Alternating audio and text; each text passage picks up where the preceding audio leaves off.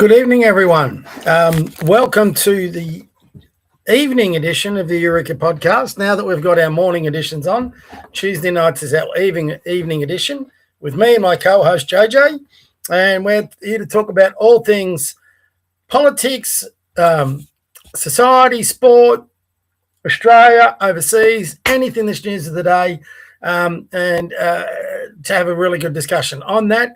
Ben from Australian Talk will be joining me once again, and he's arranged for one of his mates, apparently he's older than me, Stephen, who's a lawyer, to come on the program, and we'll be having some interesting conversations about all sorts of things. If that all backfires, I'll lay the blame of that at Ben's feet. We'll see how we go. Ben's terrific. He comes on, gives us a different perspective. I think makes the show a lot more interesting. And we've got a lot to discuss on Australian politics tonight. You've got a new premier in Victoria. We've got a new One Nation leader in Victoria. We've got candidates for One Nation in the upper house. I've certainly got opinions on all of that. I'm sure as will Ben, both good and bad. And that's like everything in politics. I'm not here to kiss the ass of any political person, politician or party. If you watch me, you would know I'm right on the One Nation bandwagon at the moment, but that's conditional, like it should be with any political party. My support for them is conditional based upon the policies they put forward, the candidates they put forward, and for me, it is really important that the candidates they put forward can actually have the ability to govern and run ministries and represent their communities. I am not, I know many of you out there may be, I am not of the opinion that I just simply want to vote for another party because they're different to the majors. You know, there is an attitude out there, well, they couldn't be any worse than the others, let's give them a go. That's a recipe for disaster, in my opinion. When you've still got to research candidates, you still got to be, I've asked plenty of them to come on the podcast. For example, Warren and Bianca from One Nation, Warren being the new leader and Bianca being the secretary of the party, gave me a commitment to come on my podcast. I dare say now that Warren's got the spotlight on him and is getting interviews with News 24 and whoever else. I probably won't get much of a chance to interview him. We will see. I hope he will.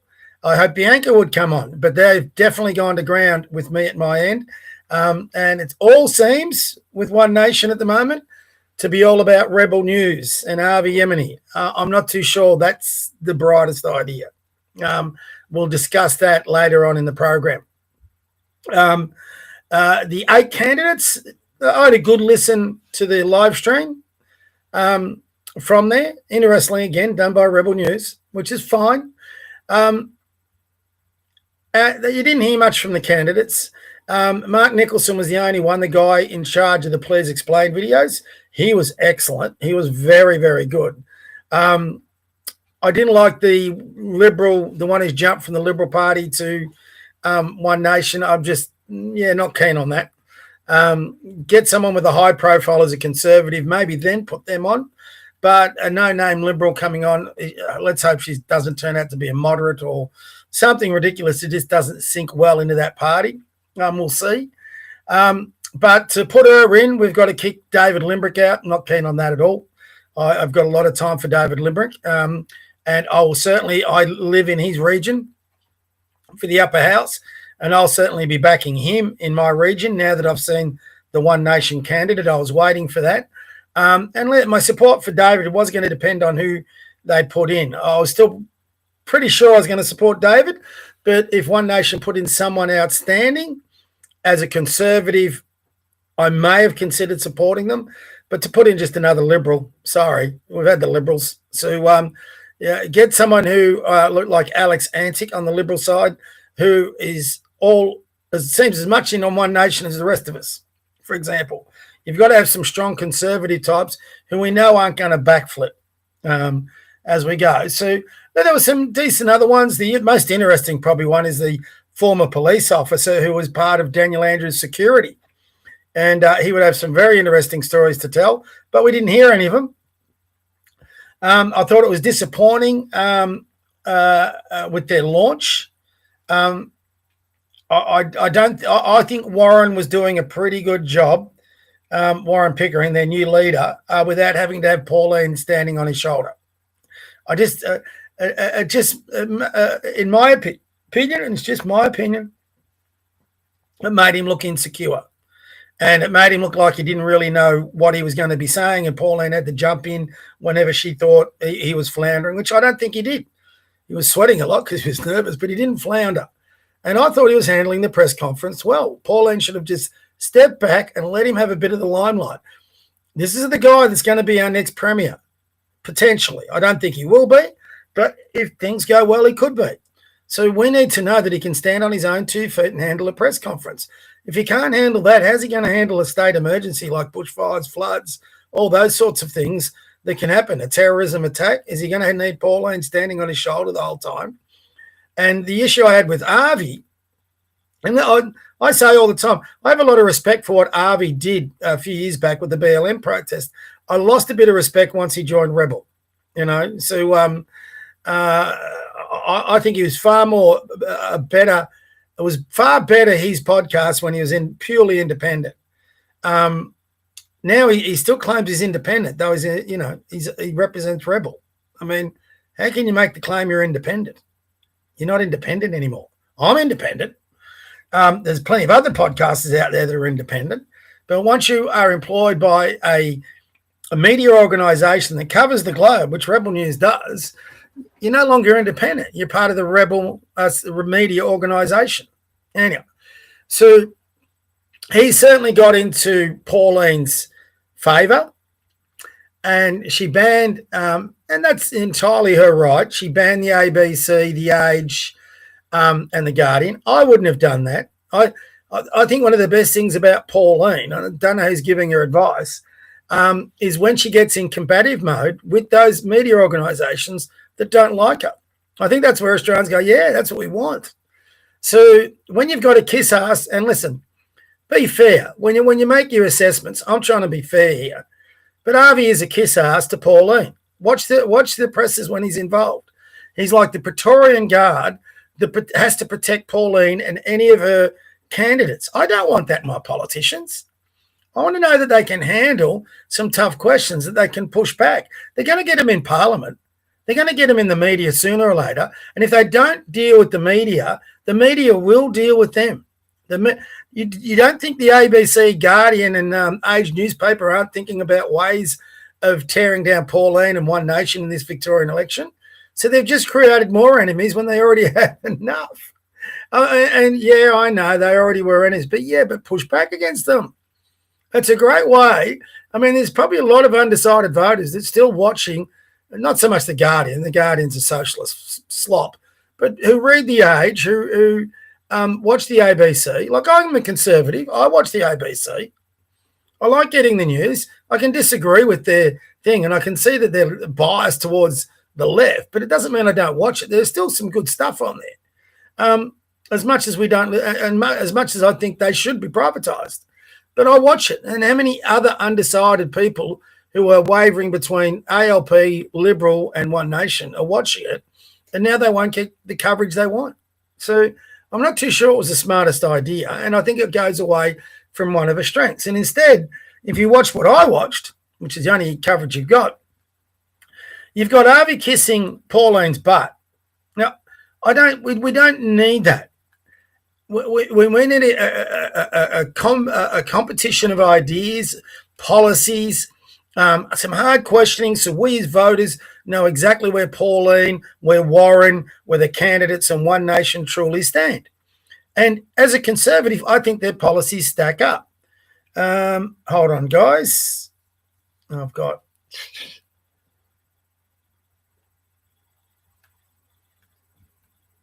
Yeah, g'day, Crunchies. I think it looks like Crunchy. How are you, mate? I'll come to you soon, mate. Just let me finish my little monologue. So, God, we got a commentator. That's good. Hopefully he's not a troll. Hopefully he can give us some value like we've had with a lot of our other guests. So I don't want the kiss ass. I want the pushback. I want the hard questions, and I want Pauline, Warren, and them pushing back on their critics. Otherwise, it becomes a love infest, and we don't really get an idea of where they stand. Now, I know where Pauline stands on a lot of issues federally. I'm not so sure about state policy because they haven't released any. They did hint at them, and what they hinted at sounded very good.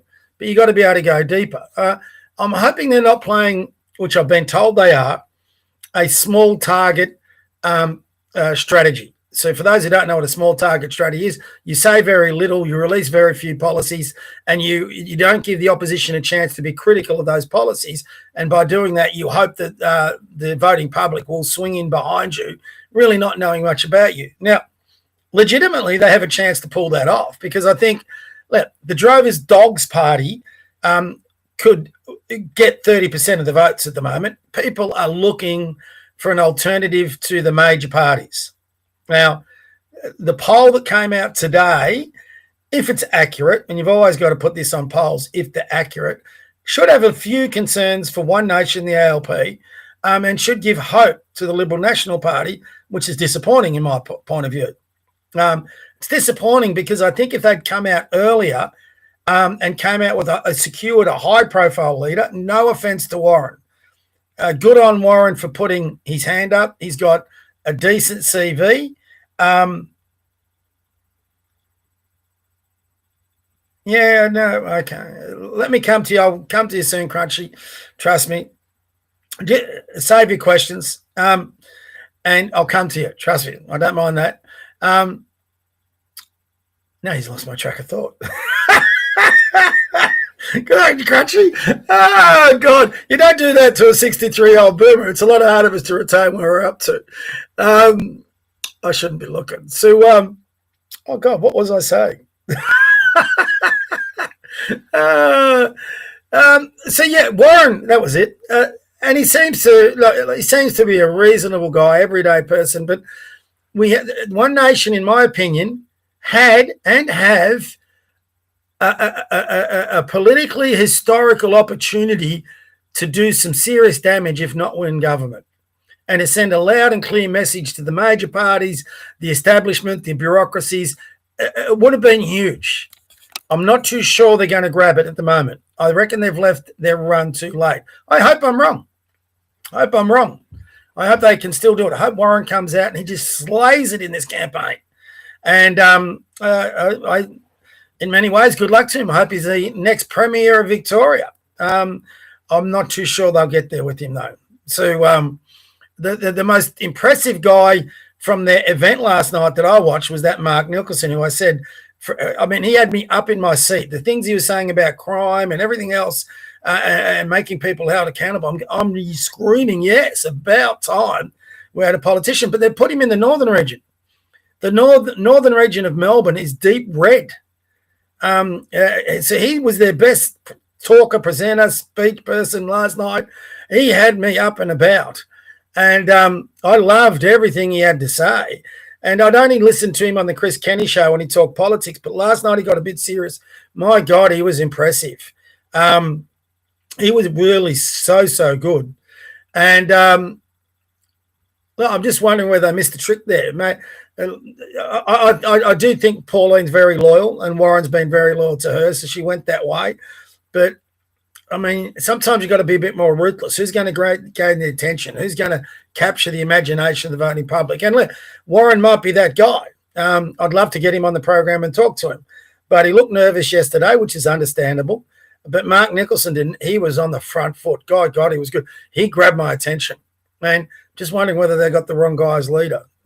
And look, you got to give Warren a chance. So we'll see. We'll see how it all goes out. But I don't think Mark Nicholson's got a tough road to get in. So even if Mark Nicholson's not going to be the leader, it would have been great to get him in Parliament. By God, they've given him a big battle. And like I said, the one in my region, which would have a real chance of getting up, sadly, because it probably means David Limbrick goes out, is the ex-Liberal. I don't know why they did that. It didn't make a lot of sense. That they got to make every post a winner. The worst case scenario One Nation have to get out of this is to have an impact on the balance of power in the upper house. They've got 8 upper house candidates. There's 8 upper house regions. They get 5, I think it's 5 senators from each region. And they have to get as many senators from those as they can And I think it's that southeast. They've only got one candidate in each region. So if, say, 3 don't make it, they're only going to get 4 or 5. That won't be enough, I don't think, for a balance of power. I could be wrong. These elections, who knows? It depends on the way preferences go, all this. And I think this is going to be extremely tight. But out of all this and what they're saying yesterday at the One Nation launch and with the attitude of the Liberal Nationals, I think the centre-right vote is going to get split. And God, I hate saying this, but I think the ALP now have a chance of staying in power, which I wasn't thinking not long ago, but I'm dreading it now. Because I do think there's a number of ex-Labor voters in the One Nation ranks. They're not going to send their preference to the LNP. If the centre-right splits, Labor hold on in a minority, and it all depends on then what the upper house is. So I think we could well be in for a bit of mess on this election night coming up. So, yeah, that's where I'm up to. So that's my monologue. Let's have a look. I'm waiting for my 2 guests to get on. They're running a bit late, obviously. There we go. We got one, Australian Talk. I'll get to you, Ben, in a minute. Just give me a tick. I promised Crunchy I'll put his comments up. Pauline won't talk to the mainstream media because of the mainstream media. Yeah, but Avi asked stupid questions the other day too. So for you and I, okay, you seem a rusted on Pauline supporter, which is good. I'm big on Pauline too, but I'm talking from the perspective, and I know a lot of them, that are wavering about whether Pauline is going to be the right person. I think having Avi kiss her ass is just as bad as having the age and all them asking her stupid questions or indeed hard questions. But I think Pauline is at her best when she's pushing back against that. That's where I think she wins people over. I know they ask stupid questions, but it's a pushback that wins people over. So I'm not so sure it was a smart idea. Never trust the polls. No, I agree. You take them over a longer period. We'll see how it goes. I do think it's going to be a very tight contest, very tight. Pauline has said the One Nation state leaders will control the state. Yeah, I saw that, and that's good if she does that. For me, there's a bit of concern in that, though, too. Is Pauline, and you've only got to look into it, Pauline and One Nation have a limited amount of in their war chest to fight this campaign. And she said she's going to allow the state leaders to have all that sort of thing. Now, that could be legitimate because she's trying to give them a chance to find their own breath, or politically she's trying to give herself the ability to distance herself if things aren't looking good. And also, and this would be a smart strategy. I'm not knocking her for this. I think this is very smart. In Victoria, this is going to be very difficult. She's now got the media against her. She always had the media against her, but even more so now. She's going to have the trade union movement against her, all the Socialist Alliance against her, the Green Party against her. There's forces in Melbourne where she's going to get the upper house balance of power or have any shot at winning a legitimate number of seats in the lower house. She's got to win seats in Melbourne. That is going to be extremely difficult. It would be politically smart to put yourself in a position to limit the damage if things weren't going your way. You don't want to be throwing good money after bad on a campaign you can't win, for example. She's travelling beautifully on the federal campaign. And as a Victorian, I hate saying this, if it's not going her way in, she should concede it and put all her resources into 2 years from now to make sure Albo goes. I think she's got more chance of being successful federally than she does have in Victoria. And that kills me to say it. But maybe, if it's not going great, just swing that preference deal with the LNP and have the better of two evils. We'll see. Last one before I get Ben in. I don't have faith in the Australian people doing the right thing. Hey, I'm with you, mate. I'm with you. Well, you're singing from that same inbox, buddy. Hey, I'm going to get Benny in now. Benjamin. Hello, Bob. Great to be with you, Bob. How are you, mate? Oh, well, doing well, mate. Doing well. That's good. I sent that email to you, mate. We'll see how he goes getting on. Hopefully we can get him in there. He sounds very interesting. Just bear with me then for a moment. I'll tell him to check his junk box or inbox, and he should be able to then click on that link and come on in. So Absolutely. Just keep waxing lyrical. You'll be able to hear me, but you won't be able to see me. Mate, oh, he's gone. Okay. One thing I've learned with Ben, we talk for a long time. I've got to limit it because I've got to get up early for my other podcast tonight, but we'll go for a couple of hours probably at least. So one thing I've learned from Ben, because Ben's good. He's got the gift of the gab. So sorry, I've got my bucket of chips up here, and as my partner loves it, come on, JJ. I thought, well, I've got to keep me self-nutrition with some potato chips. So they were good points by, what is it? Oh, I've got to get my glasses on again. Crunchy D8. Very good points, mate. I appreciate the input. What's he saying there? Oh, that's a different message. Oh, he's got more. Let's have a look.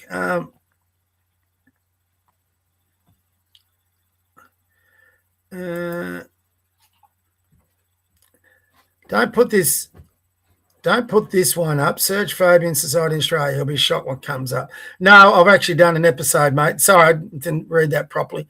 So I've searched the Fabian Society, mate. Yeah, we've done a show on it. So too late for me not to put it up. Wolf in sheep's clothing, how they're trying to tear down the country. Yes, and I dare say there's a few. My bet on the Fabians, a few have now encroached even into the Liberal National Party ranks.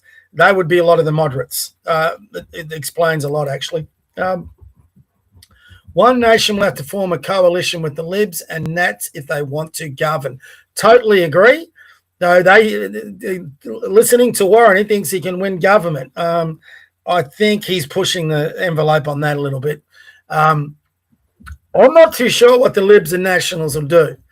They may actually. It wouldn't surprise me. I don't think they'll do it, but it wouldn't surprise me they work out some preference deal with the ALP to isolate One Nation. If they do that, they'll lose a lot of people. But it wouldn't surprise me that that's stupid because they've been that stupid previously. Though Jess Wilson, I give her credit. I don't agree with a number of things she says. I agree with a lot of what she says, but a number of things I don't. But she does seem smarter than the past operators. Oh, Crunchy's going gangbusters. Yes, Fabian, they are bloody evil. Hello, Eureka. Glad you were still potting. Is that potting or patting? Potting, yes, podcasting. Yeah, mate, doing my best. Yes, Elbows are part of it and past PM in it as well. Yep. Yeah, mate. Again, I think we're singing from the same hymn book. So I think you're going to enjoy tonight's podcast because I think Ben and his mates sing from that book too.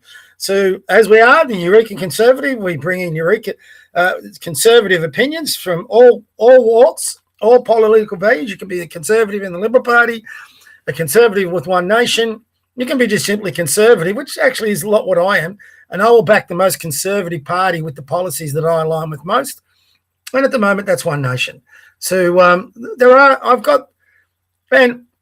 but again, I'm not going to be an acolyte. I'm not going to be, for example, singing One Nation's praises just because they have policies that align.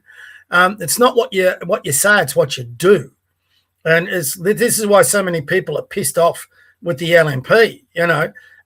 They've got a policy platform on their own website that they don't adhere to. They value apparently individual liberty, but they've introduced hate speech laws and allowed 18C to continue to fester, where now Pauline's lost twice in court, and if she loses a third time, she's facing significant damages. So, yeah. Sorry, guys. Yeah, so, we've got another comment. Keep them coming. This is good while I'm waiting for Ben. What's the next one? Love that flag in the background. She's a beauty. My German Shepherd's better. Yes, Albo's definitely one of them. If you read actually about, it's actually quite frightening if you read up who the past politicians, especially on the Labor side, who have been Fabians and prime ministers. And once you know what the Fabian doctrine is, it's even worse. I'll see when we get Ben on whether I can't find. There's a good clip from England. There's this great show in England that explains exactly what the Fabian Society is. And once you watch it, you go, "Oh my God, don't let that be. Don't let. Is that what our politicians believe in?" Scary thing is, yes, explains a lot. Jess is a saving grace, best Lib leader in ages. I would agree. Hello, I'm not. You're not Crunchy. What is your name? Oh, Casson. Sorry. With Crunchy, Casson. So we had Crunchy, then see, I'm getting too old. I had Crunchy, now I got Cassie. Sorry, Cassie. This is what happens when you don't deal with the glasses. Oh my God. You both got valid opinions though. Love it. Love it. So you're both going to enjoy the podcast and the chat, I think, tonight too, and anybody else out there. So yeah, Jess Wilson has been very good. I'm glad both on one thing. I was watching the Bolt report tonight just before we came on, and there's this native title claim over Melbourne and the wider region. It's just nuts, and especially the people who are making the claim. They look more like Captain Cook than an Indigenous person, but they claim to be Aboriginal. I don't know what you need to claim to be Aboriginal. I should look into it myself. But happily, both One Nation and Jess Wilson, through the Liberals, have committed to removing this stupid treaty and this Indigenous chamber of Parliament. I think I've definitely got, Crunchy's back on. Carroll is just a different face, same policies. He was in, God, I've got to keep my glasses on. He was in with CCP, Dan and Alan. Yeah, I agree with that. But I also think you got to know your enemy a bit, all right? And even when he was lieutenant to Dan and Jacinta, he did say things that went against them. You know, he never was a warrior on it. I think on the right, if we underestimate Ben Carroll, we're making a mistake. I think that was a smart decision. Now, it took him a while to get it, but he's part of the right faction of the ALP, and you can see that because the two socialists, two of Jacinta's homie girls, they went out in protest with her. And thank God we got rid of Lily D'Ambrosio, the Minister for Energy. We might get some common sense, but I don't want Ben Carroll winning. I want him out. I want his government out. But if we have to have an ALP government, I'd rather have an ALP government led by types like Ben Carroll than Jacinta Allen and Dan Andrews. And I do not want an ALP government. But he's a better operator. And if you look at the politics of it, the people that on the ALP that are wavering, which there would be plenty under Jacinta Allen, will now swing back in behind Ben Carroll. He's more reasonable. Whether he's been under Dan or not, it doesn't matter. We're never on this right. We're never going to vote for Ben Carroll. But there's ALP voters that would have been wavering with Jacinta Allen and maybe jumped across to One Nation. There is also ALP voters that have jumped across to One Nation that now will give the ALP a second look. This is why I'm saying I'm a bit worried with the change of leadership at the ALP and One Nation now coming on board with their leadership, and they're going to have to announce policies. You may see those polls change a bit. The ALP don't need much to win. So here we go. We've got two guys back in. I'll be with you guys in a minute. I'll finish off these. What do we got? They corrupt originals, yes. Oh, you guys are going to love this. Union corruption, absolutely it did. She won't be coming back. No, agree, Cassie. Also, you need to attend Aboriginal sitting. Do you? Didn't know that. On News 24, they said Albo got her removed.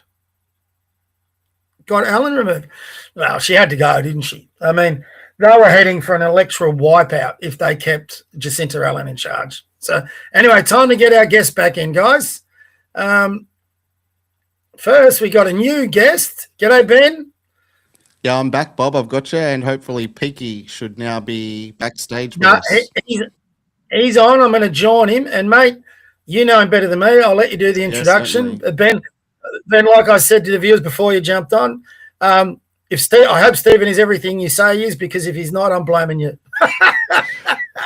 So I'll get Stephen on board, and we'll let you do the introduction, mate, and then we'll get stuck into things.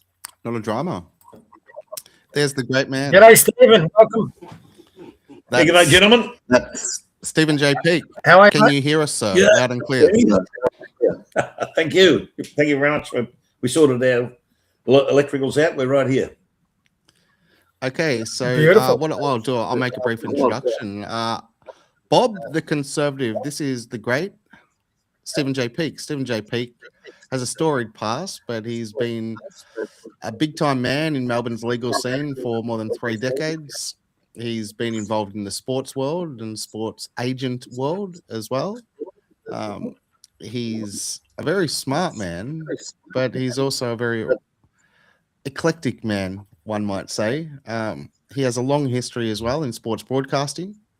He's played intimate roles in many different sports, as a matter of fact, from behind the scenes, and also been involved in sports broadcasting. He's well known to many people who tune into SEN down in Melbourne, and has been a staple on SEN for practically 2 decades as well.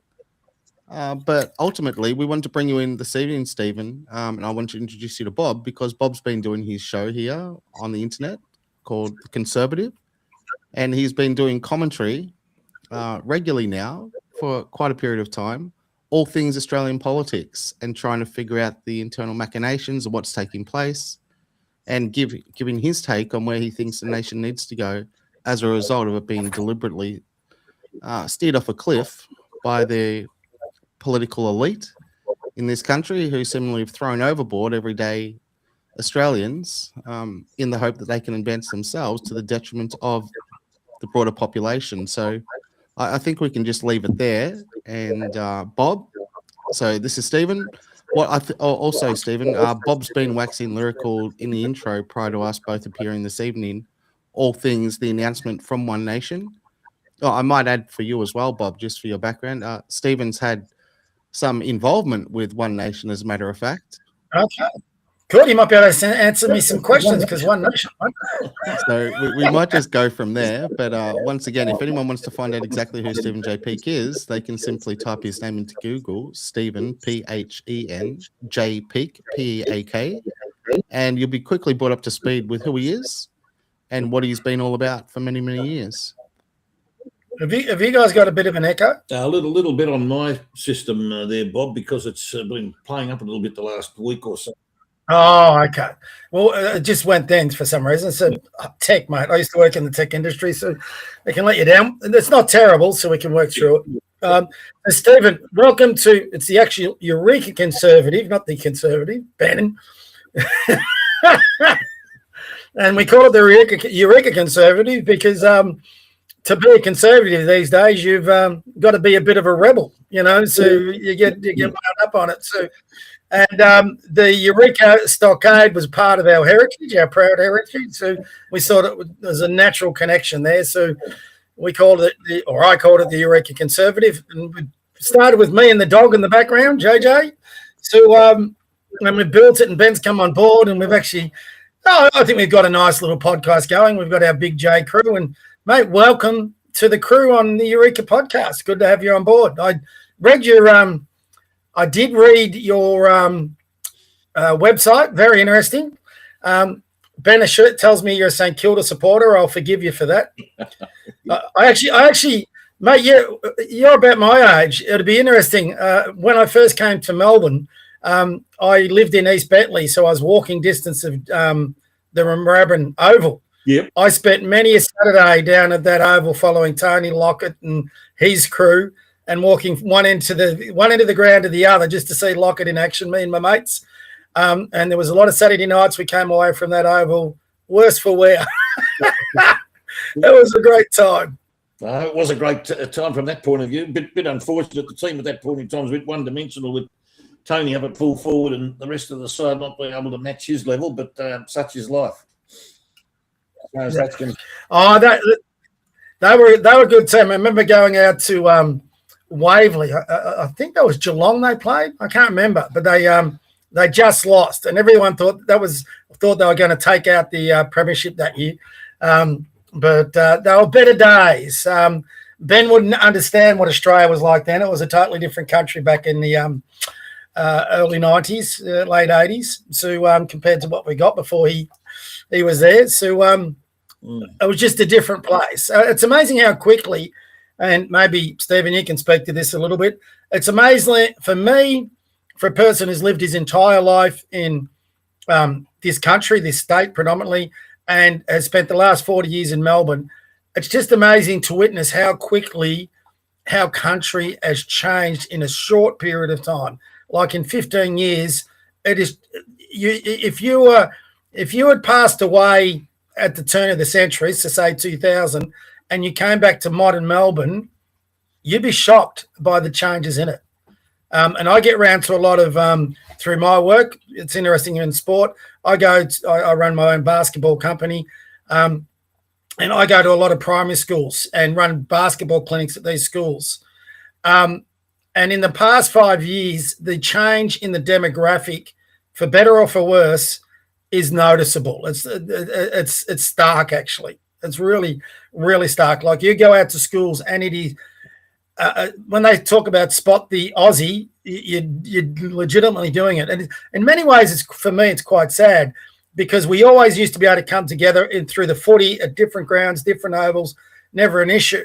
But now Melbourne, it's bad in the eastern suburbs. I hate to see what's like in the western suburbs, but we've been divided into different cul-de-sacs of demographics. You'd have your Indian community, your Asian community, your Sudanese community, your Muslim community, your Jewish community, and I'm in Bayside, more by your accent than anything else, and that's pretty much still your Aussie community. So we're not united at all. They like to talk about multiculturalism uniting us. It's actually dividing us more and more every year.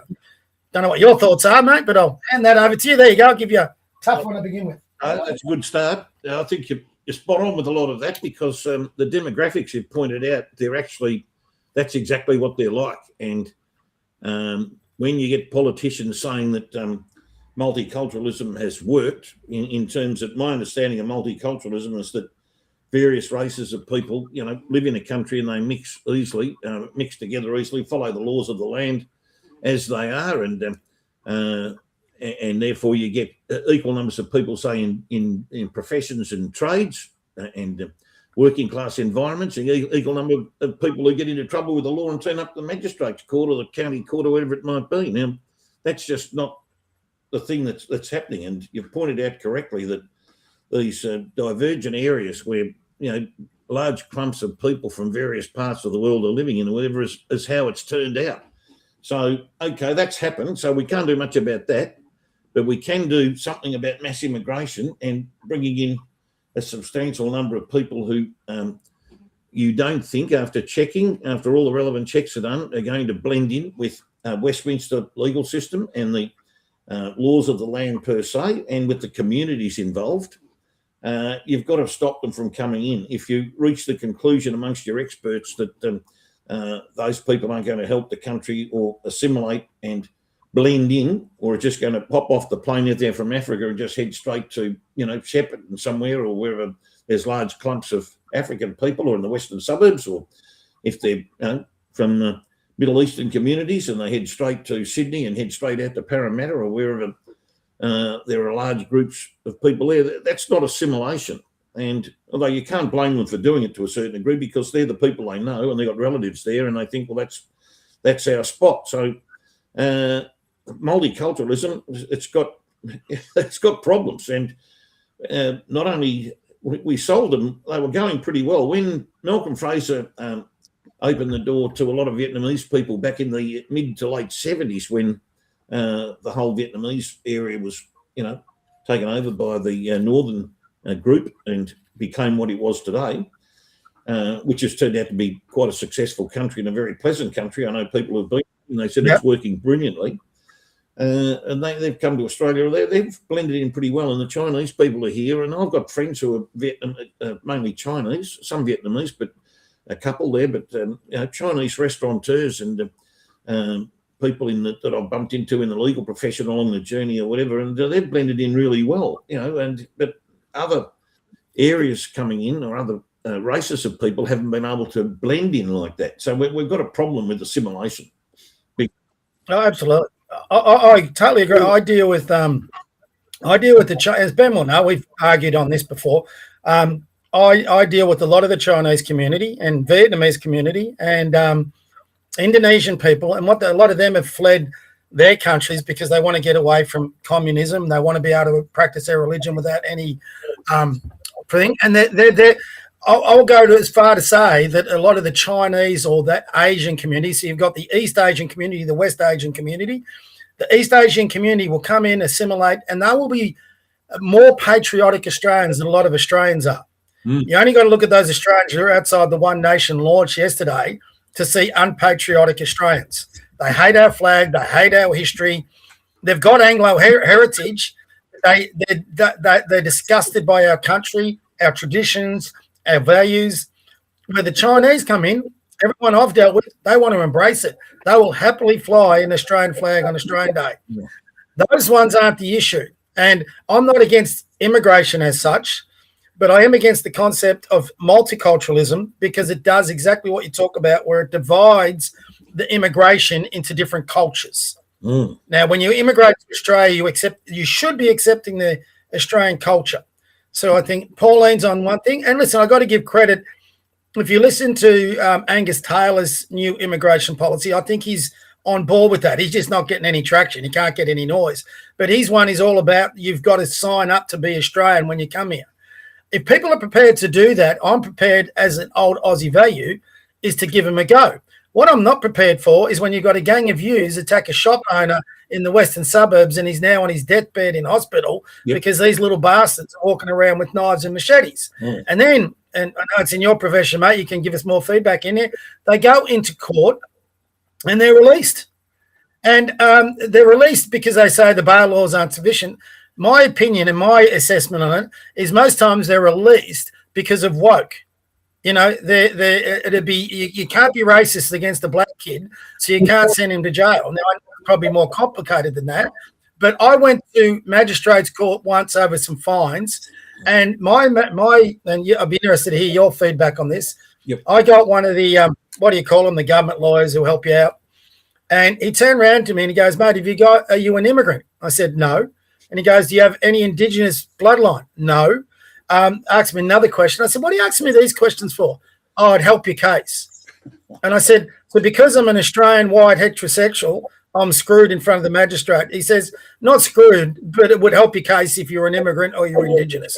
I said, how the hell isn't justice supposed to be blind? I mean, that's what we're dealing with and you would know better than this.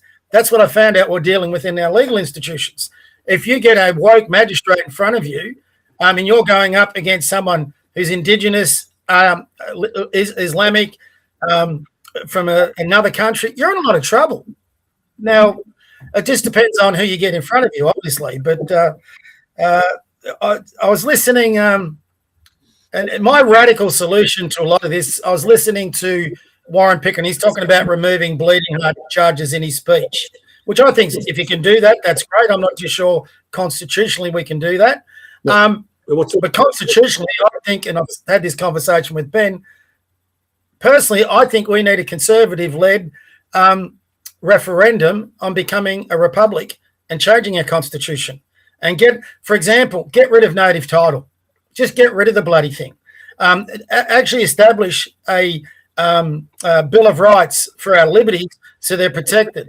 Actually establish what it is to be Australian. And when you come here on a visa to Australia, these are the requirements for you to be Australian and what those values are. I would go as far, and I'm probably more radical than most, to making in that constitution Australia as a Christian country. So if you come here, you can practice your religion, but Christianity is and always will be the core tenet behind what we are as Australians. And this bullshit we're going up in Canterbury about the call to prayer and them invoking us. I mean, you're in Australia. You're not in Beirut. You're not in Baghdad in Iraq. You're not in Iran. You're not in Tehran. You're in Australia. You're in our biggest city in the country. Act like it. I hear what you say with that. The property situation, native title's been. Those issues were sorted out. I remember doing some cases on that at uni at Monash in the 70s. A lot of that's been resolved through the court cases in the High Court where Indigenous peoples were claiming land. If they moved off it within a 15-year period, they would lose it under the adverse possession rules, which what's happened. Some land that was confiscated along the way and shouldn't have been has been returned. I think at the moment I don't see any big land cases going on Watch Andrew Bolt's show tonight. I haven't seen this thing tonight. Yep.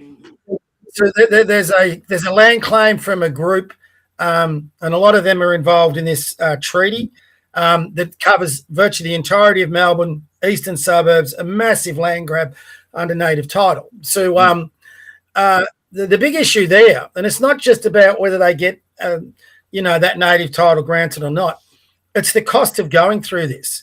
And what shocked me, Andrew Bolt just went through, the courthouse was filled because there's about 20 different groups, and all of them have got their own barristers, their own lawyers, their own assistants, and apparently the courthouse was just packed with legal representatives. So it was a lawyer's picnic, as they call it. Not just with native title, how many other things as a country are our hard-earned tax dollars being wasted on that? By going down the way of a republic and a new constitution and getting some of the smartest minds, you can eliminate a lot of the need through that by having a constitution that serves the Australian interest far more than what it's doing at the moment. That's my novice assumption. Everywhere we go, there's just different little things, whether it's with the energy grid or whether it's immigration, or it's native title, and all of that to me comes back to the laws you have in place, the constitution you have in place. Our bureaucracies are insane. We've got far too many snouts in the troughs in our bureaucracy. So I think we've got to have things like, for example, a recall election. If in Victoria you've got all this fraud going on, we as citizens should have the right to say to our government, come back and go put yourself up for a vote again. We should be able to call them back, people, and say, have a recall election. There's another thing they do in Switzerland, where if Ben had a big bee in his bonnet about a certain issue, he can put forward a referendum to be considered to be put to the people. He's just got to get enough people to sign off on that. Now, that means, for example, on this native, anything like immigration, well, let's just use that, the hot topic, mass immigration, which we'd all agree on. He can put it up for a referendum to be voted on. He can put it up for a referendum to be voted on a second chamber in our parliament for just the Indigenous. Because if you don't start stopping that, when does the Islamic community get their new chamber of our Victorian parliament? When does the Asian community, the Indian community? And, it'll start again, these sort of fights we don't need. We need to have something that unites us more than divides us across a host of areas, not just immigration, that serves Australia. And I think that's something me and Ben furiously agree on, being Australia first. So we probably have different ways of getting there. Well, if you just allow me for a moment then, gentlemen. Yeah, jump in, Benny. What we're outlining here, and obviously you guys are bringing yourself up to speed pretty quickly with sort of the parameters of what you're thinking about this discussion will really be about. But we've seen the ascendancy of one nation take place in this country over the course of the last 12 to 18 months. And it appears to be a steam train, and it's on the track and it's fully ready to go. And that's because the Liberal and Labor Party have been either A, incompetent, B, unable to rectify a lot of the ongoing issues in this country, or most importantly and most likely, C, they're actually responsible for a lot of the mismanagement of this country and steering it off the tracks. And people have grown extremely frustrated with that, so they're willing to consider and lend their support to somebody other than two major parties. And thus, Pauline Hanson is there to fill that void. And people are looking for any alternative because they're looking for real solutions to rectify a lot of these ongoing issues.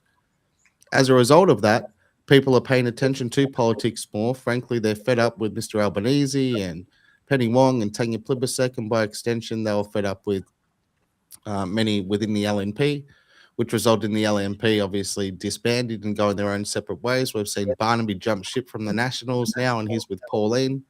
Corey Bernardi's with Pauline over there in South Australia as well. More importantly, what's taken place in the great state of Victoria under Daniel Andrews throughout the COVID era.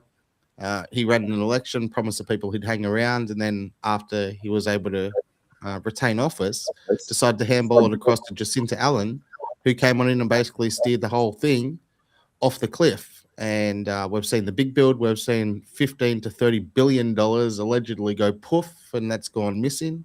And people are asking serious questions, and they're looking for serious alternatives. And now people are wondering, well, do you know what? This paradigm might have shifted somewhat. And a lot of these concerns that we've been trying to impress upon government and the officials within our electorates, who have been extremely reluctant to drill down into them and get on board with us, the people, well, One Nation has filled that void.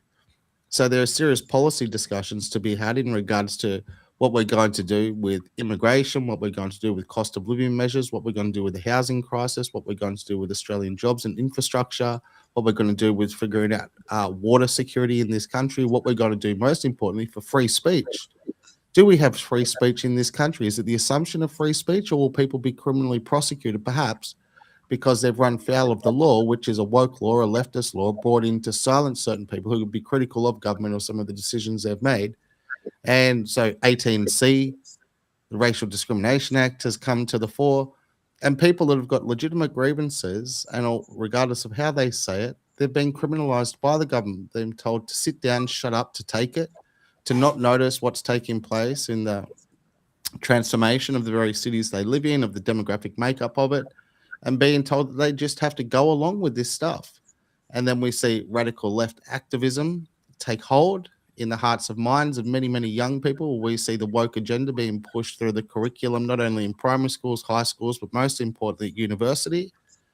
And now it's all come to a head, gentlemen. And people like yourself who have lived in this country for a very, very long time and have got nowhere else to go, they want to write the course of this nation's history, and they want to do things so it will be beneficial, and people after myself and yourself will be able to remember a place and live in a place which was very familiar to you guys throughout your entire lives up until this point, basically.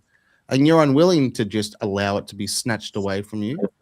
That being the case, Stephen, when were you first starting to get interested in Pauline, saying, you know what, there might be an alternative here? And why are you all in on Pauline or One Nation now? And what is it about her and the potential policies and the transformation hopefully they can implement in the country to arrest a lot of these ongoing problems? What was sort of the catalyst for you, Stephen, to say, well, I'm sort of a little bit done with the Liberal Party now. I really can't get on board with this woke type of stuff that Albo might be pushing. And I'm not a massive fan of Jacinta Allen as well. So, Stephen, if you just want to take it from there, then by all means, Bob, you'd chime in as well. Well, I was, I suppose, towards the, I was very, very upset with the whole COVID situation under the Labor government, and also with the backing virtually of the Liberal Party and National. In fact, if anything, the COVID, situation that we had drove me away from, and I wasn't Labor since I was at virtually, the last century, when I was still supporting Hawke, Keating, and then to a lesser degree Beazley, but I started to lose it after that, and that was with an immigration issue then, which was a bit out of hand or getting that way. But the COVID situation where we were lied to, we now know that we've been lied to by not only our own people in Victoria, which includes the Premier and his colleagues involved, when Brett Sutton had made the admission, I think a few months ago in an interview, that this when they kept saying that follow the science, there was no science. That was something that he said was made up by the Labor people. And we've since found out, and if you're looking at the American situation at the moment with the Senate estimate hearings, Dr. Fauci's in the witness box in the Senate hearings there, being brutally cross-examined by... I'm the fifth. He claimed the fifth on 111 occasions. Unbelievable. Stephen, a couple of days ago, actually last week, Bob did a show, an episode just on that, was playing clips from it. And frankly, Bob became apoplectic watching Mr. Fauci, Dr. Fauci, I am the science, Dr. Fauci, plead the fifth that many times. And he found it quite extraordinary because there's bold lies that were being told during that time. It was to advance a political agenda. And not only that, they stripped away from people in an alleged free society our very civil liberties that should have been God-given to us. And we saw draconian measures brought in by government, etc. So, yeah, you can take it from there. But Bob was extremely upset with that. And if Fauci was in front of him, although Bob's a Christian man, he may have remonstrated with him physically, as a matter of fact, if only to offer him some retribution for the improper decisions he'd made, which ruined multiple people's lives. Well, as a Christian, I could have sent him to his meeting with Jesus. But I'll tell you what was annoying me about the fifth. He was claiming the fifth while he's enjoying the benefit of a presidential pardon. Yeah. I mean, what person does that? A person who doesn't want to admit to what he's done is wrong. And that, don't forget, when we talk about our governments here, they were all led by Fauci and his mob over in America. Yeah, correct. They, like I didn't want to get any vaccine.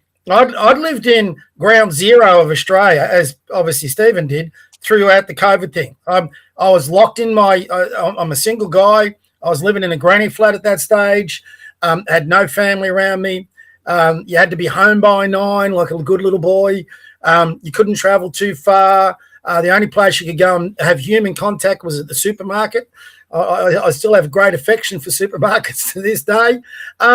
And, we had all these oppressive, stupid, ridiculous laws that came in, and we all knew it was bullshit then. I always felt it was bullshit. I never felt sick in a day. But I actually did my research, like a lot of us did in that time, and I wanted to, after that research, I wanted to use ivermectin if I ever got any COVID sort of issues, right? So I thought, well, I don't need the vaccine. I can take ivermectin. It was demonized by the bloody media. It was demonized by Fauci, and that lying bastard has now just been exposed to the full. And the only reason he wanted to keep that pandemic going so he could enjoy his celebrity status with the media and, the Hollywood stars and all that sort of shit.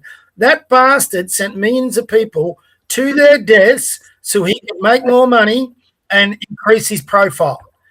He's a vile human being. And Scott Morrison and Stephen, if you're one note, he's one red flag for me with One Nation. The guy they've just appointed to head their office is the ex-person who was the central advisor during Scott Morrison's term as Prime Minister throughout COVID. That, to me, has red flags all over it with One Nation. And I'm trying to pump up their tires. I like their policy platform. I admire Pauline. I'm worried if she gets more people like that in, can they do the same to One Nation that they did to the Liberal Party? Can they poison it from the inside? And I think that's something. I think Pauline's a lovely lady. I think she's a hero in many aspects. But I'm just wondering whether she's nuanced enough to understand that there's people who are going to come into her campaign with a nefarious agenda. They tore down the Liberal Party. They will. I've got no doubt they would. The left side of politics, and I'm not talking your right faction of the ALP, the left socialist side of politics, the Fabians are very, very good at infesting into different organisations and bringing them down. I think you've got a few Fabians amongst the moderates within the Liberals, for example. I've got no doubt they will be targeting One Nation as well. So I hope whoever's doing the vetting is great, but I think that appointment was a really bad one myself. From what I know, the vetting going on is at the top tree level. That's why we've had possibly delays in announcing candidates for state level seats and executive roles and all the rest of it, because the checking procedures going on at the upper level from head office on not only candidates but also executive positions within the branches around Australia has been microscopic, you could say, because there have been people who have put their hands up to positions where have been told, no, you haven't passed the test, you're not in. You have to do a lesser role. So you take on a lesser role of a volunteer role as opposed to an executive role, which is a position. They want basically a squeaky clean, and I can understand that. They want it to be 100%. Absolutely. Because they know that once candidates and the rest of it gets released to the public at large, we know mainstream media are like they're going to carry out their own examinations. And we know what they're like. If they find anybody that's got a checkered history or got some problems in the background that's happened in previous jobs or whatever, they will attack. So their checking procedures has been enormous, absolutely enormous. They've got a top man brought in to do that, and with his team, and they're carrying that. Is this the Scott Morrison guy you're talking about? No, he's from England, the bloke I'm talking about. He was okay. So you seem to be well tuned into One Nation. Are you aware of? I mean, trust me. As Ben will know, I've been pumping up One Nation's tires for a while now, and I still am. I mean, if there was an election now, I'm voting One Nation, except in the upper house, because the person they put in my region, I don't trust. He's an ex-Liberal. I've got a lot of time for David Limbrick. He's my upper house member. Yep. I will back him ahead of any ex-Liberal. I'll tell you now. Yep. David Limbrick will get my vote in the upper house, but that doesn't mean she gets knocked out, because you get 5 members from each region for the upper house. But this guy they've appointed, I can try and get it up. Not only was he an advisor, he was the counsel to Scott Morrison through the COVID years. He's now the head of office at the One Nation HQ. Does that give you any concern? If you were concerned about his name is Chris Taylor. He's Chris Taylor, and he's a lawyer by trade, but he was also a banking lobbyist as well, and he assisted former Prime Minister Scott Morrison during those years.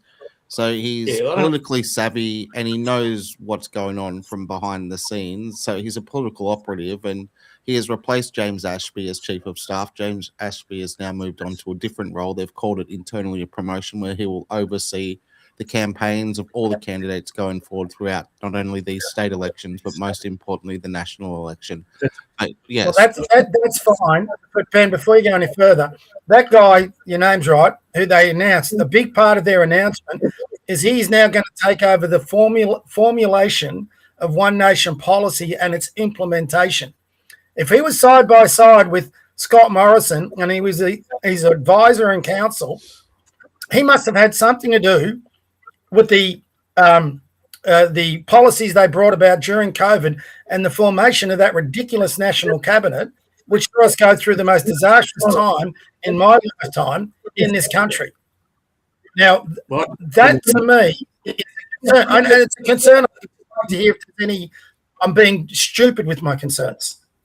No, I can't make any comment about the man you mentioned. I don't know much about him at all, whatever. But what I do know is this: is that if there was another, I'll put it this way, another pandemic that came along or whatever, we're not going to have, if One Nation in a combination with the Liberal National Party at the federal level or whatever was there, whatever, we're not going to see what we saw last time carry on with lockdowns and all the rest of it. It just the Australian public will not accept, after what happened last time, they will not accept lockdowns again, or with virtually demilitarised zones of 5 kilometres or whatever it might be, where you can walk and train. No one's going to bring in that ridiculous rubbish. We now know that's rubbish, and it wouldn't matter what virus it is or whatever. I mean, I'm not a medical expert. I don't know one's stronger than the other and all the rest of it. But the thing is that you can't keep people locked around. Look what it did to our economy. Our economies have never recovered from that. We're still battling to pay off debt. We've got massive debt, and that all started from there.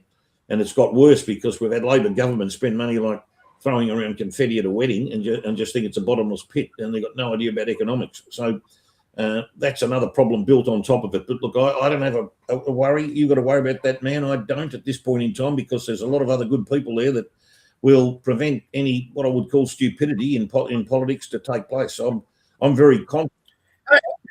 How deep are you into the One Nation saying there, mate? Just out of curiosity. What happened to me was that I was a United Australia Party member under Clive Palmer and his people for probably about 3 years. I think I joined in January 2021 or during the COVID era. And I sort of wasn't, whereas One Nation approached me to do things, I wasn't approached by one by UAP, and there wasn't much. There weren't any. There were meetings in the park and all that, but there wasn't much really happening. I mean, the administration of it to me was a little bit lacking, and then Clive lost interest at the last federal election. He said, "Well, that's it for me for politics," and he had the Trumpeted Patriots Party because they had to change the name, and in Bayside they got 1.7%. And there was a fine candidate there. They had a very fine candidate who was a real estate agent, ex or whatever, and did a great job trying to get votes, couldn't get votes.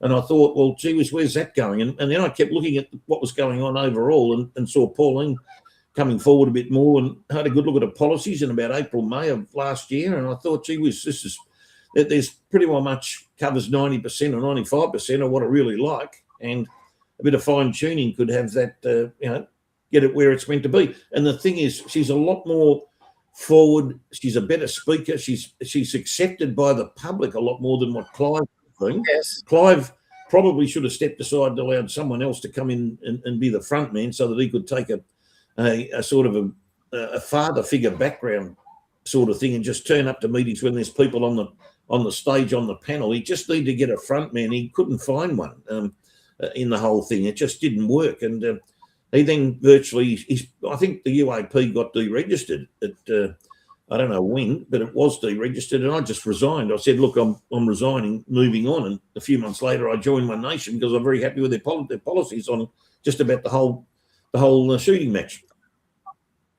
Well, the silly thing is Clive and United Australia, let's just call it Clive, because that's what it was, and One Nation, and even, listen, a lot of the Liberal Party policy now under Angus Taylor, it's actually all becoming quite similar. I just find it's interesting, like what's happening. I don't know whether you follow the UK politics, but we've just had mortal enemies in Rupert Lowe from Restore approach Nigel Farage from Reform about combining forces to make sure Labor get defeated. Now, they think it won't happen, but if it does, I mean, to me, and this is the whole part of conservative politics, forget Liberal, One Nation, whatever, just centre-right. If you compare the centre-right or far-right or whatever they want to call us to the left, let's just call it left and right. On the left, they have their arguments, they fight, but they're able to keep them out of the public view, and they come out strongly united. You saw that with the Federal Party convention in Adelaide, right? Yep. But in the centre right, we just can't unite. I mean, you can get 20 people, conservatives, in one room, and you'll all have a different view. But you've got to come up with a set of policies that everyone can get behind.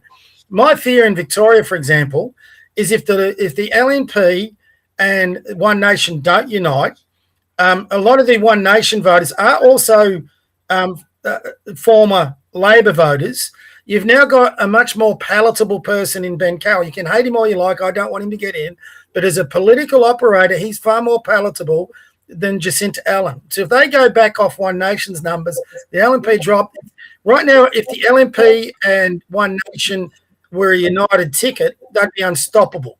But if they keep being divided, you give the ALP a pathway to power.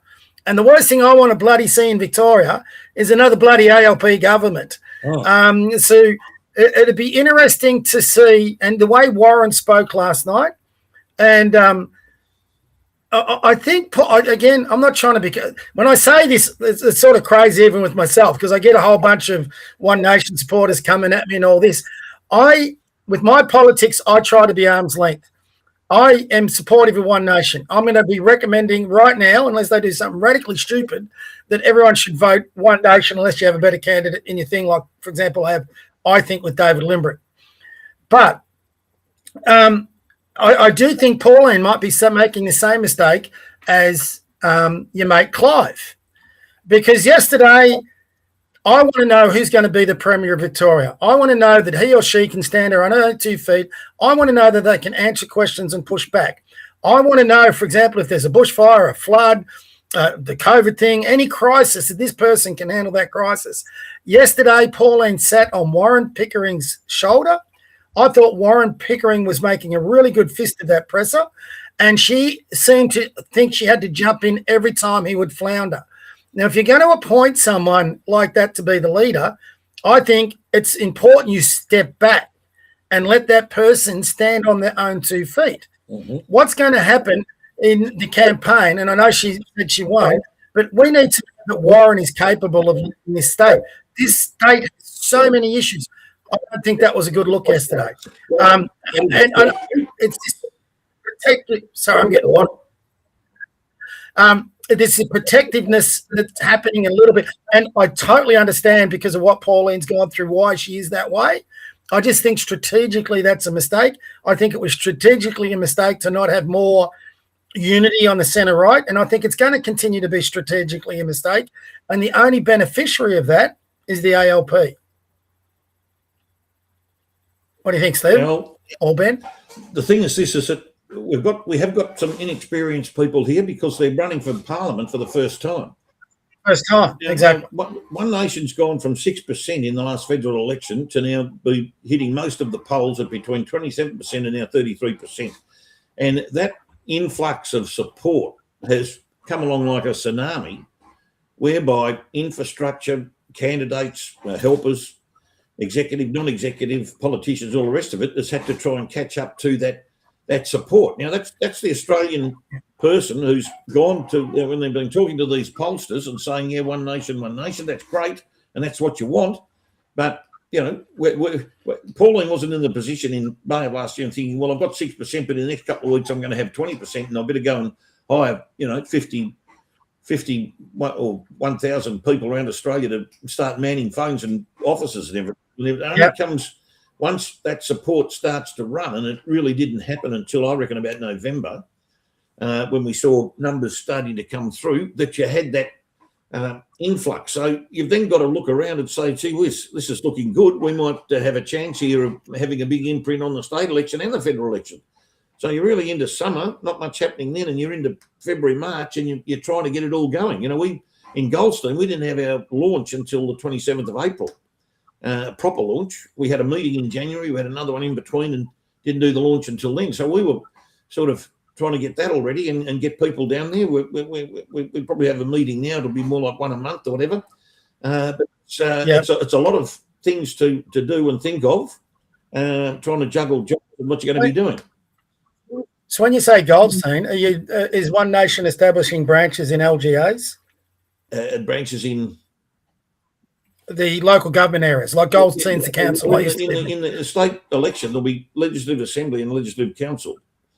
So no, sorry. So when you're establishing party branches for One Nation, are you doing it based on electorates or local government areas, or how are you deciding branch area? At the moment, it's being done in federal. The one I'm in is federal, and there is a separate state division which looks after itself. Although when it comes to election time, no doubt we'll be assisting with them on election day and whatever, with the how to vote cards and the manning the booths. I'll be assisting with all of that.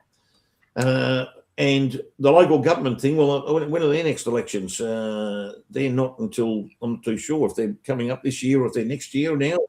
No, I think they only had them last year, didn't they? Once every 2 years, aren't they, or something, or whatever they are? I think it's once every three. So we don't have to worry about them at the moment. That'll be 2028, at the end of the August of that. So we're not worried about setting up anything for local at the moment, just worried about the state election mainly, and then the federal. And setting up infrastructure for that, and that's the main thing. And the other money is another issue, is that because there's donation sites on the website, people can go to that and get involved with that. But there's rules and regulations, as we know. You've got to be very careful when you're dealing with money for donations and for costs and matters of this type. When you need money to pay bills that are coming through, you've got to do it in accordance with the rules and regulations set down by the Australian Electoral Commission. Got to follow that, and that's where everything's being run like a tight ship. So, Goldstein itself doesn't have a bank account or anything like that. The money goes through to as far as I'm aware, still goes through to head office Queensland, if anything's coming through. So, what was that big hoo-ha? And you may or may not know anything about. I'm just curious. I'm not trying to be a media person, but I'll come to another issue I've got. And like I said, It's good you're on here, Stephen, because we can finally get some answers. I got a commitment from Warren and Bianca, the Secretary of Victoria, to come on the podcast so I can ask a lot of these questions. Seems you've substituted in beautifully, mate. Yeah, I'm here. I'm hoping I'm not badgering you. If I am at any stage, tell me. No, that's all right. But it's good to have. Well, I think these conversations are important because if you watched Paul Murray last night, and I'm always thinking of I'm never going to get. I admire what you're doing by being a member of a political party. I was for a little while with the Liberal Democrats. I've decided I don't want to be a member of a political party because all political organisations will end up one day disappointing you because you'll have a changeover of personnel. It's interesting with your sporting background. So just so you know, I've run 2 major basketball associations in Melbourne, and one of the hard parts about that is the keeping the people you need to make that organisation grow. Yep. And as soon as you get personalities and egos into it, it tears it down. I had 2 very successful clubs and it got turned back because you're always looking for a turnover of personnel. I see political organisations being the same. And for example, the Liberal Party that's been around 80 years, I think probably because of John Howard, and I think he was one of the better prime ministers we had. I know a lot of people don't agree with that, but that's fine. But I'm talking about the way the country was under him, the way it was under Bob Hawke, the way it was under Jeff Kennett, Steve Bracks. Australia was a great place. Victoria was a magnificent place. But in both the Labor Party's going through this now too. It's interesting. The Democrats are going through it as well in America. Is the Liberals then got these moderate types because of Malcolm Turnbull start coming in their ranks, and they infested their ranks and slowly grew their numbers. And it was they just slowly ate away at the body from the inside. Yep. And now the Liberal Party is not the Liberal Party it was under Menzies. It's not like it was under Howard. Wasn't like it was under a thing. And the same thing in Victoria. It's interesting with Ben Carroll because it had been going to the socialist side far more. Ben Carroll's a return to the right faction in the Labor Party. Now, I don't want ALP to win. Can't stand the ALP. Even though I did like you vote for it once. But it's interesting how they've swung back. I don't see the Liberals ever swinging back. I think Jess Wilson is a very good leader, but she's not my conservative leader that I'm looking for. Tell you who I listened to last night, mate, on the launch. He had me up out of my seat. I'm sure if Ben had to listen to him, he would have been cheering as well. And that was Mark Nicholson, the guy behind the Please Explain cartoons. He was magnificent. I was listening to him and go, that's my premier. And this is nothing against Warren, but I'm going, if you want a guy that can grab attention and pull people your way, Mark Nicholson's it. But he's in the northern region. That's deep red. He's going to take on the Greens, the Radicals. He's going to jump into Fitzroy. He's going to get to Brunswick. He's going to be at the Fringe Festival and all of that stuff. So he's going to be up against. Well, I hope he does well. He's an ex trade union guy apparently. So but I don't see him having much chance. They're just so deep red there. They're not going to vote for anything to do with Pauline. I would have liked to see him in my region. So I think that's winnable for One Nation. But to put an ex-Liberal in that region, people like me aren't going to go for an ex-Liberal. I don't trust the bloody Liberals anymore, especially at this state level. They're now coming under the rules and regulations and the policies of One Nation. They can't stray away from that. So they have to. Well, everyone's on. Yeah, but if you're being fair, Stephen, once they get in, they can't stray away from that. But once they get in, they can step away and run as an independent. And that has happened to One Nation But before. the tide is also turning, just quickly, gentlemen. So although that may have been a Green stronghold, no one would have guessed that Adam Bant was going to be see you later, Charlie. And so... Yeah, but that's Melbourne. That's not Melbourne borders on... the eastern suburbs. You're talking about the northern and the northwest suburbs. I understand, Bob, but so the reason why I think maybe they have put Mr. Nicholson there, the creator of the One Nation cartoon. I've met him. I've spent some time with him. I was invited along to the premiere of the feature-length cartoon up here in Brisbane with himself and James and Pauline, etc. earlier on in the year. And so, I had a good chat with him about certain things. That cartoon has resonated with so many people. He can knock on doors and they say, well, who are you? And he might be able to just simply say to people who ordinarily wouldn't be friendly towards One Nation, have any of you seen the cartoon? And there will be a significant proportion of an older demographic that may have seen it and may have had a couple of chuckles occasionally at that. And he can say, well, I'm the guy who created that cartoon. And through that, he's able to perhaps solidify a bit of a bond or familiarity with them and not be a stranger. Before you go on, Ben, I understand all that. But I'm out of it, so I'm arm's length, right? So I can make an observation or a criticism without being tainted by political partisanship. That's one of the reasons I don't want to get in. I want to be able to look at it and be critical, even though I support a party or a person or whatever, because I think that's the only way you get to the best result. That's just me. If I'm a strategist at One Nation, and I'm just sending it out there, I'm looking at Mark Nielsen and I'm going, this guy's a talent. We have got to get him into Parliament. I would put him in the safest possible position to ensure he gets into our upper house, because the one thing One Nation minimum target has to be is to have the balance of power in the upper house. I would want Mark Nicholson leading that charge in that upper house. His speech yesterday was magnificent. If he could bring that into the upper house, our state would start changing. You have a look at some of the ridiculous upper house politicians. I don't know whether you're aware of them. We've had in Victoria for the past 10 years.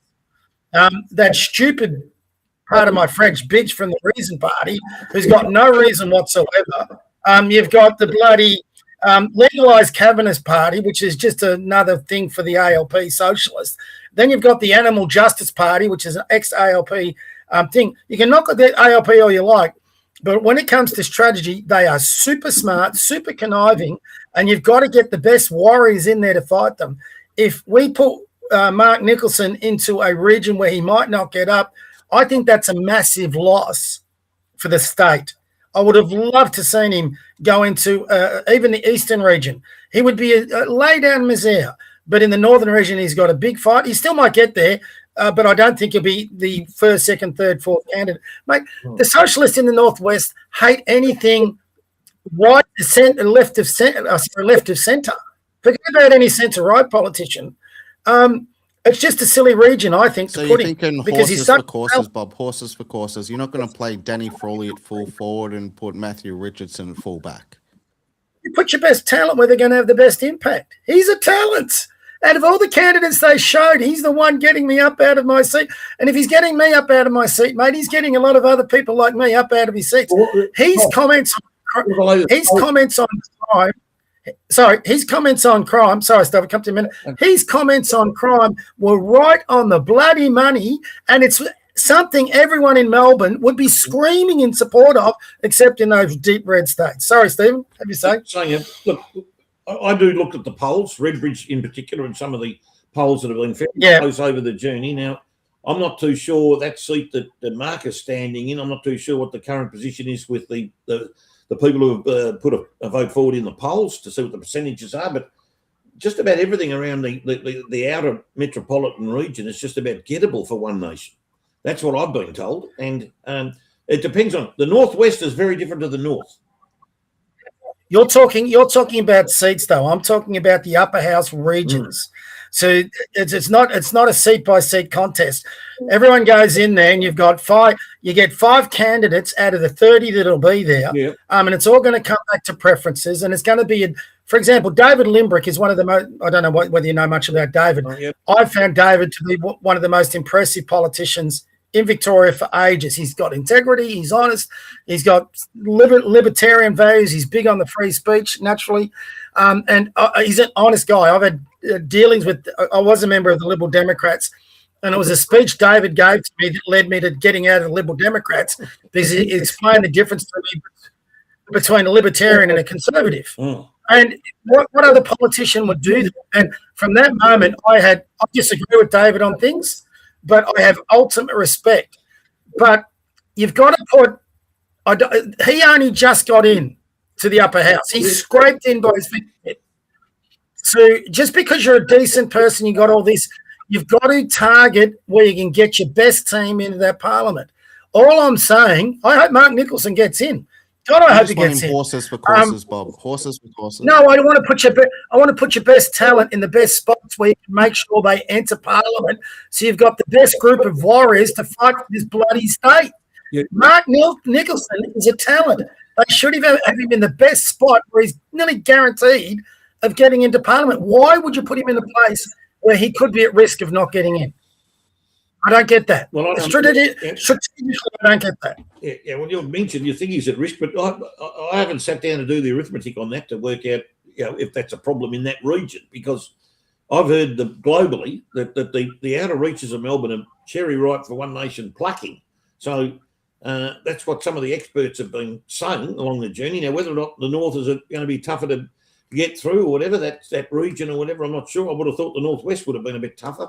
But in any event, I think we've got to... I think the Northern region covers that a bit. But we've got to give them a chance.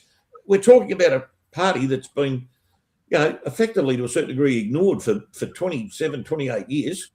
No, I get that. I'm just talking. I mean, that part's all legitimate. But surely there's a person within One Nation that decides strategy on where you're going to put your candidates. Yeah, look, there has to be one person. We're not talking. I understand you've got to get all your volunteers in place for election campaigns and your donation, but who's the person making those strategic decisions on where to place these people?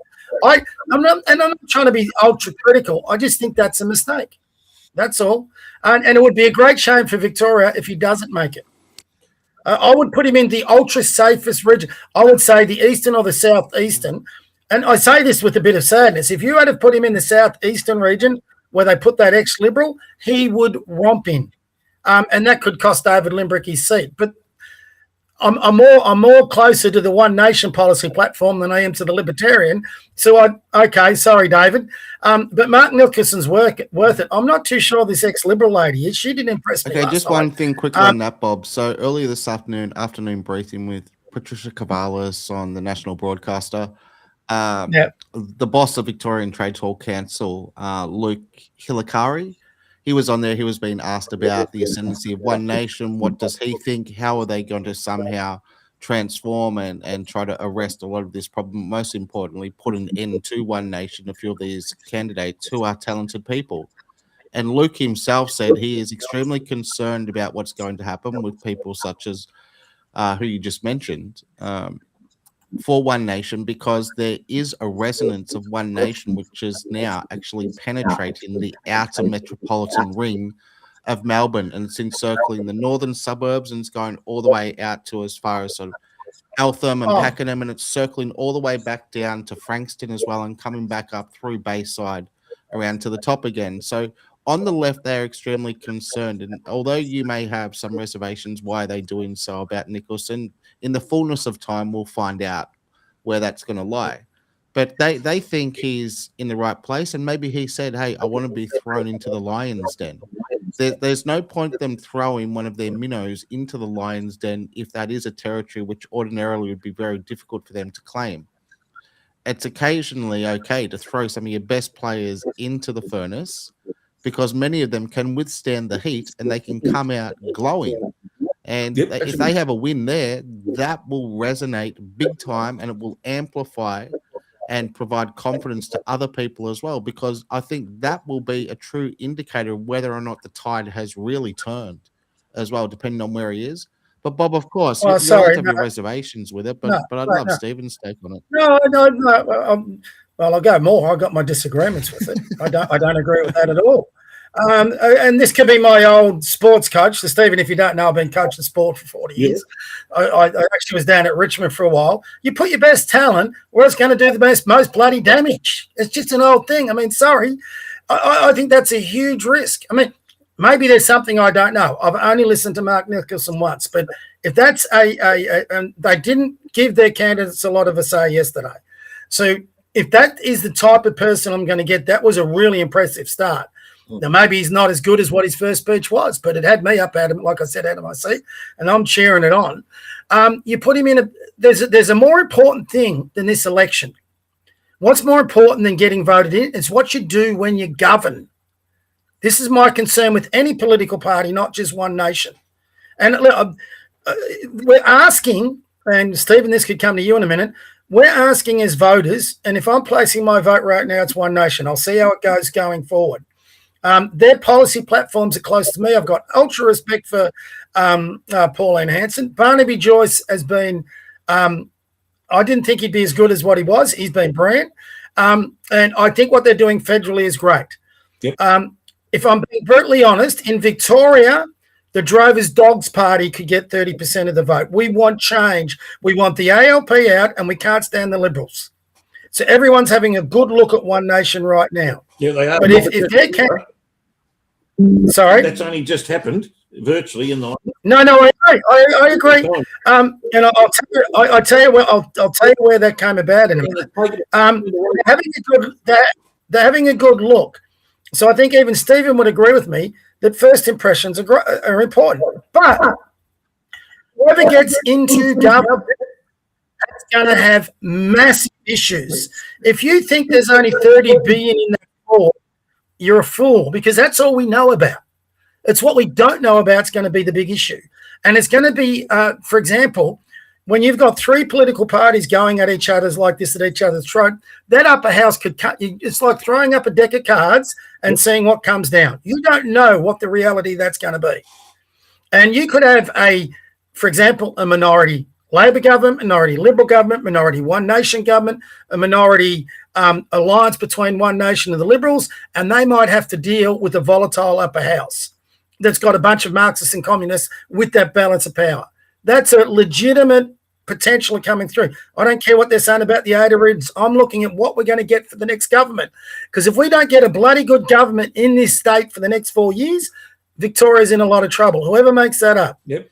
So all I'm saying is you've got to make sure you've got your best people in the right place. And when you get into govern, you can do a bloody good job. Well, we do. I've got no doubt we'll do the best we can. But the thing is that this all came about. It's not One Nation's fault that this state's in the condition it's in right now. We've put out there. People are looking at them and they're going to the polls and they're saying, right, I'm going with them 30%, 32, 33%. That's not going to get you over the line on your own. You're going to need assistance from, as we know, the Liberal and National parties. So the way I see it, this is my opinion. I don't know anything at the top end. All I know is if you want to get into government, you're going to need so many seats in the Legislative Assembly and so many in the Legislative Council to try and get both houses. So that's going to be made up of, the One Nation people, plus you would hope that the Liberal Nationals at that point in time, and I'm hoping that both parties will be able to do a preference deal that the voting public will follow, and that will hopefully see us through to if it turns out to be, and I'm not saying that One Nation can't win outright, by the time we get to November, though, their vote might be up to 45%, 50%, who knows? The public might really get stuck into it and say, we want to get them all the way through. So we've just got to wait and see. I mean, we're in a position that we haven't been in this state, I don't think, maybe once in the whole history of Victoria, I think, when there was government or something. So we've got a situation where we've just got to do the absolute best we can, and how the dice fall on election day is how they'll fall, and make the best out of that. But I agree with you. If we don't get a government in place that is going to tackle $236 billion worth of debt, close up those major projects which are swallowing money, like a shark round a shipwreck, and get some solid basis into economics, and also have a good look at the education system, because as we know that there's a demonstration coming up where how ridiculous is that? Under 18 or whatever, saying they're going to demonstrate against One Nation at something onto I think tomorrow, is it? Whatever it is, I can't remember the. Yeah, no, it's on August. It's next week. Yeah, now, I've already said on an SMS site, I said, well, I want to see maximum police presence, and if anyone breaks law, I don't care if they're 14 or 15, they get arrested and charged per se if they're going to muck up and break the law, if there's going to be law breaking. We've got a shocking problem in our education system where over a period of 20, 30 years, for some reason, students just had their minds virtually scrambled by the teaching community. And parents got to take a bit of the blame for that too, because they've put up with it. Well, they're going to encourage them, Stephen. The teachers themselves are going to encourage the students to strike from school. Now we understand teachers want to strike because they want pay rises, but now we're going to have students strike against things they know nothing about because their minds of mush have been filled with Marxist claptrap. No, I think they're not striking because of that. They're not walking off school. They're walking off to get a bloody day off. No, we understand that. They use it as justification, Bob. Like we where understand you that. should be going. And here's a test for Ben Carroll, because he's a former education minister now that he's premier. He's a new one. Every teacher that participates, promotes, or organises this bloody thing should be sacked tomorrow. They should be gone. This should not be allowable in any democracy. They're manipulating our youth, which is a disgrace, to take a political stance against a political party their union opposes. And there's not enough people in there. As a government, they're public servants. They should be neutral. They should be political neutral. And in this government, if they take that action, they should be sacked. They should have been sacked years ago when they got all those kids out for those climate protests. Now, unless you get serious, and one of the reasons we've got this is because of 28 out of the last 32 years we've had ALP governments. Well, naturally, Fabians, they're going to embed themselves within the education system, because that's the whole thing, to slowly change the approach of people. They are but they should wolves in sheep's clothing. Just one thing, gentlemen. I've just got to quickly make a phone call just for 30 seconds as well. So I'll step away, but I want to both prime you on this, because I think the audience would love to hear your take on this as well. And also, Bob, we've had plenty of excellent comments as well in the live chat, yes, Cassini. So if you want to get to a couple of those and pull those up. But we've just seen the closing ceremony of the Commonwealth Games, where Australia's great Delta was over there singing songs and everything at the closing ceremony. Much love for Delta, of course. But something happened in the great state of Victoria where you guys are meant to be bloody hosting Commonwealth Games, and you basically paid for it up front to a substantial proportion, and then that was snatched away from you. So speak about how you guys feel. Obviously 2006 I think was the last time you had the Com Games there. Now, whether or not you were going to support it as vociferously as what you would have back then, to think that you guys had paid for it, you claimed the deal, and then Dan Andrews snatched it back off you now, and it's been a record-breaking Commonwealth Games. The amount of gold is, frankly, unbelievable. But we are the best sporting nation in the world, gentlemen. As you know, pound for pound, no one beats the Aussies, and we can smash all those bloody Poms every day of the week, because, frankly, they deserve it. Aside from that, though, yeah, give a couple of minute rundown on how you feel about that, how you think that was detrimental to what's taking place when you consider the amount of waste that's allegedly taken place with the big build. And I'll be back in a moment, Bob. Disgraceful that the Andrews government went to the election saying we're going to have a Commonwealth Games in Victoria, and then at the end of once he got into power or whatever, within months I think it was, he cancelled it. Ended up having to pay big bucks to Glasgow to take it on. So that whole thing was a disgrace, and damages as well to some companies who had contracts to build various utilities in the country regions. But that's typical of how I saw the Andrews and Allen governments of just wasting more money and just wasting it, not getting bang for buck. But our athletes on that side of it, I'm very proud. We've got a great squad of now, not just swimmers, but on the athletics track, we're doing as good as we've ever done since the 60s. So we're right up there with sprinters. We've got distance runners in the men's and women's who are winning medals, gold medals. And we've got a kid who's about 20-odd years of age who's as close as you can be to the greatest ever mile race of all time, up against Josh Kerr of Scotland. These boys are going to win gold medals, silver medals, bronze at the Olympics, and I can see that happening. I'm very proud of them, and being an athletics fan and having done athletics at school and uni, I'm absolutely wrapped for them. Okay, good. Well, mate, you might hate some of what I'm about to say, but I love the athletics too. And listen, there's not a dollar bill that Dan Andrews didn't like burning. So, I mean, I don't know why if you remember that, what was that thing that Dennis Napthine had, the Eastern Connecting Freeway that he blew $1 billion on? You know, he loves wasting our money for no good reason. So, as much as it's galling to watch, to be honest, I didn't watch a minute of it. I haven't watched any of the Commonwealth Games. Not because so much of that. I just don't think – I agree with you about our athletes. I take a lot of pride in our athletes. I just don't think the Commonwealth Games has its aura anymore. I just don't it's not what it used to be many years ago. I think the Commonwealth itself is as you could have guessed from my stance on a bit of a republic. I'm not a big King Charles fan.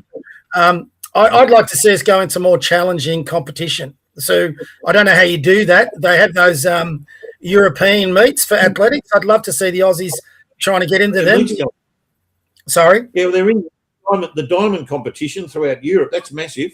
Yeah. They're all running in all stayed over there because they're competing in that in the next few weeks coming through to Christmas. The media should give that more profile than the Commonwealth Games. I just found the Commonwealth Games to be, and I think this is being, what was Benny's throwing a bit of shade our way down here in Victoria.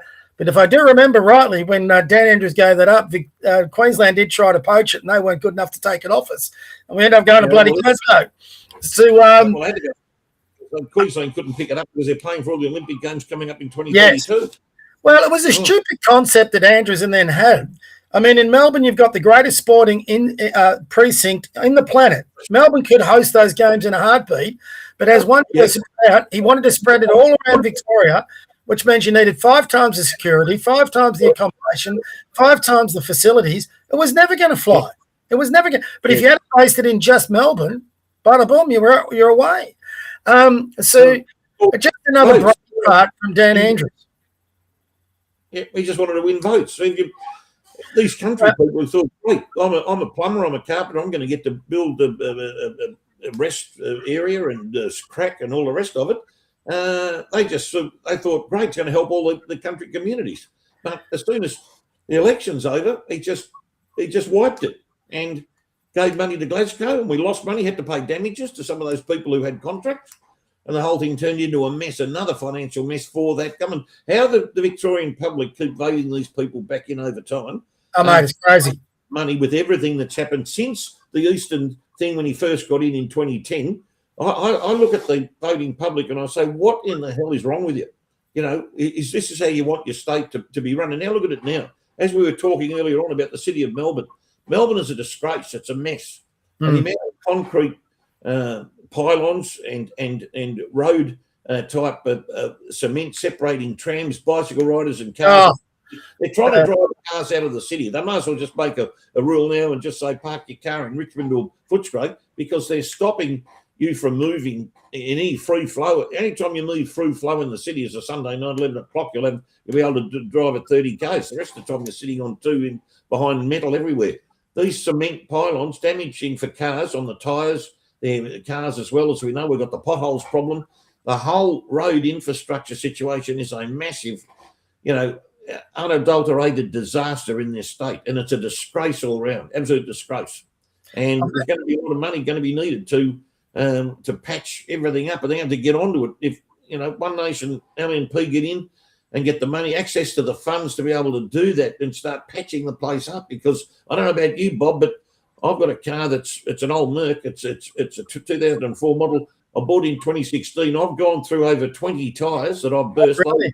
Low profile tyres. Every time I hit a bad pothole or whatever, not only does it shatter the tyre, but also if I drive more than 20 metres, my rim gets squashed or damaged as well. Yeah. And I can fix it. So that's $1,000 pothole to me. And all they offer you back, I think, I don't even ring them or fill out the forms, $200 or something or other, waste of time. So, that whole thing, that's cost me over time, over $10,000 in damages, and it's a disgrace. No, well, people make that out to be a bit of a joke about Melbourne, but it's actually a serious issue. In 2009, I was very lucky. I actually, for the first time, bought a 4-wheel drive. I've still got it, best car I've ever had. So the potholes for me aren't a big issue because I've got the 4-wheel drive. They're built to take those sorts of things. So I've been lucky driving around Melbourne. But it's not getting better. It's actually getting worse. And here's the thing. If you remember back in COVID, no one was allowed to drive anywhere. If you actually were able, I was able to get into the city because I was doing work as a coach at Melbourne University. So I was one of those exceptions because my work was in the city. I could drive on. And it was magnificent in many ways because you drove on the freeway. There was no one else on it. But for God's sakes, that was only a couple of years ago. They had 3 years to wet seal all our roads, get it all done, have it fixed up and patched up. And instead now it's just a mess. It's a mess everywhere. And I don't see, how, with all the debt we've got, and this is where I was going back before about whoever gets government, it's nearly a poison chalice. Like, what are you going to cut to create so you can pay back some of this debt, reduce our interest payments, but also have enough money to address a lot of the issues facing us? It is going to be a jungle for that next government, whoever it is. And if it's the ALP, they'll just cover it up. LNP, I don't know that they've got the courage. And your mob, they've definitely got the courage. I'm not too sure, and I hope they do. I hope what you're saying here is 100% right, and they're worth giving a crack.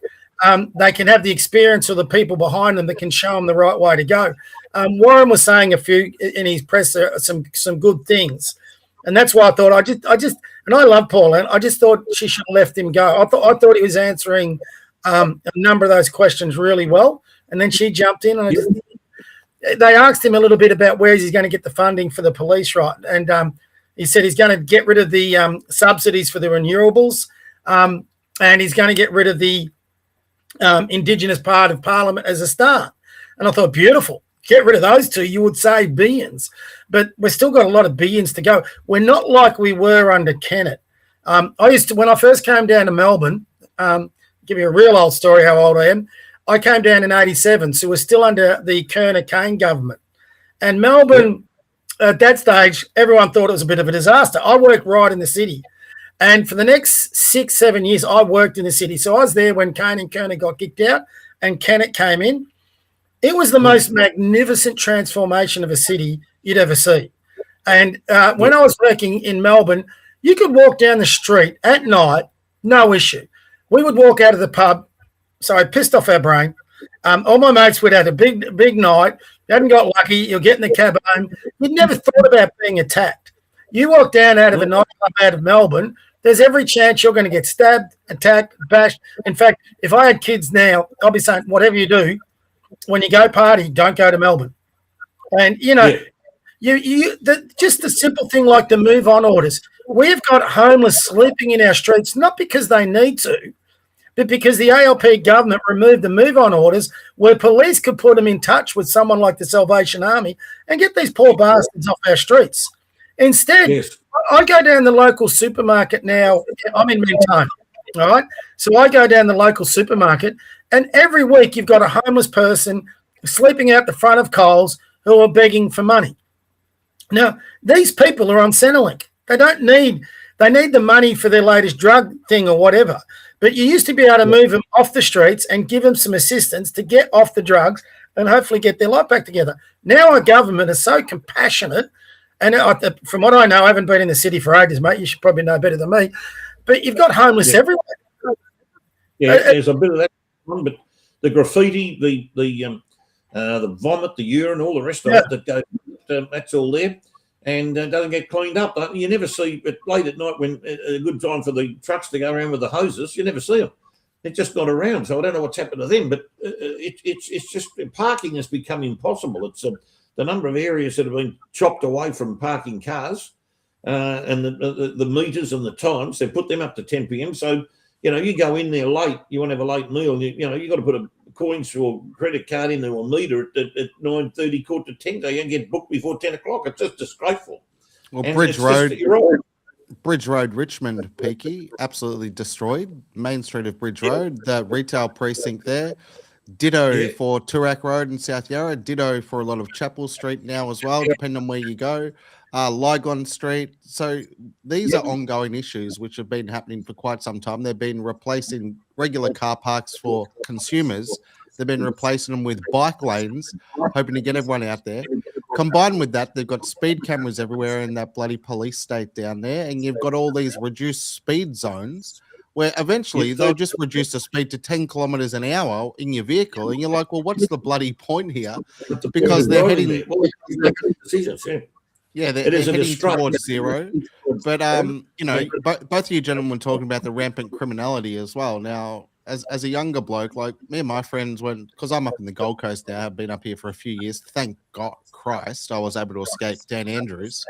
A quick little story on that in a moment, but we've seen an increase of recidivism and people constantly being bailed, and they're letting out the wrong people all of the time. So we're seeing recidivist action a lot, but we've been seeing not only an increase in recidivism, it appears that the percentage of the population who resides within Melbourne, or at least is frequent on the streets in the CBD, they are constantly performing the conduct of reprobates, Stephen. So something is terribly amiss with recidivism and the increase of reprobate behaviour. And until something is done about that, and maybe this is going to be a feather in the cap for One Nation, particularly if they're going to go hard and heavy with law and order, much like Mayor Giuliani did in New York City back in the day. Maybe the streets, it's about time they were cleaned up, because you now have retailers who are saying we can't operate businesses, and Coles, I think, is closed near the corner of Elizabeth and Flinders Street because they're sick. And there's rampant criminality taking place there on a daily basis with stabbings constantly and violent assaults. And proprietors of stores now are saying, we don't need to be in business here, because not only are we having everything stolen from us on a frequent basis, which is causing a spike in our costs and overhead, our staff members are constantly coming under duress based on the type of individuals who are frequenting our store who were never used to be a part of our little community there. So, yeah, there's a level of lawlessness on the streets of Melbourne now, and I think One Nation can do something. And I know that strikes a chord with you, Bob. I know both of you gentlemen would enjoy some law and order, and there should be severe repercussions for severe criminal activity.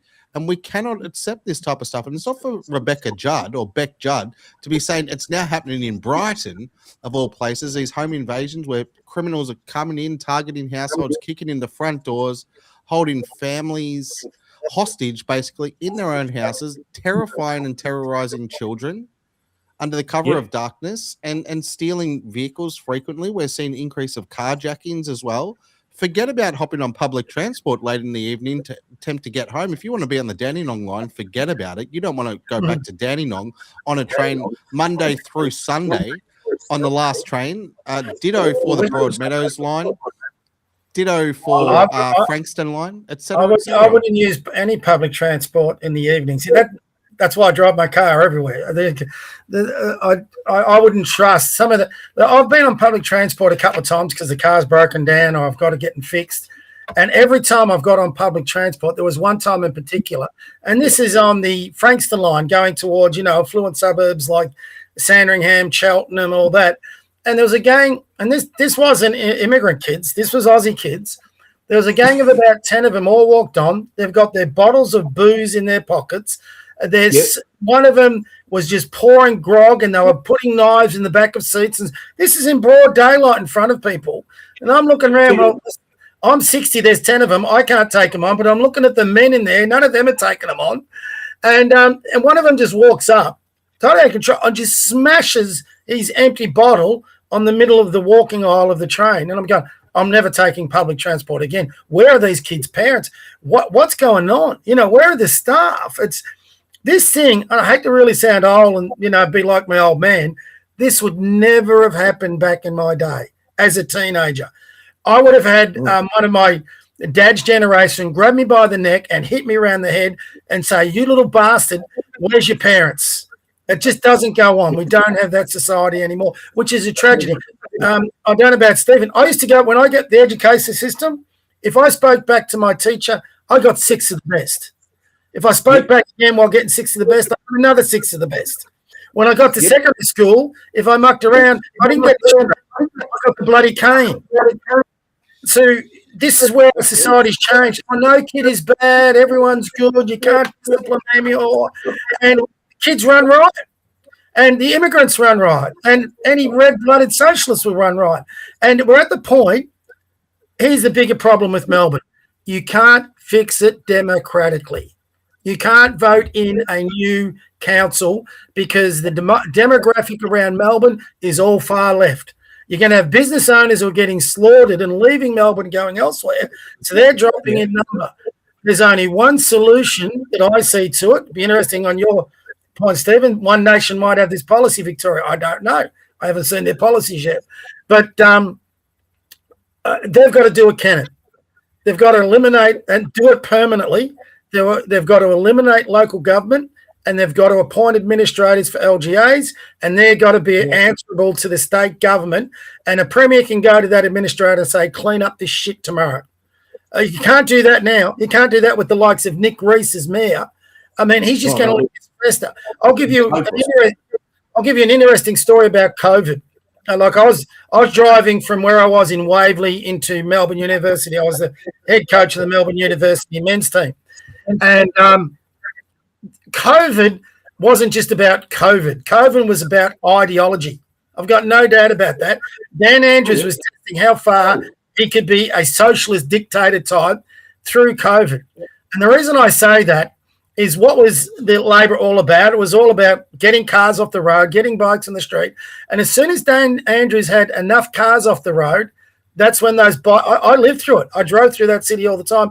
That's when they started putting those bloody bike lanes in. And I said to my brother at the time, when this COVID thing's over, Melbourne for traffic is going to be a disaster. They're changing every street in Melbourne. They're putting an extra bike lane in. They're putting those parking meters in. And that's what you've got today. Basically, to drive through Melbourne now is nearly impossible. You've got to go around the outskirts of Melbourne to get anywhere. I don't go there anymore. I used to love Melbourne. I would go there for nightclubs, restaurants, footy. I don't even go to the MCG anymore to watch a footy game. I just couldn't be bothered with the bullshit. I'd rather have my KO, have the dog on the couch, and me and him will sit there and watch the footy and cheer on my Tigers from there. So I just think it's a tragedy what's happened to Melbourne. But you can't fix it democratically, not at local level. Well, what are the PSOs doing? I thought the PSOs were brought onto public transport to stop a lot of this rampant criminality. Obviously, that's not happening. I'm going to get myself in trouble here. From the PSOs I've seen, they're more woke and they're more an opportunity for the ALP party to give their voting base a job, because I don't see many Aussies in a PSO uniform. Well, but they're being told to be hands-off, though. And I think that's what you're speaking about. You're speaking about there was a time and era when young adolescent men knew how to behave, particularly when in public, because if they did not do so, they'd get a strong kick up the arse from the authorities. And that's no longer taking place. No, the problem, you didn't need the PSOs. My dad, if he saw me behave on the train like those kids did, I wouldn't have sat down for 3 months, mate. You've got no idea. My dad was a veteran of New Guinea. If I had have done that, back then you had the irons that had the Stephen might know about this. You had the ironing cord that pulled out of the iron, right? I saw my brother talk back to my dad. He said, "You can't get me, you can't get me." My dad, in his 50s, chased him down, got him home, had him over the knee, pulled out the ironing cord of the iron, and was whipping his ass to make sure he was brothers like me and my little brother. Saw him whipping his ass to make sure we wouldn't dare do anything that stupid again. I love my dad, but he put the fear of God into me to make sure we behave.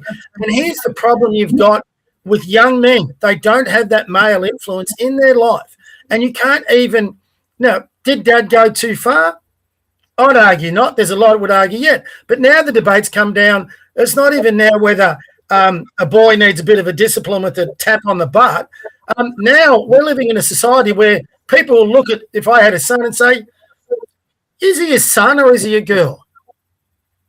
That's where we are as a society. Well, That's how much we can get there in a moment, Bob. But Stephen, I'd love to get your take on this. So obviously in the United States, there's, and this is according to FBI statistics, more guns equals less crime. So perhaps in Melbourne, what we need is more belt-ins will equal less machete attacks. More belt-ins will equal less machete attacks. And the machete bin debacle, Stephen, over $10 million spent on these machete bins, which was a public relations exercise practically. Nonsense.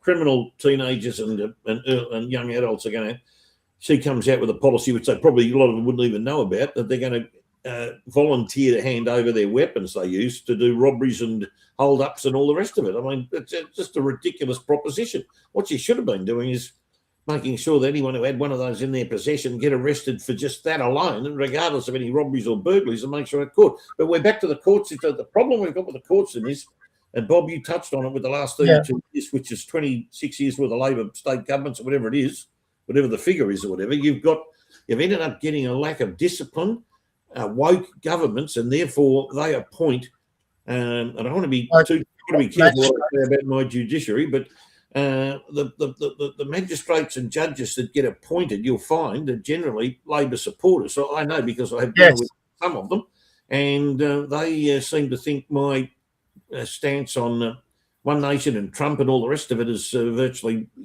basically caveman stuff. So they're from a different perspective of their upbringing and coming through the system. They don't see what you and I see. They see it in the courtroom. People come before them and have done this, and this, or whatever. But the modus operandi is rehabilitation as opposed to punishment. Whereas punishment used to be, 70% rehabilitation, 30% taken into the equation. Now it's virtually reversed, where rehabilitation is deemed to be more important than punishment.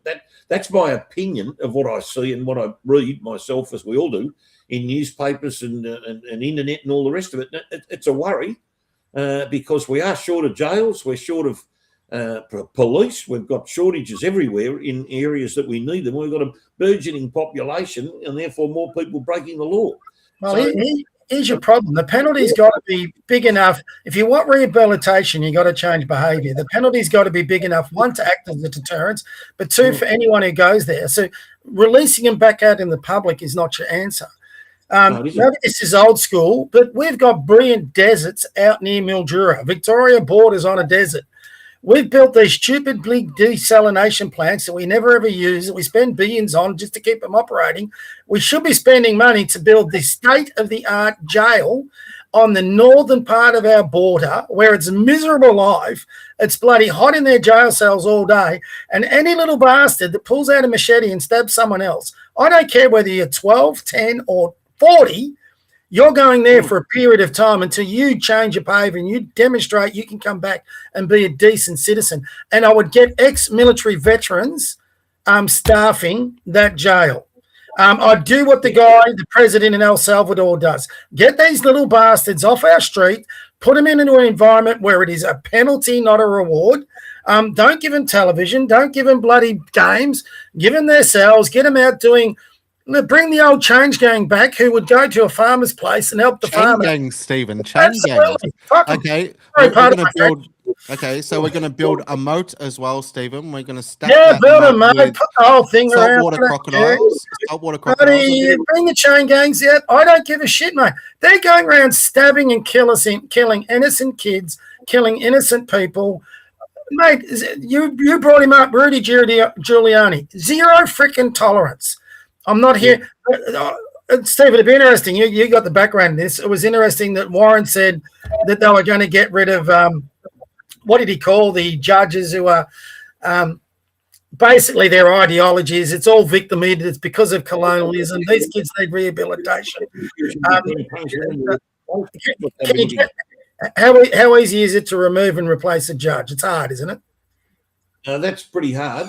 This has been misconduct of that type, but it's with your new appointments. That's where when the ones that you, if you don't like them, get ready for retirement or close to the age, or you try and carry out possibly a forced retirement at 67 or whatever it is, or 70, I'm not too sure what the age is, and you bring in someone who has been examined, vetted, or whatever you want to call it. They normally get referred by the Bar Council of Victoria and the Law Institute of Victoria, get together and say, well, this person would be a good quality candidate.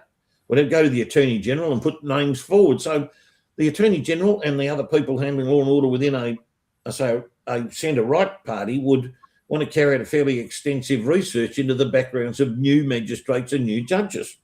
And then on top of that, just don't blame them, get the laws, toughen up certain laws to do with the law factor and toughen them up.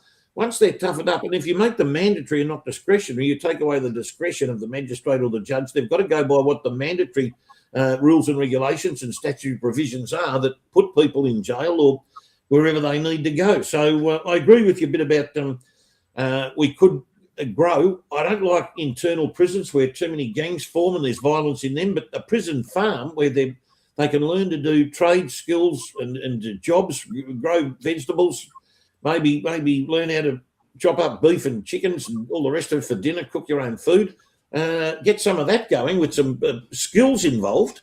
Exactly.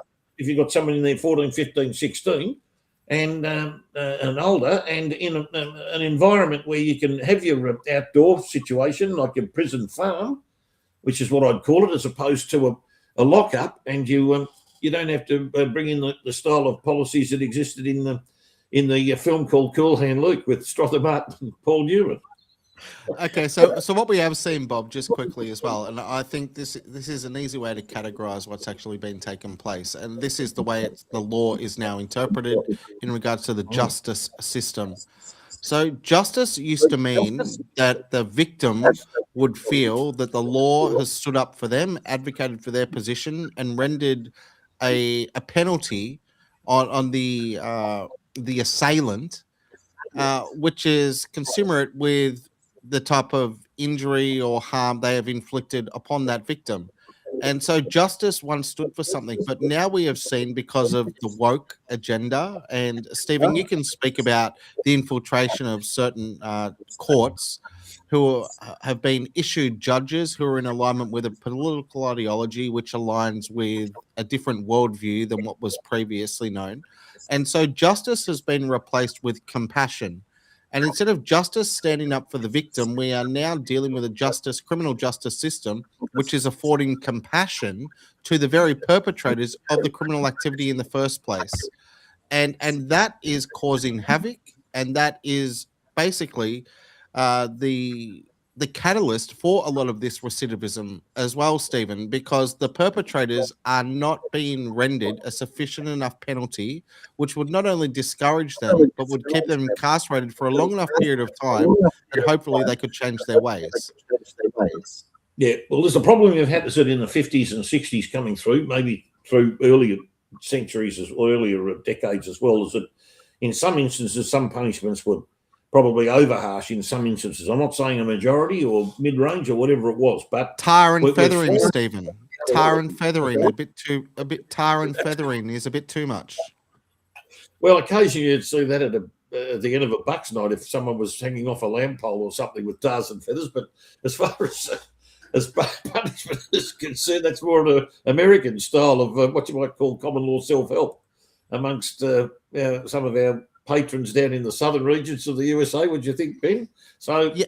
So is the criminal justice system now affording leniency to the perpetrators rather than implementing justice to satisfy the victims? Yes, that's obvious.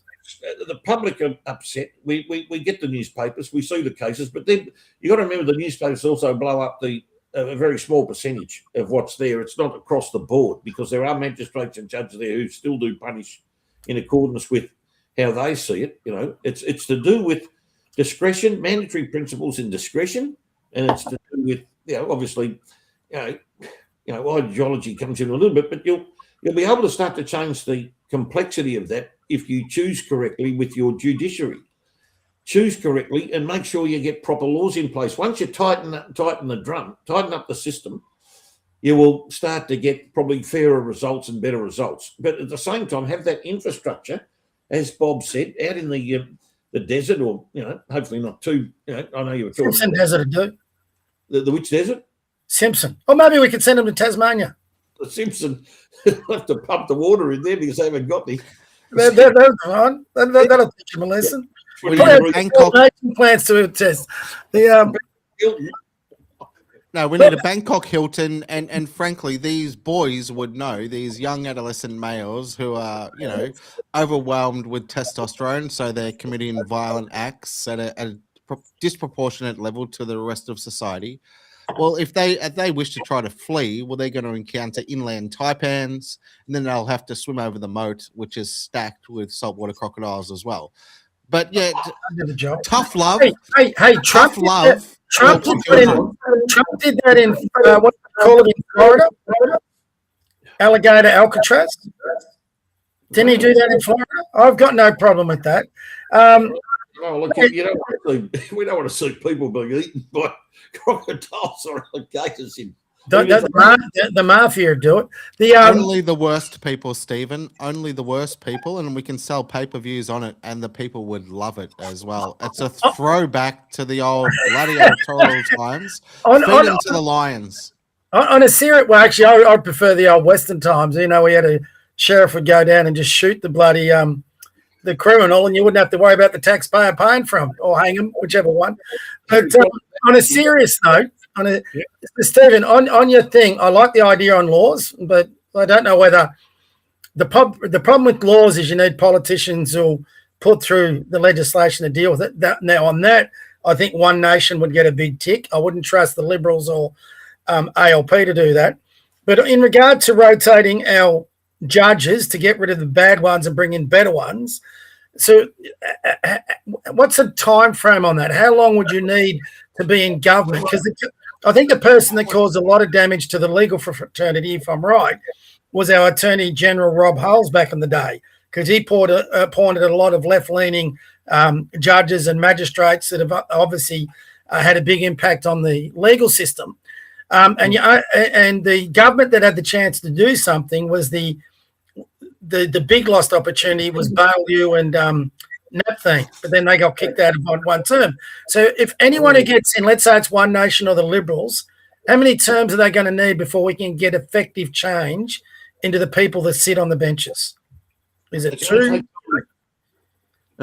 Magistrates normally go up to 70, I think, and then the older ones also get put on a reserve list, because you see we've got a huge backlog of cases at the moment. I know whether it's 50,000 or whatever it is, we've got to keep the cases ticking through, because new stuff's coming through as well. It's not just all criminal law, there's civil law cases and administrative and statutory and all the rest of it. So Melbourne Magistrates Court, pretty busy place. And you've just got to wait until someone's at the retirement level and you've got the right one selected to come through. So as I said earlier on, you've got to make sure that you're checking, the people doing the checking on selection of candidates, backing up the Attorney General, are on the button, on the ball with that. Now, that's an important issue, that the right people have to get involved and help assist the Attorney General with selections for replacements when they fall due, and that is retirement age stuff. You just can't tip them out because you don't like their results willy-nilly. They have to... But that's something that your guy...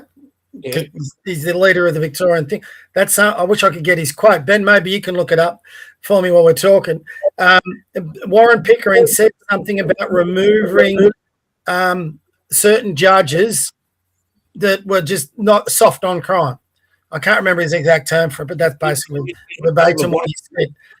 So what you're saying then, that's impossible.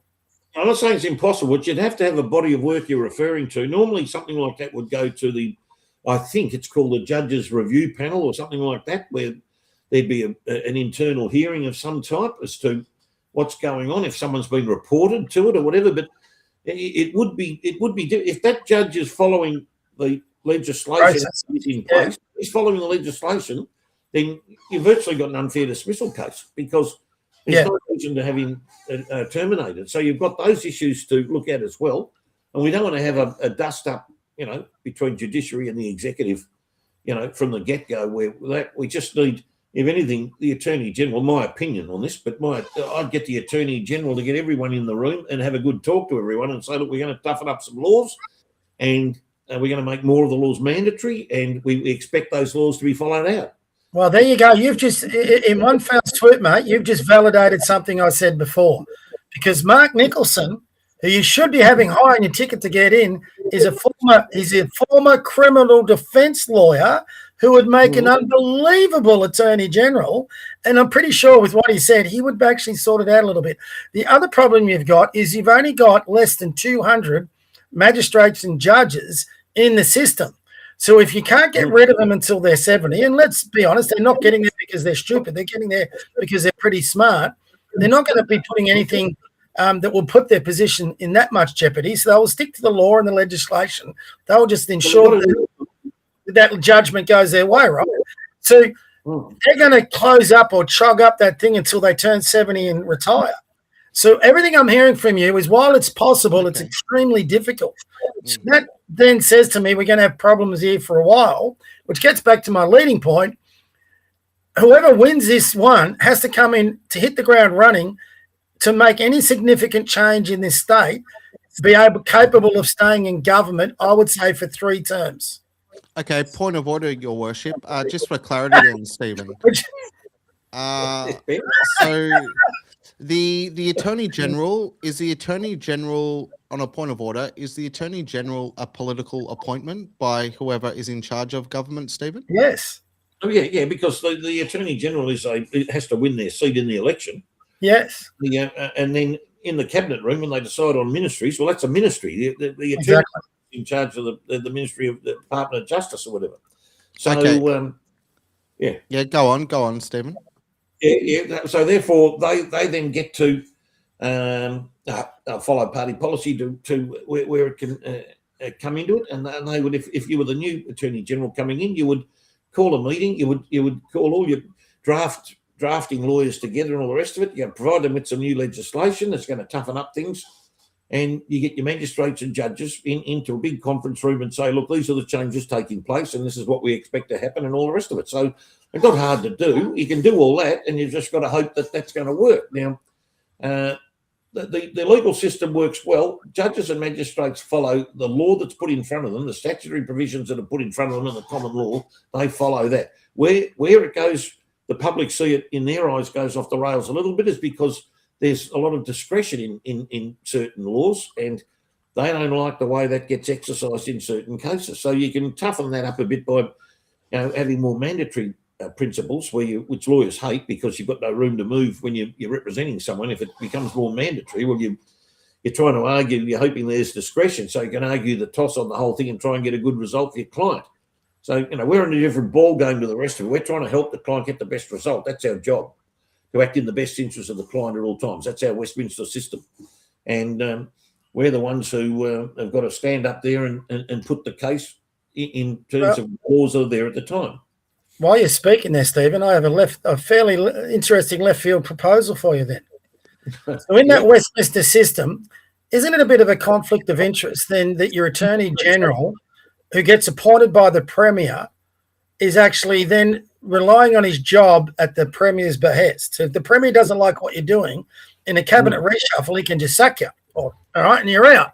So you've got to adopt there. If you want to keep your snout in the trough, you've got to adopt the Premier's ideology and do all that. Why don't we adopt considering this is so important? It's the party's ideology, not just the Premier's. It's the party. No, exactly.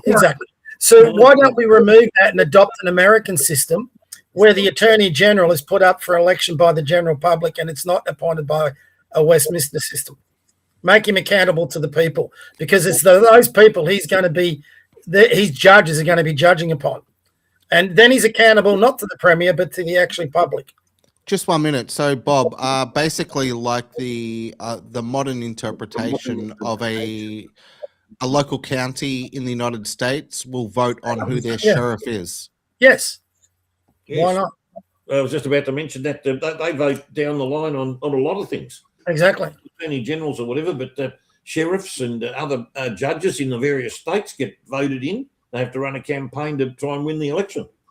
So, but if you want that, well, that's your Republican system, which is I know that you're in favour of, and unfortunately, the Australian public 26 years ago didn't go with it at the time. They got I'll tell you why they didn't go with it is because that Republican movement was led by the left-wing socialist. If a Republican movement was led by conservatives, similar to what it was led by in America, and really with the way you've got now with King Charles, who I think is a bloody globalist, I think it would have a big chance of winning. If you had a constitution that embedded a Bill of Rights, for example, freedom of speech, and gave us all our freedom of speech to debate things like we're doing here, where I don't have restrictions like 18C or hate speech laws or anything like that, I think that would be very appealing to the Australian public. I think if you had a democracy that made our governments and politicians more accountable than what they currently are, it would be very appealing to the Australian public. If you had put in place, like I said, with recall elections and public instigated referendums where the public had more power in their democracy, I think you could sell that to the Australian public. The problem with the last one is you had bloody Malcolm Turnbull and all the leftists, and they wanted to take power from the public and say, we want a constitution where we don't have to worry about you little men down there. We're going to appoint who's president, and they denied it. As soon as they put that up, they lost that referendum because the Australian public weren't going to go for it. We don't want our head of state appointed by bloody politicians. We want it, again, decided by the general public. That's our head of state. That's not the politician's head of state. They lost it right there and then. Hey, SJ, quick, if you frame it, you can do it right. Quick question for SJP. Without notice as well, Stephen. True or false?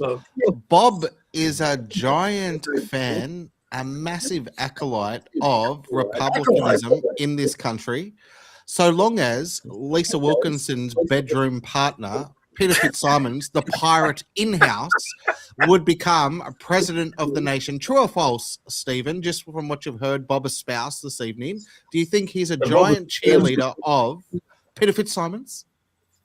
Oh, yeah, right. Peter Fitzsimons, I must admit I haven't got much time for.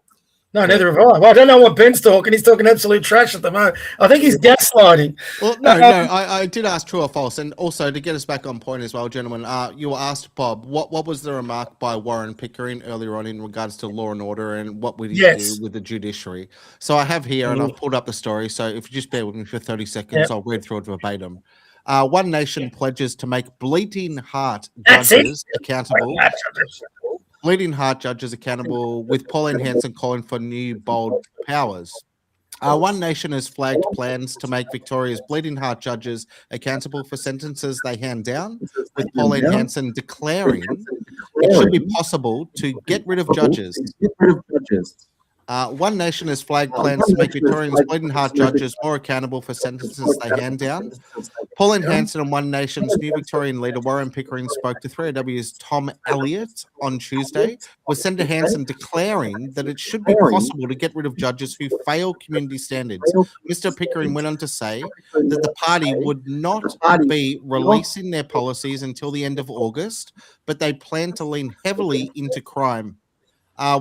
Quote from Liam, "We want to make, firstly, Bleeding Heart judges accountable for their second-time offences. We've got to get rid of this tag and release program, which is just making Victorians feel unsafe." So there's a tag and release. It's a bit of like you've just gone and stabbed someone, chopped up with a machete, chopped off a limb, but we're just going to give you an ankle bracelet so we can keep track of you the next time you will perpetrate a similar type of crime, and then we'll deal with you at a later point. When Tom Elliott questioned how this could be done, given judges sit in a bench until they hit a mandatory retirement age, Senator Hanson said it should be possible to have judges sacked. The One Nation founder and federal leader said she wanted to create a system for them to be removed if they failed to hand down sentences that reflected community expectations. This is a big point. There could almost be a billboard. Pauline, himself, the man, Mr. Pickering, which literally just says, let's reinstate community expectations under a banner of law and order, because obviously you guys are extremely dissatisfied with the repercussions that are being afforded to a lot of these perpetrators simply because of the leniency that the court is affording to them for, in most cases, very heinous criminal activity, particularly crimes of violence. Okay, there's a problem with that a bit, though. So, for example, like hate speech laws, who decides what's hate speech and what isn't hate speech? Community expectations, who decides what's community expectations and not? That's why I think if we could ever get to it, a US-style election, attorney general who appoints those judges, that would decide community expectations because the community is voting for it. Okay, so just quickly on that, Bob. So Pauline with Warren told Tom Elliott, quote, "So if the sentences handed down by a judge are not in line with what the public believed in, then they can be called before the board, be made accountable and told, we're not going to put up with that. And as a result of that, you could potentially lose your job." Stephen, the practical application of such type of measures, or would they have to transform or write new legislation to implement such a desire? A lawyer, not referring to policy, but whatever that has been considered, and in the event of One Nation, our party winning election or whatever, is that we've got the issue that, and I've spoken to magistrates about it, and that is that some of the laws are a bit soft when it comes to punishment or penalty or whatever, and there's too much discretion maybe. Well, you tighten up the laws. You've got to remember the judge and the magistrate there are a servant of the people. They're paid by the people. They're servants of the law. There to bring down decisions based on legal statutory provisions and common law. It's all there. If some of those provisions are a bit soft in the criminal law system, and that's the one we're mainly referring to, it's the criminal law system that is causing the angst or whatever, then toughen up the legislation. Then you'll judge whether he's woke or non-woke or whatever. He's got no choice but to follow the law. If the case is proved and the minimum is 10 years, got to give him 10 years. If it's 5. So what you're saying, Stephen, then, if what Ben was saying about what Warren and Pauline are proposing, a magistrate could quite easily just go back to them and said, well, if you want my judgment to reflect your community expectations, then why don't you introduce legislation? Then we'll toughen up the bloody laws, because in the end, it's the politicians that create the laws, isn't it? It is, but that's the thing at the moment. Because you're in the initial stages, I don't believe that level of discussion and examination and analysis has probably taken place at this point. So when they get into it, and when you win an election or whatever, that's when you sit down and say, right, our policies are these. How can we make this fit with the laws as they are at the moment? And that's when you get your draftees in, your drafting lawyers and everything, and say, this is what we want drafted into the appropriate legislation and sort that out. Well, that's a great point, because if one nation, let's say they can win government, all of a sudden the bureaucrats accountable to them, they get a lot of staff who can, like for the Attorney General's department, would all of a sudden be at the behest. They're working for a one nation government all of a sudden. So again, I'll go back to my real original point. What an opportunity. And I know what you've been saying, Stephen, about how difficult this has been with the flow. But one thing I know from watching politics my entire lifetime, these windows of opportunity only come up every now and again. And I'm really hoping and praying that your mob, which obviously you're a part of, are ready to jump through that window and grab it. Ben, just to let you know, I don't know about you, Stephen, but I keep getting a bit of an echo from your end. I don't know whether you're getting an echo from mine. I don't know what's happening, actually. I can't. I'm not an expert, or I'm not. I'm a troglodyte when it comes to computers, so I can't seem to address that. Stephen, I'm getting you clear as day. So, Benny, what I'm going to suggest is what we said before. I've got all these comments here. I better get onto a few. I don't know whether you can do anything at your end, but I don't. Are you hearing an echo with Ben's end, Stephen, or my end? No. It's only I can hear it in my system. It's just a slight echo, but not. I can hear both of you clearly. And when we were on, I heard you people that you were getting questions from, whatever. That they were sending the questions in writing. I saw those. Mate, so probably the easiest way to quickly rectify it, Stephen, whenever you're not speaking, you'll see at the bottom of your screen, you'll see a little microphone icon. And if you just click that to mute yourself each time you're not speaking, hopefully it won't be coming through your speakers. If we do that, hopefully that can mitigate the situation. Otherwise, I'll endeavour to send down an audio engineer to you at some stage in the course of the next couple of weeks, Stephen, and we'll get that rectified for you. I turned my mute button on 10 seconds ago and I can still hear an echo. Okay, there you go. Okay, well, anyway. we were actually dealing with that, Stephen, when I was in Texas, when I spoke with Bob, because Bob invited me on, would you believe, Stephen, to an episode, it was a course of a couple of months ago now, where it was a boomer, a Jew, an immigrant, and a groyper. The big J. I'll let you decide who the good, the bad, and the ugly of that foursome was. But it was an interesting time. And not only that, just for your reference as well, Bob, it was a couple of years ago now. It was just during Dan Andrews' lockdown era in Victoria. I think it was the end of lockdown 1. And I was in the Gold Coast, and I had to get down to Melbourne, to Victoria, to visit the peninsula to go and see my mother, who had been isolated for some period of time. So I flew down from the Gold Coast on a Friday evening, and I ended up attending a football match with the great SJ Peak and our good friend Benny Carbonaro. Shout out to the horseman himself, Mr. VRC, the man who wears flamboyant suits like Jeffrey Edelston. Aside from that fact, our good friend, myself and Stephen actually attended St Kilda versus Western Bulldogs on the Friday night at Marvel Stadium, of all places. Ben was there. Yep. Yes, and then if we can recall, Stephen, because it came to mind earlier, I was like, hang on a second. The following morning, we woke up and Dan Andrews said, I'm sorry, ladies and gentlemen, I jumped the gun. This lockdown 1, I've called it too early, so now we're going into lockdown 2. So at that period of time, I was actually trapped in Melbourne for the next 3 months and isolated. Thank goodness I was able to be with my mother, but I was unable to return to the sunny shores of the Gold Coast and enjoy my jet skiing as I like to do. But yeah, that was an interesting time. So we've been there, Bob. We've been through it. But by all means, we can get that echo rectified for the next time. Yeah, because I honestly believe both of you gentlemen have so much to contribute. You have excellent perspective. You come at it from different perspectives as well. But I do believe there's true consensus and unity to be found and an aspiration for the future of this nation. And if young blokes like me cannot defer and listen and take on board suggestions by wise heads that you both have on your shoulders, God bless your parents as well. Obviously, you were raised correctly. Xavier may have had some type of assistance with Stephen getting there. I'm unsure about your education as well, Bob. But Stephen J. Peake being a good old Xavier boy and enjoying rowing as a physical pursuit.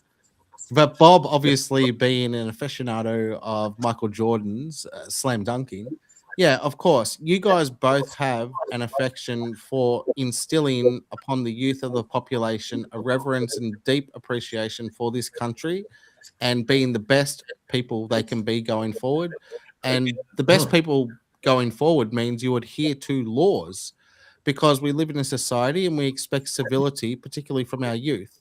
And we expect respect for our elders as well. But yeah, Bob, by all means, go ahead. You can get to a few of the comments, and I'd like to. We got more than I just looked at it. We got more than a few. So let's quickly go through a few, and you just dump in when you like, boys. She's not coming back. They're referring to Jacinta Allen. This is Cassie and Crunchy. So we got that. Also, this is about apparently. Didn't know this. You need to, if you want to claim Aboriginality, Crunchy says you need to go to an Aboriginal sitting to be an Aboriginal. Didn't know that. So anyway, I might have to look into that. There could be some benefits. On News 24, Elbow, they reckon, got Jacinta Allen removed. Not a surprise. The Muslim vote is huge in Victoria. I don't know whether it's as huge in Victoria as it is in Sydney. It is big.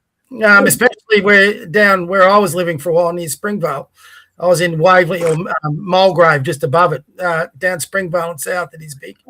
They just vote for welfare. Won't agree with that. Well, I disagree with that. Cassie again. She's put a bunch in. This is getting odd. That you could walk around the streets of Melbourne back in our day in the 90s without being macheted. Absolutely, it was a great place. You can leave your house Crunchy said you can leave your house unlocked these days. You can't. So no, you can't. So this is sort of, I think they're obviously the same age as around us, and they're all commenting on the thing. This is interesting because I'll bring it back to you what you were saying before. Our nation just came above. I've got a bit of a different theory. So Cassie says, I think Bondi was the tipping point. I think Bondi led to the tipping point. I think the tipping point for the rise in One Nation, and don't take offence here, Stephen, whoever had been the next party in the line probably would have got the same kick up as One Nation. I think when the hate speech laws was introduced and Andrew Hastie backflipped, I think that set a lot of people off. They thought, we just can't trust these bastards to protect our liberty. And they went searching, and One Nation from that point just went boom. If you remember back to the Bondi shootings, Susan Lay in the initial parts actually did a decent job. But then for some stupid reason, she demanded that the ALP government and Elbow and his mob came back to call a royal commission. But then she left the terms of the royal commission to Elbow, and it all became about anti-Semitism instead of radical Islam. And then Hastie backflipped. And I think everyone going, we've got no one, and we're going back to law and order, we've got no one here in government that will protect us. And I think that's when people went searching, and they've all landed with One Nation. Now, I could be wrong, but I'm pretty sure I'm right. There. What do we got next? Islam is not meant to mix with others nicely. Its design is to take over. Not arguing that. Anecdotally, more and more people around me, this is from Cassie, are realizing that the ultimate goal of Islam, which the Islamists tell us, is to conquer the world with a one religion and a worldwide caliphate. Do you gentlemen disagree with that? Well, no, the caliphate's a real thing. Also, just a quick one here. So it was asked of us, Bob. We may have skipped over it. Ask the gentleman about our jails turning into radicalized camps. So the gangs forming inside the prison systems themselves are somehow, through extrapolation, sending people back out onto the streets. And we've always known that prison for many inmates becomes a university of criminality. But what it's done so now is because of the saturation of particular people from a particular ethnic group and religious background. And I guess this is more pronounced in Sydney, in some jails in Sydney. Long Bay would be one that comes to mind. People are entering prison, not radicalized, but exiting prison quite radicalized. How are we meant to stop that, gentlemen? Well, the easiest way to stop it, but it would annoy a lot of people's sensibilities, is you have Islam-only jails. Well, they can't radicalise other people towards radical Islam. You don't let them mix in with that part of the population. But what government's going to bring that in, considering they've just brought in Islamophobia rules and all that sort of thing? I mean, you keep the radicals away from those you can rehabilitate. The radicals probably aren't going to rehabilitate, so you give the chance. This would be my approach to it. You give those ones that go into jail. So, for example, I don't know whether you know him, Stephen. He's part of the legal fraternity. A great person for rehabilitation who's in the political scene now is Jordan Ditloff. If you've read his story and what he's doing with his life now, it's quite amazing. But put him into a different environment other than with the radicals. If you read about what happened to Tommy Robinson in England, where they put him into a prison that was dominated by Islamic gangs, he was lucky to get out of that prison alive. And he didn't really do much of a crime, but he was put into a high security prison, apparently, with some pretty tough Muslim gangs. And he had to have some pretty good security around him, if you believe everything he does. I'm not 100% sure, but surely we've got to separate them based on their level of criminality and their chances of rehabilitation. Stephen, you'd know more than that than me. Well, look, that's a hard one. That they're trying to, split up racial groups, in a prison system that's already, hard to run, overcrowded and short-staffed, and all the rest of it. I'm talking about here in Australia. Going to be very difficult. I hark back to prison farms. I just think we've got to get more into the natural type of prison, as opposed to these buildings and all the rest of it in a city and all that, which doesn't really help anybody. I just think we need to sort that out, and we need to sort out education programs inside the buildings and all the rest of it. And that's the only way. If people are getting ready to come out, if they've got 5-year, 10-year sentences, they're going to come back out. You don't want them coming out and getting back into crime. You want them coming out and wanting to work in a profession or trade or whatever it might be, and have a better life. So while they're there, try and do something with them, But I'll get back to it. All comes back also to mass immigration. We have to jump on that now. If we don't jump on it now, we're going to get flooded. So we have to stop basically for about 4 or 5 years, just about the lot. I don't even. I'm not too sure what my party's policy. I think it's more to do with. Reducing it. I want to get down 130,000. To a certain level, and bringing in people with skills and all the rest of it. But I'm slightly tougher than that view. But I go along with the one that's there at this point in time. But that's the big problem. That's a problem with economics, with housing, education, crime, the whole box and dice. If you bring in people that don't assimilate the Westminster system and our way of life and laws or whatever, you've got problems across the board. Well, that leads to 2 points then. Like, I have a bit of fun, Stevie. You might not know that I come up with my own policy. Haven't done it much lately because there's been so much going on, and I announce it. And my policy on immigration, which I'll put out there, I'm being a bit cheeky, but if I was Premier, my policy on immigration or Prime Minister, I would freeze it for 10 years. And that's not it's not a racist thing. For all those reasons you've just said, to give Australia a chance to breathe again, to get back to what we were, you've got to close the gates.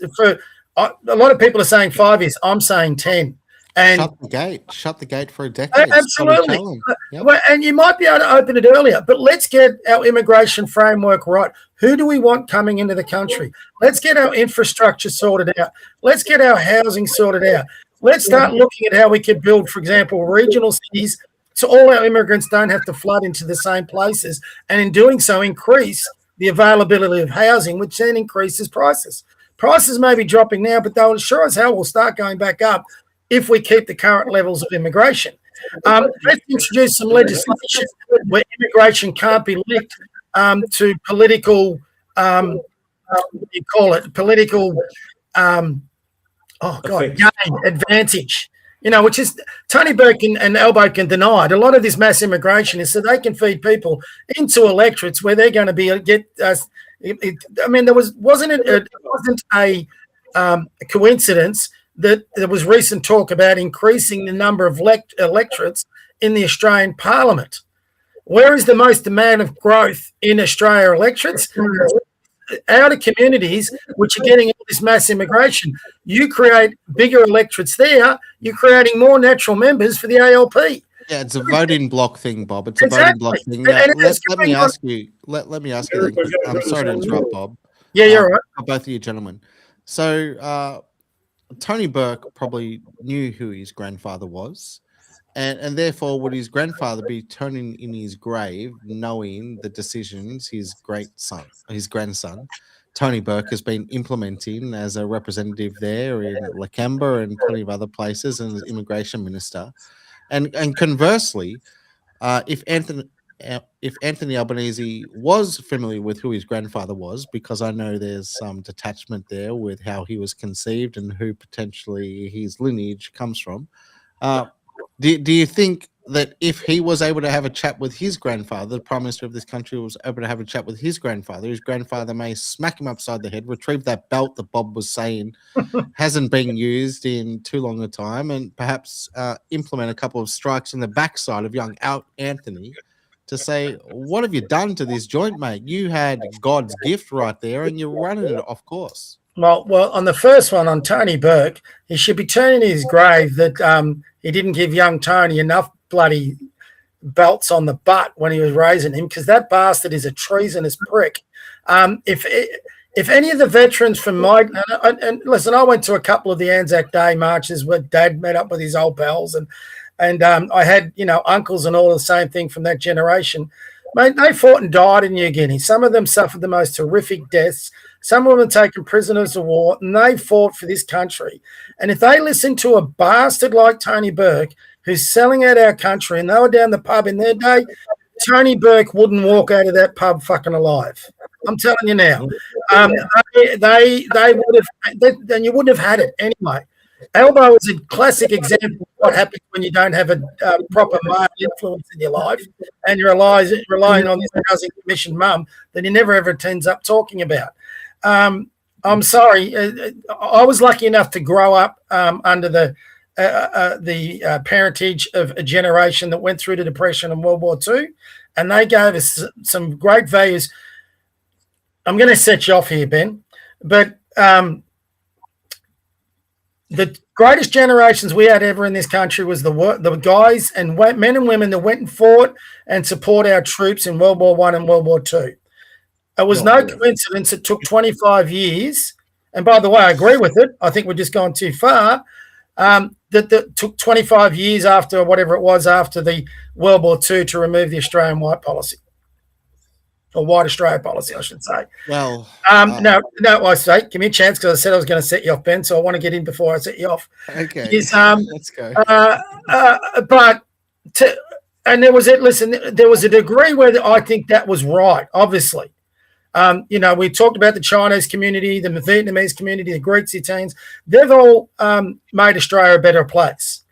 But now it's just gone further and further, where instead of making Australia a better place, it's what can help my political party the best to stay in power. Tony Burke has sold us out to people and countries and immigration that doesn't assimilate into this country, and it's tearing us apart. He's a treasonous bastard who's all about himself and not about putting this country first. And he would not have survived with my dad. He would not have survived with my dad and his mates. And as you can see, you've just set me off. And if I met Tony Burke's father, I'd bloody have a crack at him as well, because the fruit doesn't fall far from the tree.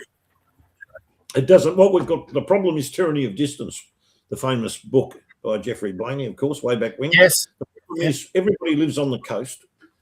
From Cairns all the way around to Perth.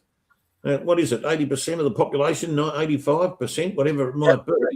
We are not a big country. We are a small country with 27 million squeezed in to coastlines, and it's not able to be, because we've got lack of water and other natural products, to live much in people in the desert, unless you've got a big farm or whatever you got there and you're importing stuff and you've got money and wealth. Not much that you can do now. They look at the policy that the ALP are selling us. We're a big country. We've got plenty of milk and honey. Come in here, everyone can share and all the rest of it. Well, it's not working because we're being smothered and run over the top of, with our building industries in total chaos. It's in terrible trouble. Our primary sources need to be, occasionally you see supermarket shelves empty with not enough fruit and vegetables or food or whatever it might be. We've had a few shortages.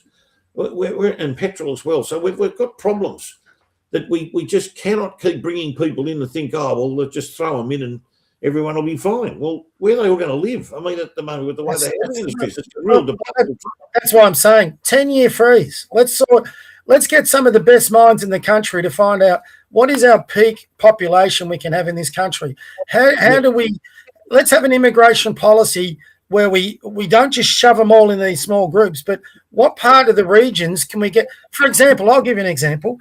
Why the hell haven't we got more South African farmers to go into our farming and agriculture sector to make it bloody better? I'll wind Ben up here again. You're talking about deserts being turned into green areas.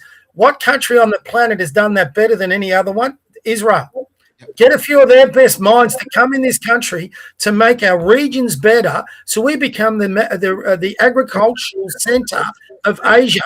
You look at the populations on our post. Why can't we have a 10-year freeze on immigration? Get our best minds together and say, instead of flooding our cities, how we can make our cities be more welcoming to any potential immigrants, and what are the best immigrants we want to bring in? Who are where are we going to source our immigration from? There was a great video I shared on my morning podcast, which is killing me at the moment. But there was a guy in America. He got out these big tubes full of balls, and he put them in, and it was all the populations that had a salary less than Mexico, so about $2.50 American a day was their wage, right? And he said the woke in the Western nations think we can bring in immigrants that are going to help them get out of their poverty. He said, but even if you bring in 20 million, it makes no difference, because in those poor countries, the population is being replaced at a far greater rate than 20 million. And in fact, you're making the problem worse, because you're taking the best minds out of those third nation worlds who need the best minds in them to make them better. So by mass immigration, we're not solving or doing any humanitarian good. We're making the problem worse. So we need to be more selective on the immigrants we bring in to make this country its best. And then maybe we might be even able to export to these third world nations to help them raise themselves up by the bootstraps. Instead, we're taking on all their problems and think we can solve the problems of the world. For example, climate change. The whole thing's insane. It should be shut down, 10 years, figure it out, then open it up properly. Okay, Bob. So the video that you just referenced, that's I think his name is Roy Beck. And Roy Beck, and the video, if people, they can pull it up on YouTube as well. It's called Immigration Gumballs. That's it. GUMBALLS, Immigration Right Gumballs. video. And it's actually, Bob's referring to a viral presentation by Roy Beck in front of an auditorium. And he's actually the founder of an anti-immigration advocacy group, which is called Numbers USA. And he uses thousands of multicolored bubblegum balls as a visual metaphor to argue against the high levels of legal immigration and illegal immigration into the United States. Now, that video, Bob, that you saw, that was first released back in 1996. Yes. But it has an updated version of it, which occurred in circa 2010. And his demonstration, by utilizing the gumballs in cylinders, transparent, clear cylinders, that was aiming to show that accepting immigrants does not actually effectively relieve global poverty, because we've been led in to believe that because we live in first world countries, the best thing we can do to assist people in the third world to attain upward mobility is to open up our borders and to provide visas to these people. Now, what he actually touches upon in those videos, Mr. Beck, he's saying that although it may assist in the short term some of those individuals from being able to flee adverse living conditions within the third world, what we're actually doing as first world nations through suicidal empathy for these people, we are actually extracting from the third world their very best minds, the smartest people, the people actually who could assist those nations in gaining upward mobility and sustainability for themselves going forward to transform their societies. We're taking that brain power mass of the highest IQ within that population and the tertiary educated, the ones who could implement practical solutions over a course of time, which is exactly what happened in Western nations as well. And we're allowing them to extricate themselves from those adverse living conditions, and we're planting them here. And so what we're actually doing is we think we're making a dent in the problem. We're satisfying our own generosity or appeals to generosity in a sense through, once again, suicidal empathy or liberalism or whatever ideology you wish to align it with, and compassion. But by doing so, we're actually making those nations worse, because the very people they require as part of their population to assist them to overcoming their third world status and move into developing nations and then eventually first world nations, we're extracting and allowing that brain power to hop on planes and come to this country. Because what we have to remember is, there's 8 billion people on the face of the planet. There's roughly 5.5 billion people who are living under $5 a day, according to the World Bank. And the very people in those first world nations who are able to somehow gain a visa, afford a ticket on a plane to fly to Australia and then come here as legal migrants, well, those are people of means within that society. Now, we do not begrudge their willingness to be able to extricate themselves and their family from that terrible condition they're having to live within. But if we keep extracting those very smart minds from those societies will never have any chance of building themselves up into becoming a better nation over the course of a century or a couple of centuries. So, yes, it's called Immigration Gumballs. It's Roy Beck. It's Numbers USA. If people aren't familiar with it, by all means, they should watch it. And do you know what, Bob? In a future episode, I'd love to get Stephen involved in this as well. We can play the 7 or 8 minute clip of that, which will be able to demonstrate for the audience exactly what is taking place. Because once anyone watches that, they realize the scale of the problem is impossible to overcome. Well, it's interesting. On my morning BNBA podcast, not what do I say, my my conservative daily podcast. God, I'm getting confused with my basketball now. It's getting late at night. But I showed that entire clip for people to watch. And we got a little bit of a response, but I'd actually even take that a little further. All right. So people come to Australia on the whole. I give most immigrants who come here on the whole, and naturally enough, they're coming here for a better life for their kids. That's the driving factor probably behind every human emotion. If you've got kids and family, you want the best life for them. So if you can get them out of a hellhole and into a better society, great. But there's two ways of getting a better life. It's to flee to another country, or it's to make the country you're living in better. Now, to extract that even further, everyone talks about the evil English colonialism. I would argue the POMs made a big mistake in not keeping their colonialist outposts, keeping their democracies, keeping their systems of governments in those third world countries for much, much longer, until those third world nations actually did pull themselves up by their bootstraps. Every Commonwealth country that the English left has gone south. And what has happened then? They're now fleeing to all places of England. So colonialism, I don't think, was as evil as people made it out to be. Humanity, and for people across this globe, it was actually a positive. We're painted as it being racist. And that's the old Fabians, Marx, whatever you want to do.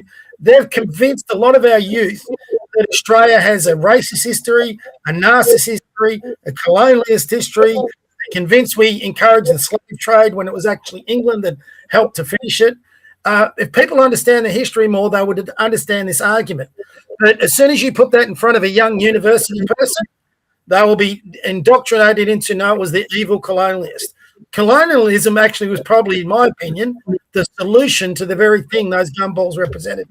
Well, although the Indigenous population in this country, and this is still a blight on the nation, and somehow we've got to figure out a way to arrest that trajectory and reverse it, because they are suffering still the highest instances of infant mortality. They still have the lowest life expectancy of any demographic within the country, etc. The Indigenous population does. Do you think Albo cares about that? Oh, well, no. Well, Albo hasn't arrived at the big Indigenous celebration over the last 3 days, which is ordinarily taking place. And they're questioning, why didn't the Prime Minister come this year when he's come the last few years when it was politically advantageous for him to arrive there? Did you see what one of our former Prime Ministers that left loved to demonise what he's been doing the last week in Indigenous camps?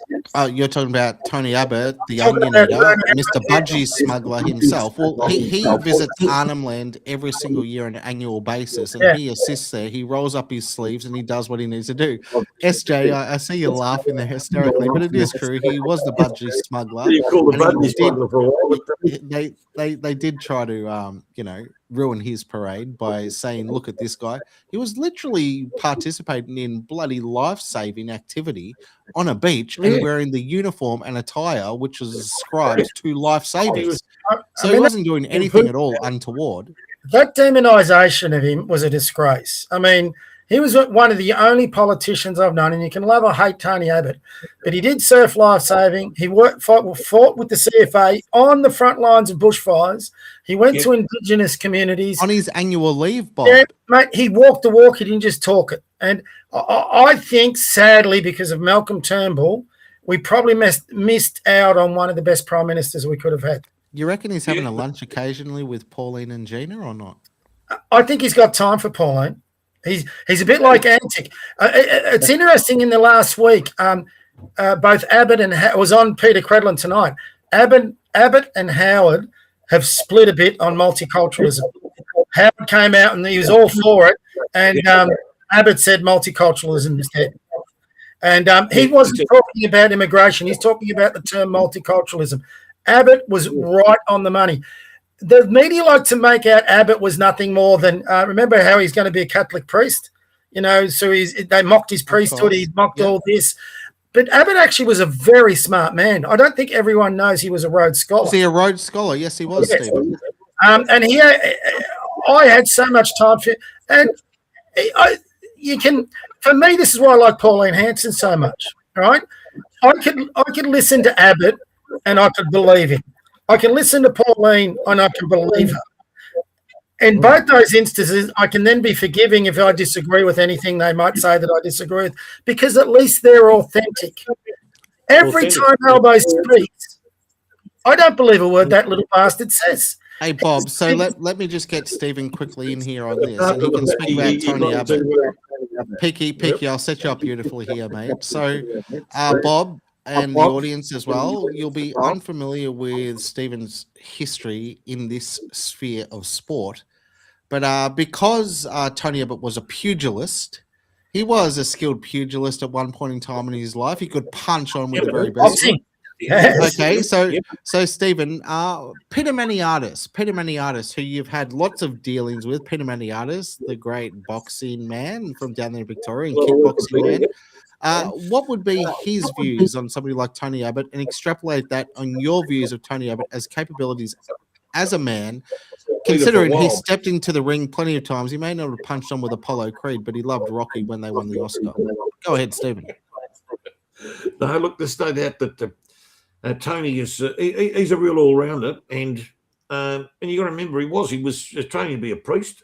He's Catholic, and he sticks to I think his religious principles also permeate into his political feelings about things at times, and there's nothing wrong with that, because he was, I agree with you, Bob, he could have been just a top-class prime minister. He made a couple of silly mistakes towards the end, but when they had that vote and Turnbull came on the scene, Turnbull, apparently, I've been informed, tried to join the Labor Party and had a meeting with Senator Richardson and tried to get on his Senate ticket or something or other and got knocked back. So said, we don't want you. So, does anyone know the background of that? I mean, to me, that was the biggest mistake the Liberal Party's ever made. And that's when all the wokies, as you call them, came in, was virtually on Turnbull's watch when they went super soft on all sorts of things and just looked like Labor light over time. In fact, Turnbull just about lost an unwinnable election. He only got up by 2 seats, didn't he? I think when he had a run at it, nearly lost quite a number of seats. And they should have made decisions then. They just made shocking decisions. And when Dutton challenged, you would have preferred Dutton back then to come in and then Dutton and Abbott to work together or whatever, and get rid of Turnbull and just throw him out, sort of thing. For the Liberal Party, Turnbull's been a shocker. He's virtually, in my opinion, caused the destruction of the Liberal Party. Oh, yeah. The best, Bob, just quickly. So the best thing you can say about Malcolm Turnbull is that he chooses which pants he's wearing in the morning. But also you have to admit, given that it's actually Lucy which tells him which colour pants he's wearing each morning. So he's a cuck to her. And also he didn't dearly love this country. Although he had several $100 million in the bank as a former Goldman Sachs money man, he tried to offshore a lot of that shit, which was revealed in some reports that came out in the Panama Papers as well. So he really, his task at hand was not attend the Mardi Gras as Alba has done since its inception for multiple years and be front of line at the Mardi Gras. But I think Malcolm Turnbull was a subversive plant put in there and delighted in bringing down the conservative movement in this country, because he tried to move the right left. And if, according to the left, anything to the right of the left is far right, and by extension is Hitler, and that's Malcolm Turnbull's worldview, and that's what's been so detrimental to this country. It's been the bowing down of the Liberal Party, listening to Labor types who are saying, if you want to win elections, you've just got to move further left, which is given ascendancy to One Nation now, because people have said, bullshit, you're weak as water. We want to go hard the other way. We're not Hitler. We're not even getting involved in any of that type of nonsense and that rhetoric that you're trying to ascribe to us. We just want common sense conservative values. We want traditionalism front and center. We want an appreciation for the flag, the history, and reverence for this country, and nothing but that. Because that's what's expected of all people going forward, particularly to be thrust into the minds of children so they can replicate it for the next generation. And the reason why we're running off the rails is because that hasn't taken place. And Turnbull played a leading role in that bullshit. Let me give you a history lesson, Benny. All right? History lesson is this. Under the Howard government, Howard introduced, which was a good thing at the time, a disastrous thing in the end, the big tent policy. So the big tent was to bring in politicians with differing views and opinions and stances. And at that point, the Liberal Party under Menzies was pretty rock-hard conservative. Under Henry Bolte in Victoria, it was rock-hard conservative. Under Kennan, it was very rock-hard conservative. But under Howard, you had the emergence, and they were always there, but there was more of them, of what they called a small L liberal. Now, a small L liberal was a bit more wokey, if you'd like, but they were still, at their core, very much conservative in values, right? But then Howard let a person like, which the ALP were too smart to do, is Howard let Turnbull join the Liberal Party parliamentary machine, not the ranks. And when they were going to get rid of, if you remember, Turnbull was leading and then got dumped, not by Abbott, by, I can't remember his name. He took over the running of the Australian War Memorial. Howard convinced Turnbull to hang in there with the Liberal Party. He had the chance to let Turnbull go. Turnbull was going to go. Howard convinced him to stay. Turnbull then turned that round, and when you leave, when you've got a bad apple in the barrel, it's going to infest a lot of the other apples. So the small L Liberal then evolved into what we now know as the moderate. So they are centre-left teal. You can't have centre-left teal under the same tent as conservatives. And that's the problem you've got with the current Liberal Party. If you listen, you've got Angus Taylor that's made some positive noises, but you can see he's being reined in about One Nation and Pauline. Alex Antic is about the only one doing it now. But in the background, you're getting Jane Hume, the silliest bitch in Parliament you've ever seen, who's going, no, not while I'm Deputy Prime Minister, not Deputy Leader. We're not going to align with One Nation. Well, who are you going to align with, you stupid bitch? Go, join the Teal Party and become their spokesperson. Stop being a spokesperson for the centre-right of politics in Australia because you're a silly, silly woman, just like Malcolm Turnbull. You don't need a word salad about Malcolm Turnbull. He was just a turd. Once you're a turd, there's different types of turd, but a turd is a turd. Malcolm Turnbull is a turd, and you've only got to look at the snowy hydro, which we're still paying money for, which is totally delicious. You've only got to look at the $500,000 he gave to the Clinton Foundation. Where was that spent? On Epstein Bloody Island? $500 million of Australian taxpayers' money was given to the Clinton Foundation by Turnbull. He's a turd. He's a turd of a man. He's nearly as bad as Tony Burke. System. He's a globalist. He's part of that whole New world order, allegedly.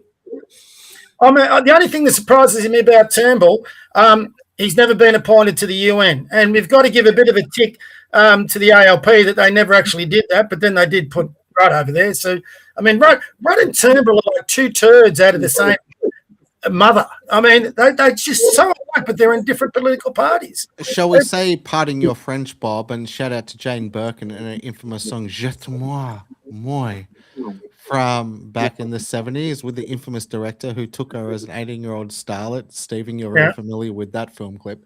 But what I'd like to do is, because I know we can't be here all evening, gentlemen, we'll certainly do round two another time, because I think you two blokes bounce off each other very, very well. It's Coke versus Pepsi, but it's also a consistency there. And we'd like to extrapolate from you, Stephen, your views on what's going to happen, One Nation and the Inner Sanctum going forward.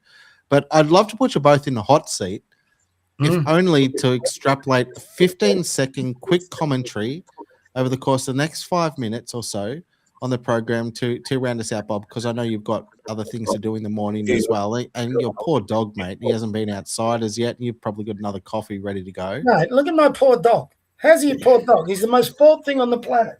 He's dead to the world on the couch. He's right. So what we want to do is we want to play it like a bit of a hot seat. And I'm going to throw a couple of topics at you both and just 15-second, 25-second commentary. Who runs this bloody show? Well, we're trying, Bob. We're trying. There we go. It's a hot seat. Yeah, let's throw you both in the hot seat. And these are One Nation policies as well. So in both of your views, what should be implemented according to the titles of each of these? So the first one would be, and I think, Bob, since you are the host, let's afford our guest the first serving here. So, Stephen, you're willing to chime in for the first one, then Bob will go on from there. And after both gentlemen have contributed 15 or 25 seconds on each of these topics, I'll circle through to the next one. The first one for you, Stephen, One Nation policy. They're speaking about they wish to do something with oil and gas. We understand Australians are being absolutely rorted with the wealth of our nation through the distribution of our natural resources to other nations, wherein Australians now are paying through the roof for energy and everything else. So we're paying first world prices for stuff we have abundance in, and we're selling for cents on the dollar to other nations around the world, and they're extracting the wealth. And this is leading to increased cost of living for Australians.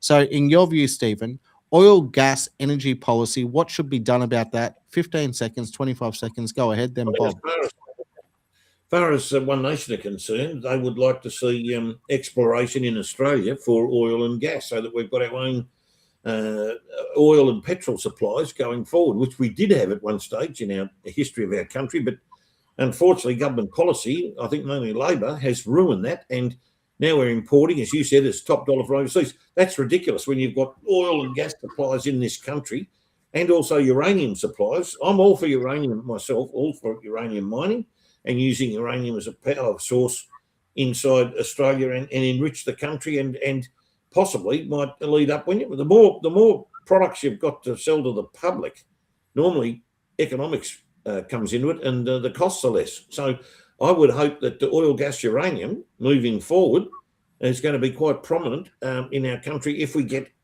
a One Nation government coming forward. And I think that's, if you go to the website, the policies are there. If you go to the policies, it'll set out how that all pans out as far as that's concerned. But uranium mining in particular is right on the to-do list without a shadow of a doubt.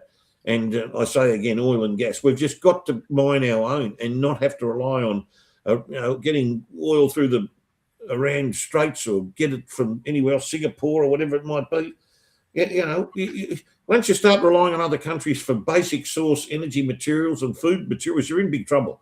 You're in enormous trouble from the get-go. And we need to improve also primary produce, if I can just throw that in, because I've sent some farmers from Corryong up in the north of Victoria, New South Wales, to have a word to hopefully our candidate who won the, David Farrer, who won the election up there in Susan Lazek's seat, and to Barnaby Joyce and everyone up there, to talk about carbon credits and improve our soil production to help with the quality growing of primary produce. So that will be foremost. I think that'll come into the policies along the journey and trying to improve all that. So there's always room for improvement. And what you do is when you've got a country that's got natural minerals and resources, you use them.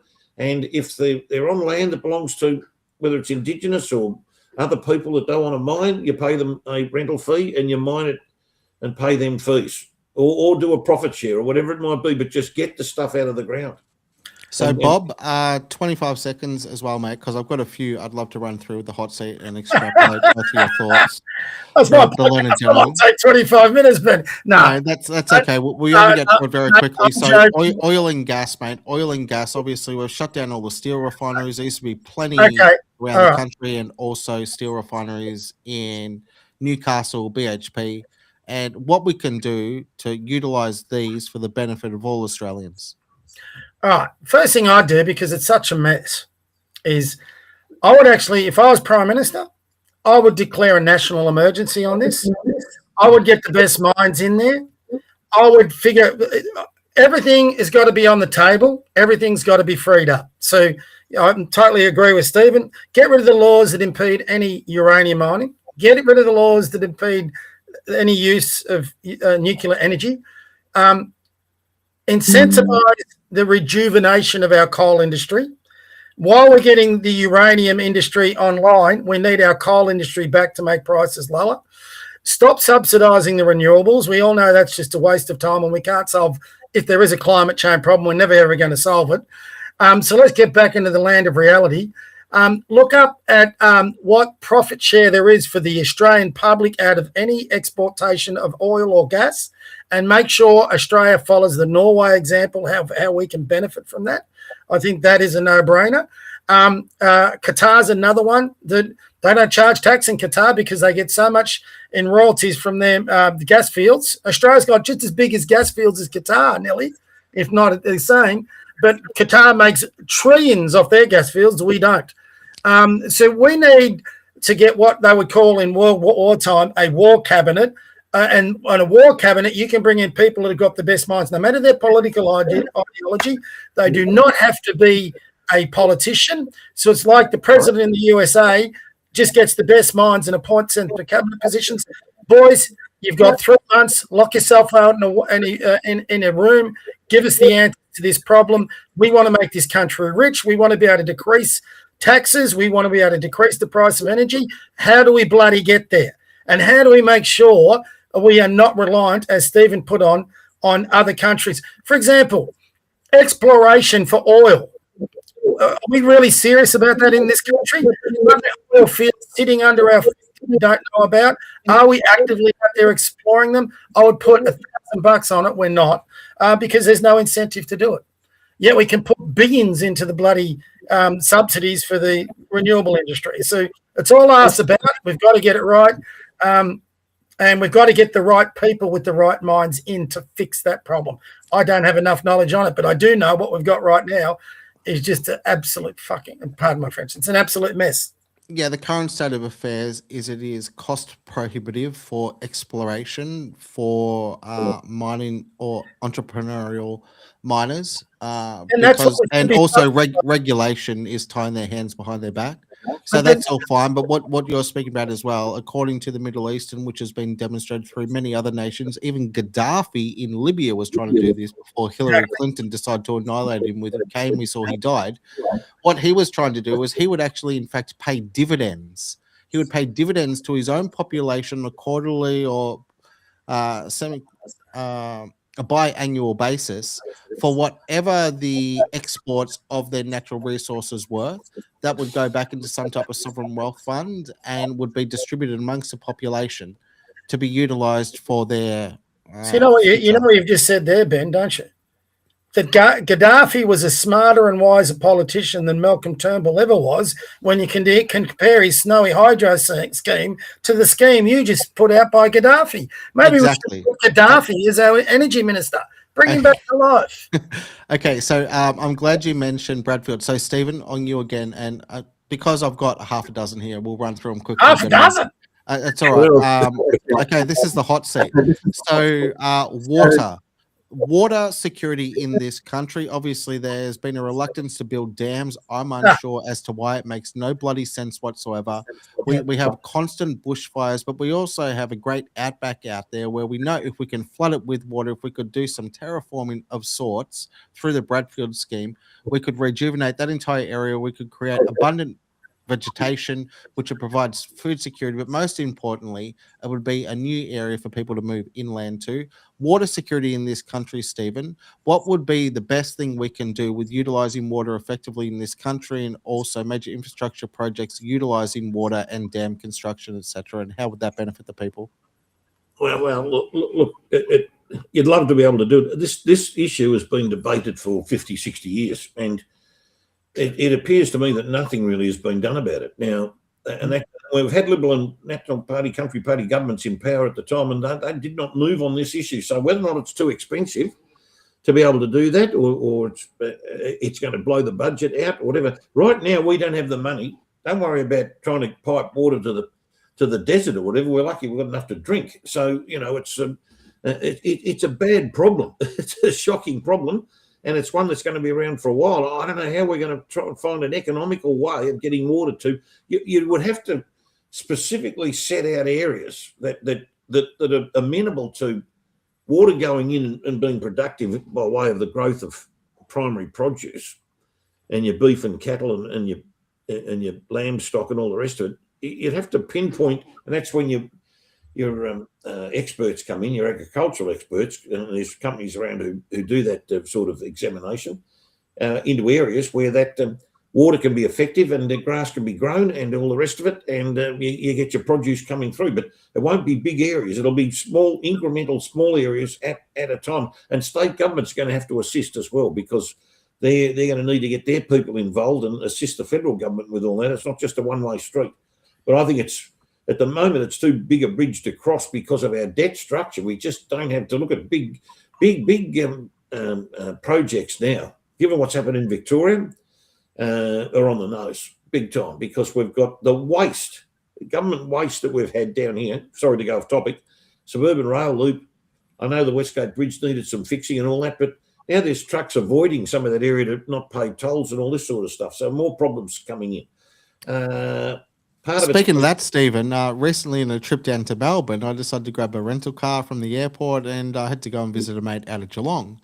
And I was like, I could go across to Westgate, but the maps in the Tesla said, hey, there's this new tunnel. You can go through there. I drove through the bloody tunnel instead of taking the Westgate to get across to Geelong Way. There was nobody in there. I was the only car making the journey through this. It was actually a daunting prospect, gentlemen. I was thinking, but this is also nice. There's no traffic around. I felt like an isolationist all of a sudden. I felt like Kim Jong over there in North Korea. But Bob, your feelings on water, the Bradfield scheme? Sure, it can be done. The Bradfield scheme's a no-brainer. Blame Bob Brown for this. Bob Brown, I was a young guy back in the 80s, and I was going to get a job, an apprenticeship on the Franklin Dam project. Don't know if we know what the Franklin Dam project is, but it was a big bloody dam. But Bob Brown and all these greenie activists, this is how the Greens came to be, got down there and they had their protests and they stopped that dam going ahead. Tasmania is actually a perfect place to have a dam structure that could pump water into the mainland. The scheme has been there for 50 years. It makes perfect bloody sense. Like I said before, go to countries like Israel that have desalination plants that pump the water inland to turn arid land into fertile land. We have desalination plants in Queensland, if I remember, Melbourne, Adelaide, West Australia. We've got them everywhere. We pay for them. Do you know how much water they pump out? Bugger all. We've spent billions on those bloody things. They sit there idle. So I'm not too sure whether we need to be doing as much infrastructure. We definitely need to build dams. But Stephen, your mate Clive Palmer, he had his idea on eliminating Australia's debt so we could start looking at infrastructure was to put royalties on all the current exports we've got. So, for example, like all the minerals we export to China, 15%. And he said we'd wipe out our national debt in about 5 years. If that's what we got to do it. Again, this is why I think you need getting the best minds that aren't politically aligned, that can come up with solutions. But the key behind that, once you've got those solutions, you've got to have a government with the mettle, and I'm talking about the intestinal fortitude, to put in the implementations of those things. Until you get that government, we can talk through our hat. And that's why Stephen, what he said, has taken us 50, 60. It's just been talk. That's a part of the problem with our system, our electoral system. I'll tell you the thing, the big bottler behind any projects in Australia and what sabotages it, it's our bloody Senate. And I'm with Paul Keating of all people. It's a useless body. It doesn't represent the states anymore. I would rather have a government that's accountable to the people every 3 years. Let them govern for 3 years. If they screw it up, we vote the bastards out. We don't need a Senate to dilute legislation or spot legislation that's going to make our country better. And if it makes it worse, those bastards lose power. It's easy. Why do we need the Senate? We don't need the Senate. Keating called it an unrepresentative swill house. Exactly. Now, the problem you've got with that, though, in our current policy, so, for example, like One Nation, a lot of the minor party things like the Senate and the upper house because that's the only place they can get their people into, they think. Like you listen to a lot of Jared Rennick and the Libertarians and all that. Oh, well, we can't get rid of the preference system. We can't get rid of the upper house. You'd never have the minor voices in Parliament. Well, get a bit serious and get into bloody the lower house where the big business is, the legislation is. Because if you're getting into the Senate and you're sitting by yourself and you don't have the balance of power, you're sitting there 6 years doing nothing anyway. Correct. Well, thank you, Bob. The reason why they're minor voices is because they can't get enough votes in to become major voices. Exactly. So join another party or get out of the kitchen if it's too hot for you. Yeah. So if anyone's unfamiliar with it, Stephen J. Peake's been emphasising very loudly for more than a decade now. His primary task is on the eradication of the swill. And he's not enjoying what the swill have been up to out there in wider society. So if we can eradicate the swill, we can get things back on track, which is all good to see. Obviously, we won't have enough time. We can follow up on the rest of this hot seat. Let's go one more. Come on, Ben. You've got me up at 11:30. We'll go one more. Housing affordability, gentlemen. Well, where do you start? I mean, the overheads we can on raw start with materials. 100,000 Optimus robots by Elon Musk sent to the country by 2027. Oh, yeah. And they can start construction projects. They don't have to take breaks. They don't have to be paid super. They don't have to worry about being, sick on sick days, etc. And they can perform productivity at levels that humans cannot. But no, in all seriousness, though, something needs to be done about housing affordability because we've got an entire generation who's been priced out of the market. Even if you make $100,000 a year for 40 years, gentlemen, you're only going to make $4 million, Peaky. The government's going to take 30% of that, and which leaves you less than 3. Your house is going to cost you 1.4 in any capital city around the country, and you're meant to sustain yourself and provide for retirement and education and family on less than $2 million over 40 years. The numbers don't work, and $100,000 a year is meant to be a good wicket. I'll give you 3 simple steps that won't ever get looked at. Housing is like any other product in a capitalist society: supply and demand. If you've got more supply and lesser demand, housing prices will drop where it becomes affordable, which we're sort of saying now, but they've gone about it the wrong way. So I've already said one, shut down immigration for 10 years and you'll see an impact on housing prices. Number 2, that Stephen touched on before you can do anything about housing to increase supply, you've got to fix up the building industry so they can build bloody houses. So you've got to get that to where it's a profitable business, and you've got to take off the restrictions of some of the ludicrous red tape they have to go through just to build a house and the inspections that make it so expensive. I had Scott Challen here a while ago. He's in the building industry. He's a builder. And he went through what you have to do to build a new house. And with that, with everything you have to meet from a government required adds cost because you got to get the inspectors out, you got to make this requirement, got to put these things on. And Scott's point is said, if you built a shack in the country that didn't have to meet all those requirements, you can build them super cheap and super quick. Now, you obviously have to meet some certain safety standards, but you got to get rid of all that red tape that is just a burden on the building industry. What you do with all of that is you increase supply, you decrease demand, and the whole economy would balance out.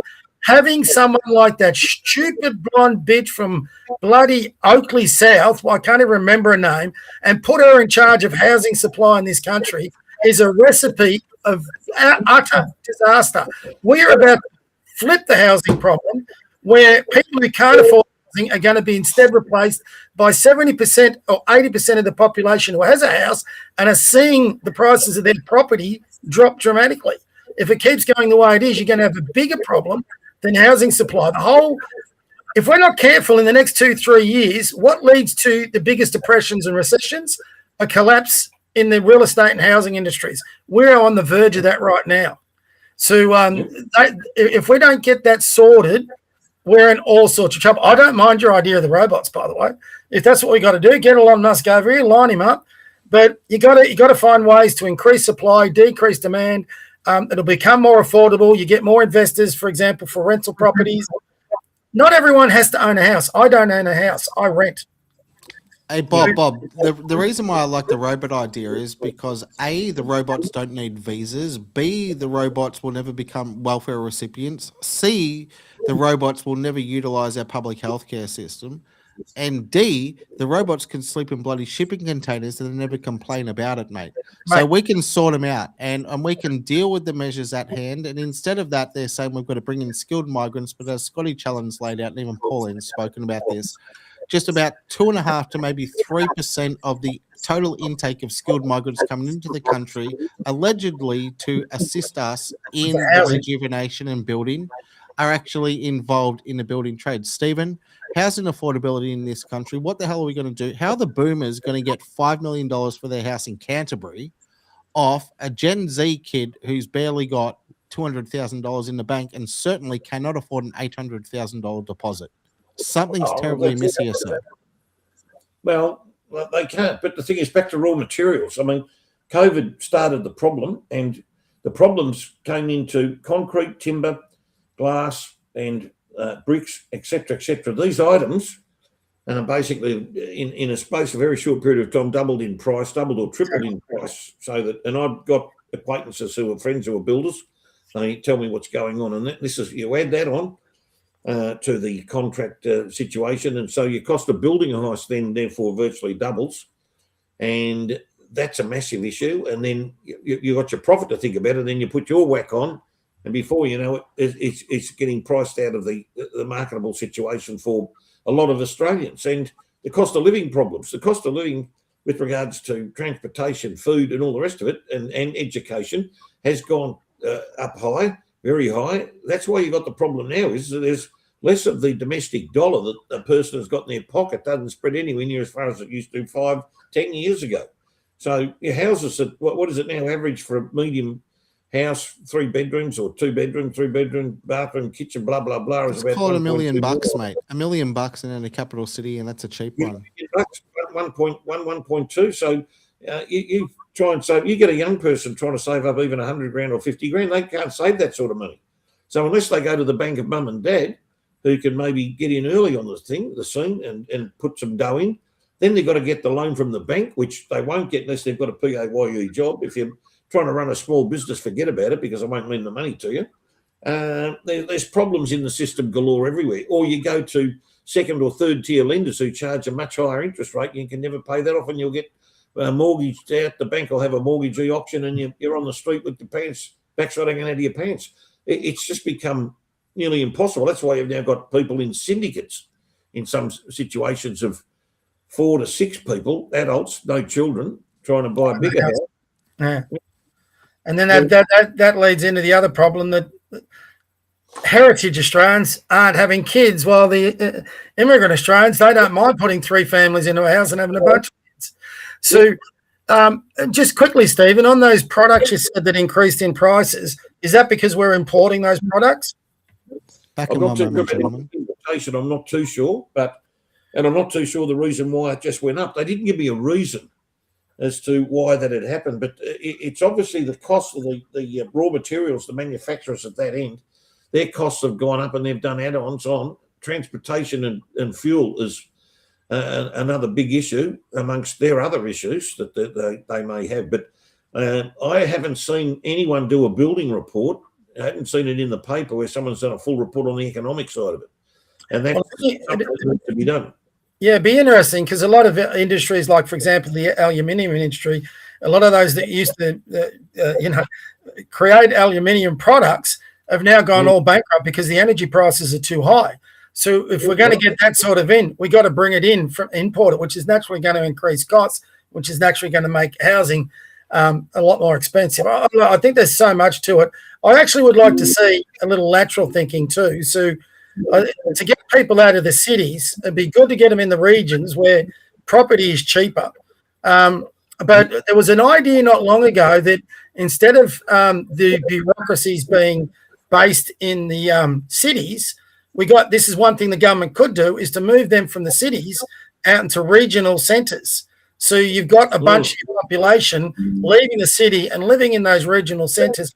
The regions need more people, but it would then open up the property market in those cities. And by, again, having more supply than demand, you might be able to address it. I'm not enough of an expert in the thing, but they're just some of the ideas. You got to increase supply. You got to make it cheaper to build. You got to get rid of all that, and you've got to be a bit more lateral thinking on what we're currently doing, because all we're doing right now is just pouring people into the same melting pot, which is always a recipe for disaster.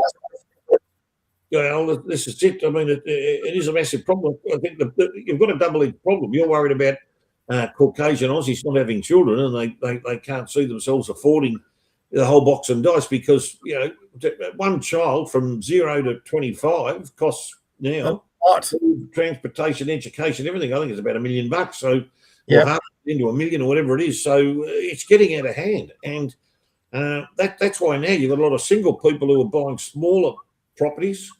You'll see Bunnings, even, I think it's Bunnings, and some of these other companies now making bungalow type things.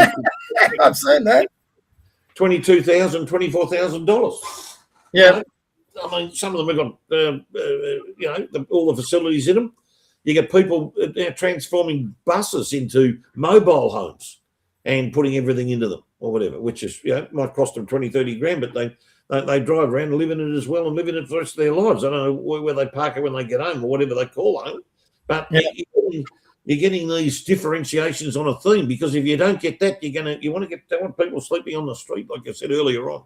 You want them in something that they can afford, and this is what it's getting to. We're actually going backwards with housing now. We're going backwards at a rate of knots, and we're going back to trying to get cheaper living, and we're doing it in a cheaper style and less room. See, this 50s and 60s idea, 70s, 3 bedrooms, lit lounge, big backyard, big front yard. We can't afford it anymore. We're on the coast. We cannot afford to use up space. That's why you're getting so many apartment blocks being built now, because more people. So, and Jacinta Allen, when she was in power, all those blocks of flats in Bayside and eastern suburbs and all that. I wonder what's going to happen with that now. That's another interesting point about whether or not Ben Carroll's going to allow that to go ahead, because the local governments in those areas are absolutely furious, and the patrons in Brighton, they screamed at her when she came down to make a speech. They were yelling abuse at her. Get out of here.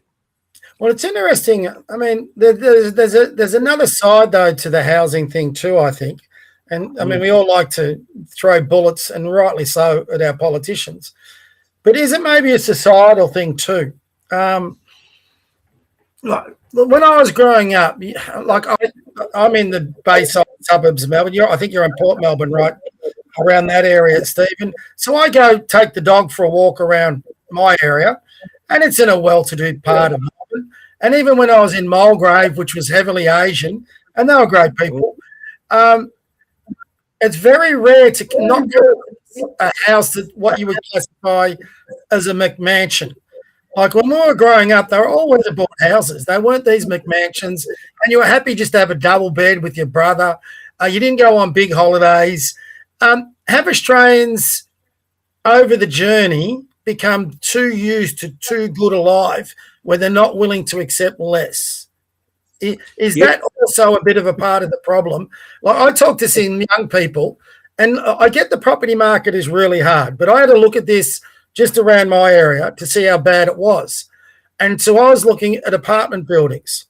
So my advice, this goes back to the 80s, is start small, get a deposit, get a small department, pay it off.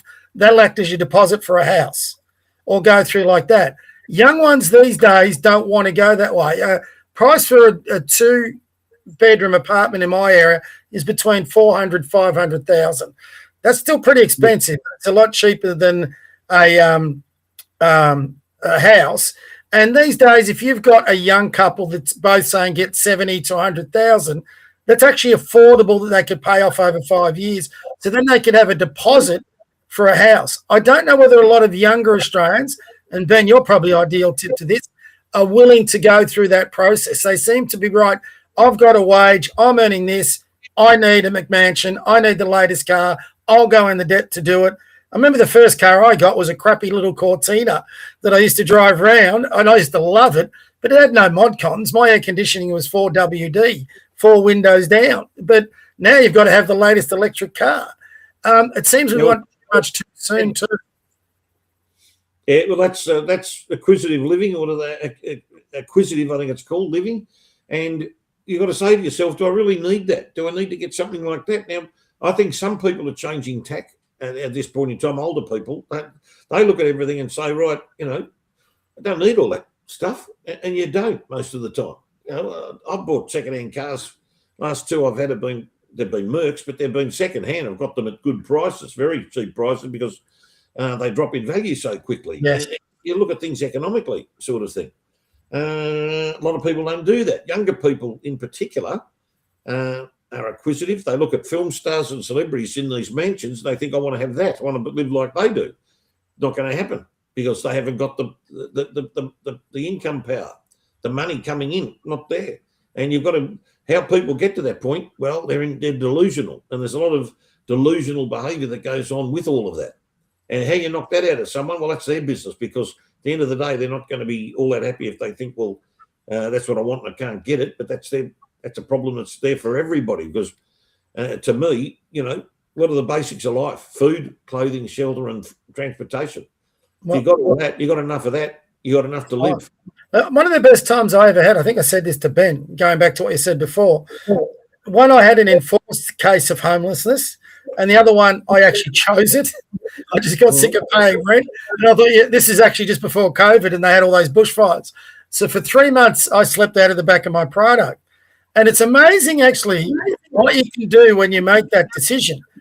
I actually got more work done, did more things, because you know what it took out of my life? It took out the TVs, it took out the computers, it took out all the little, like what you were saying, the silliness out of your thing. I basically had the bed in the back of the Prado. I didn't have the dog at this stage.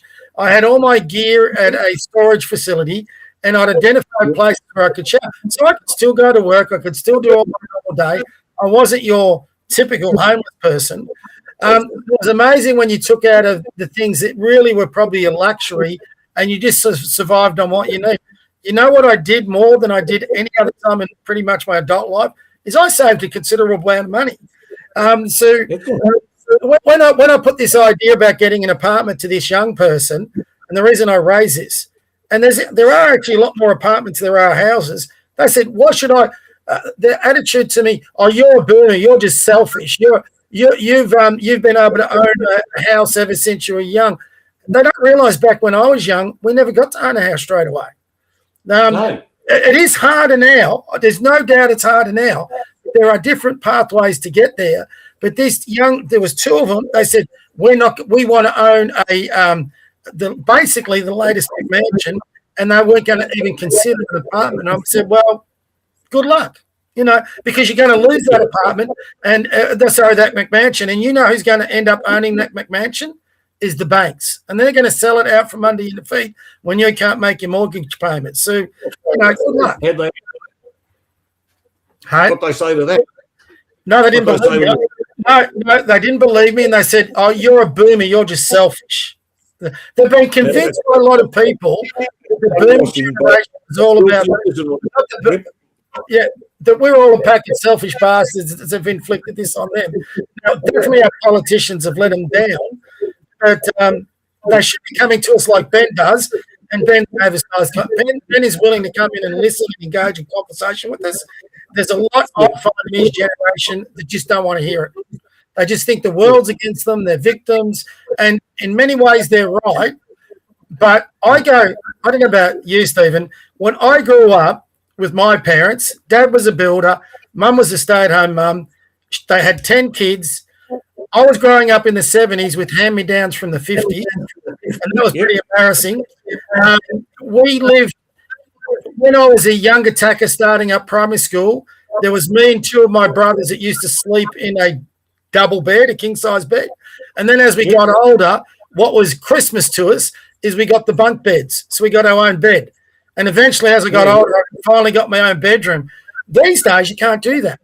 You know, so it's a different society, and they don't try. Like if you listened, I used to sit around when we had our family gatherings, and this is what we've lost a bit too. So all your uncles, your aunties, and all this would come home. And I listened to Dad and my uncles talking about how they survived the Depression. A lot of young kids don't realise that in the Depression, there was no Centrelink, there was no dole, there was none of that. You had to survive off your own wits. And the reason that rabbit stew, again, a lot of the current generation don't understand it, but as growing up, we used to get rabbit stew from Mum all the time. It was one of her core things. And the reason rabbit stew was so popular in Australia is during the Depression, the young guys who still had rifles back then, or they found something, they would go hunting rabbits, they could be fed. You know, it's not like it is now. It's well fed in the Centrelink. So the generations and the generation before, they did it bloody tough. But everyone think these days that they had to give it to them easy. It was never easy. Hey, Bob, so I just got a call, or actually a message. Yeah. No, I got a message right then. It came through from a mate who runs a car facility in Arden Street, North Melbourne. Oh, yeah. And he's got a slogan that says everyone should have the right to drive a prestige vehicle at least once in their lifetime. and he's informed me that SJ Peak, as a matter of fact, is still enjoying rabbit stew twice a week, and he's getting down into it. And he's actually got a couple of cages in the backyard doing his thing. But the other thing as well is, gentlemen, we should remember the fact that it's actually probably a benefit to young people to not be living in homes built with double brick walls within their lounge room, and instead living behind plaster walls filled with bloody egg cartons, because they're banging their heads up against their walls inside their houses so much, trying to figure out how can they afford houses. They may do themselves permanent damage if they did have brick walls or solid walls with inside their houses structures. But no, on a serious note there, yeah, Bob, it's a massive, massive problem. Like Harry Triggerboff is up here at the Gold Coast. He keeps building skyscrapers left, right, and centre because we can't build out. We have to build up because we don't have available land. And many of these new tower premises, which are meant to be residential as well, and they are residential. They're not all hotels.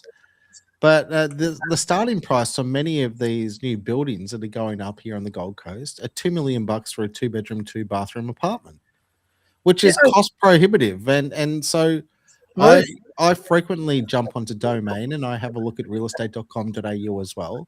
And I put in $500,000, between $400,000 and $500,000 across the country, and I put in 3 bedrooms, 1 bathroom on a 600 square meter block. And when you put that into realestate.com.au or Domain, I can buy it Morwell, or I can buy it Wangaratta, but I certainly can't buy it close within 30 minutes drive of any metropolis in this country or any capital city in this country. And so therefore, are you looking for a house or an apartment? No, it's a house. So I want its own dwelling because I prefer not to have to pay body corporate. I'm quite happy to pay the rates. But I'm just laying out an example. 600 square meters, which is about 6,000 square feet, that's massive. Well, no, it's not really massive because all the places they're building up here out the back of Dreamworld, for example, in the suburb of Coomera, they're charging 850, 900 grand for a place that's on a 420 square meter block. And the entire dwelling practically takes up the entirety of the plot of land which you are expected to build on. Why would you do that?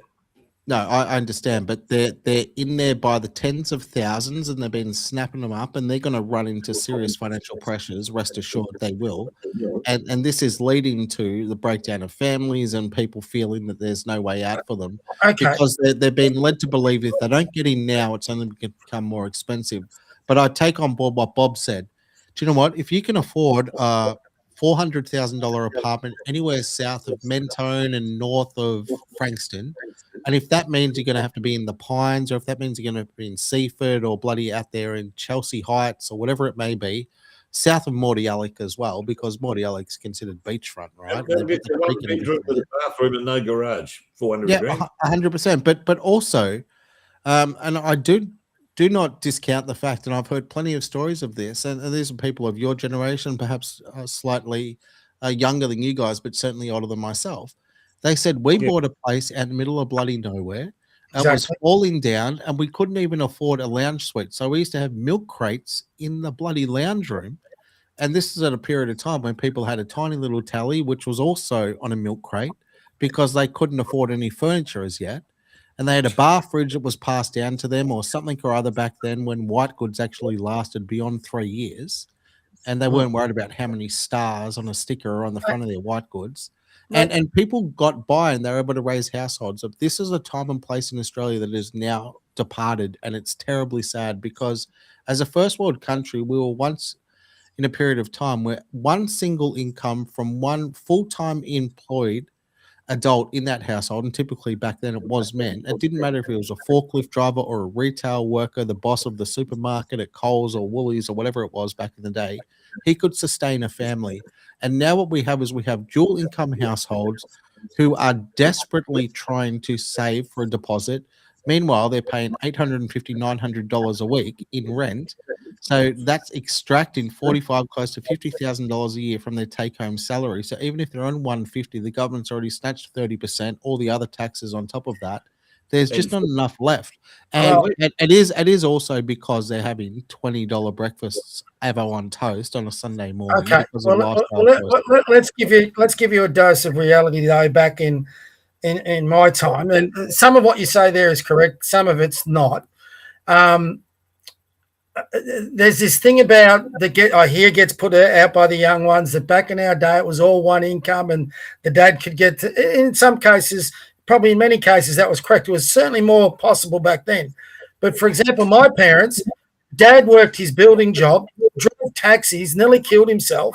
Mum worked at a local laundry. So this myth that parents back then survived on one wage is exactly that. It's a myth.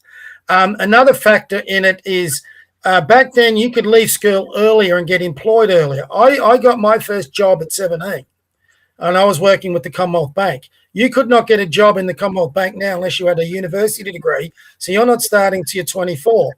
So if you're a young person and you got your girlfriend from high school and you're in love and going to get married, you could spend the next 4 or 5 years having a dual income and saving up the deposit for your house before you started having a family at the age of 23.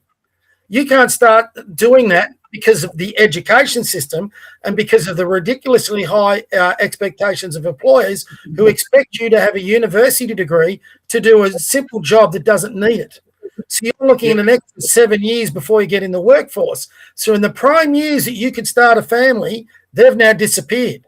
Now we're getting into our 30s when young people are starting a family, and the best they're probably going to do, because you're getting past the biological clock for the female, is maybe 2 kids. Yeah. So you're not replacing. So there's a bigger thing behind all that. Back then, you could start work earlier, you could start saving earlier, you could have dual incomes, and then you would start your family. And by the time many men got to 25, they were in good paying jobs. Mm-hmm. At 25 now, you're not in a good paying job. My brother, he worked with the Dawson's Buildings company.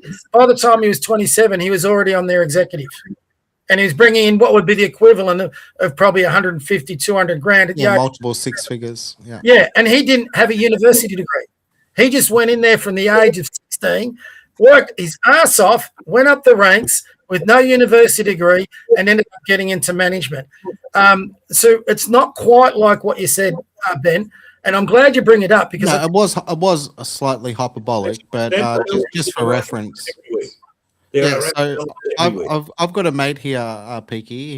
He's done extremely well. Let's just say he's taken home $400,000 a year, which is extraordinary. So he's done very well, and he isn't university educated. He's just been willing to have a serious go, and he's bust his ass. He works 7 days a week, and the phone never stops ringing for 12 hours a day. So he's a 6 till 6, 7 day a week operator, but he's looking after a family and he's paying for private school. What's line of work? He's in earth moving, mate. Okay. Well, he's making a few dollars. He moves dirt, so there's major infrastructure projects and everything else. But he's work on the side. It won't be on a normal building site or something like that because they don't work on Saturdays or Sundays. No. It's major infrastructure, but he's also in the plant side of it and managerial. So allocation of machines used on major infrastructure projects and all this type of stuff. And so he deals with key stakeholders and all that. He's upper echelon type of management guy. But either way, he makes $400 a year. So he's got a couple of his toys and his garage is stacked, but he bought into Sanctuary Cove. And he comes to me frequently and I say, "What's wrong, mate? Why are you bloody upset?" And he goes, "I was just out with Tomo or Jono or Bob or whoever it was.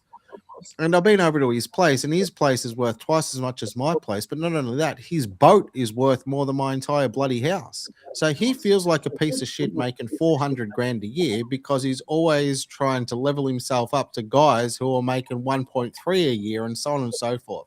So I think a lot of our younger generation has lost perspective on what's happening. And I think this is easily identifiable by no one's driving Kingswoods on their Ps anymore. No one's getting a little Mazda 323 handed down to them by the granny or whatever it was. No one's driving a Datsun. I was driving Kingswoods in my 40s. Hey, Kia Sorrento is one of the biggest sellers going around. That's worth about 30 grand. Yeah, but no one's driving Hyundai Excels for $13,990 anymore as well. So dads aren't able to buy those for their daughters. Instead, they're buying them Minis or BMWs or whatever it may be.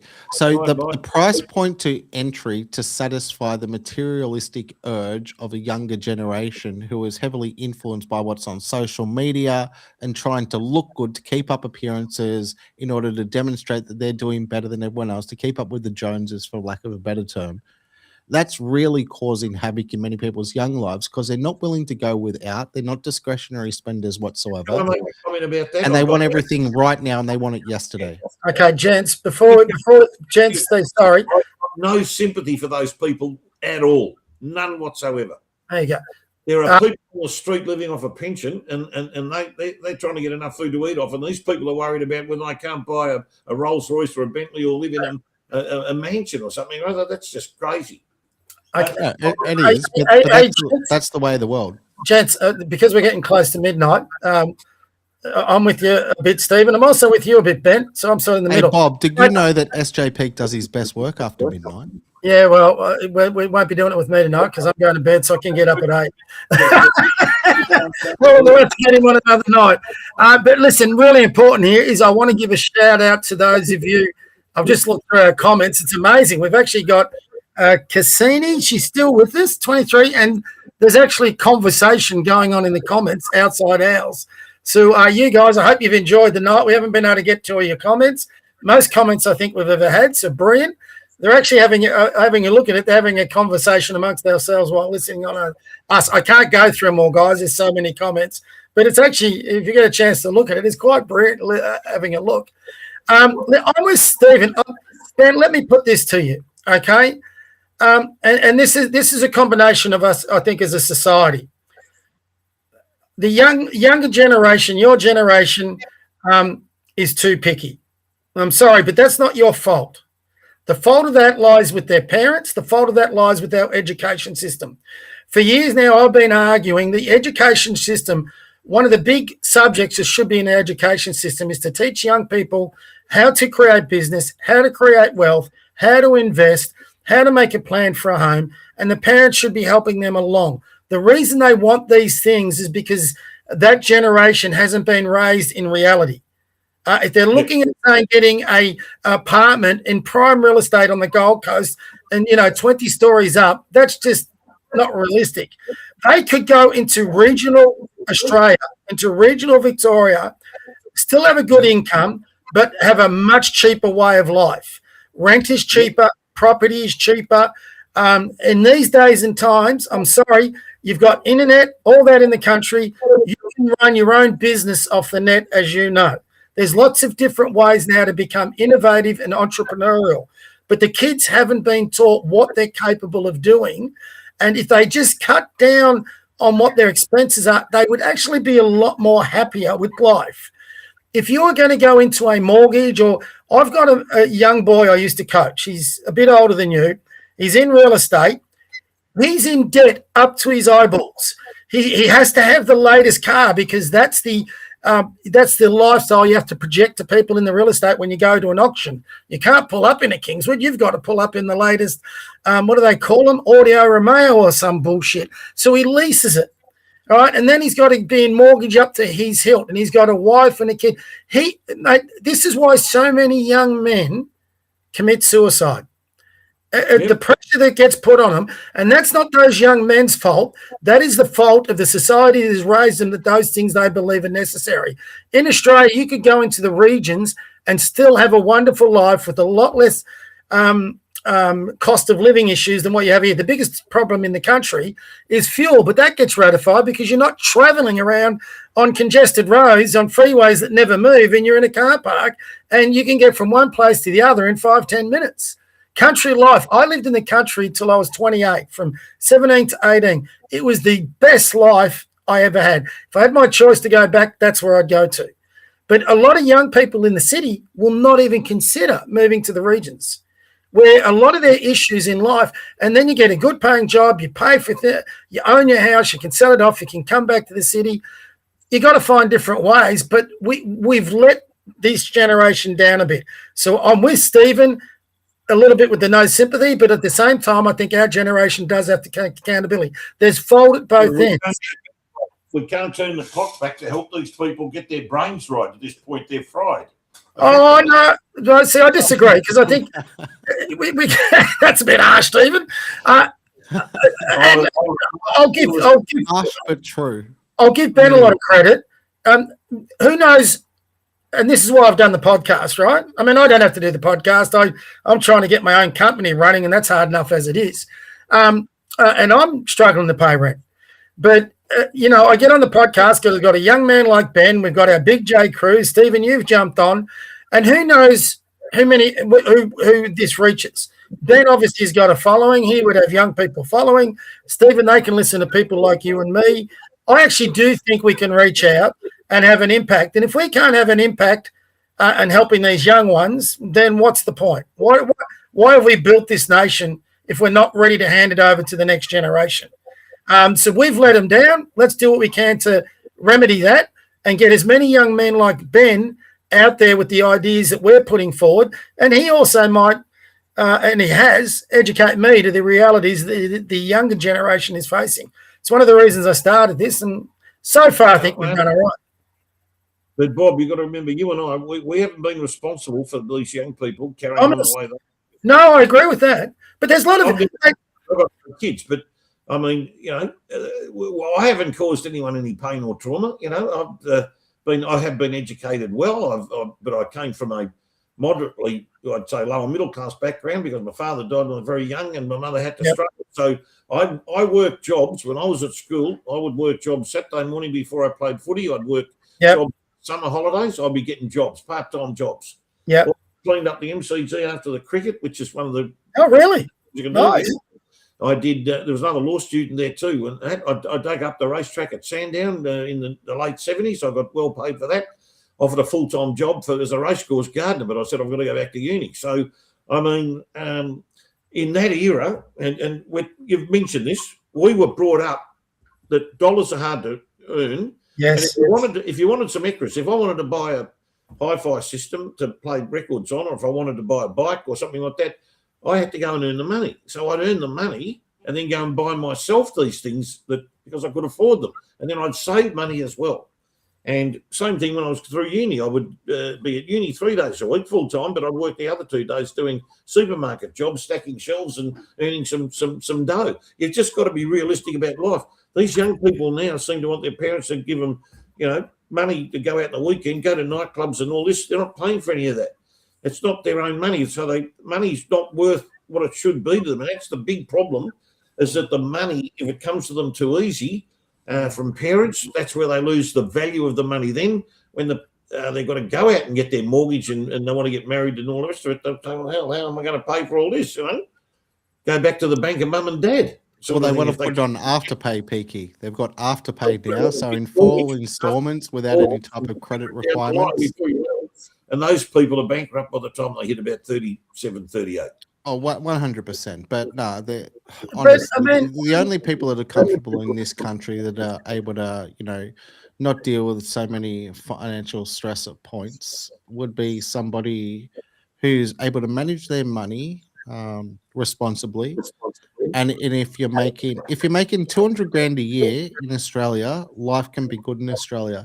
But if you're making sub 100 grand in Australia as a younger person, it's difficult if you cannot make the sacrifices, and particularly if you're out there in the dating market, or if you don't have a young lady with you as your partner that's also willing to make similar sacrifices, because we're meant to be making the sacrifices earlier on in our life so we can afford a better lifestyle to ourselves later on in our life. But I do believe you're both absolutely correct when you say we want everything right now. We want it yesterday, and we'll accept nothing but the best early on, and that's got to change. I hear what Stephen's saying.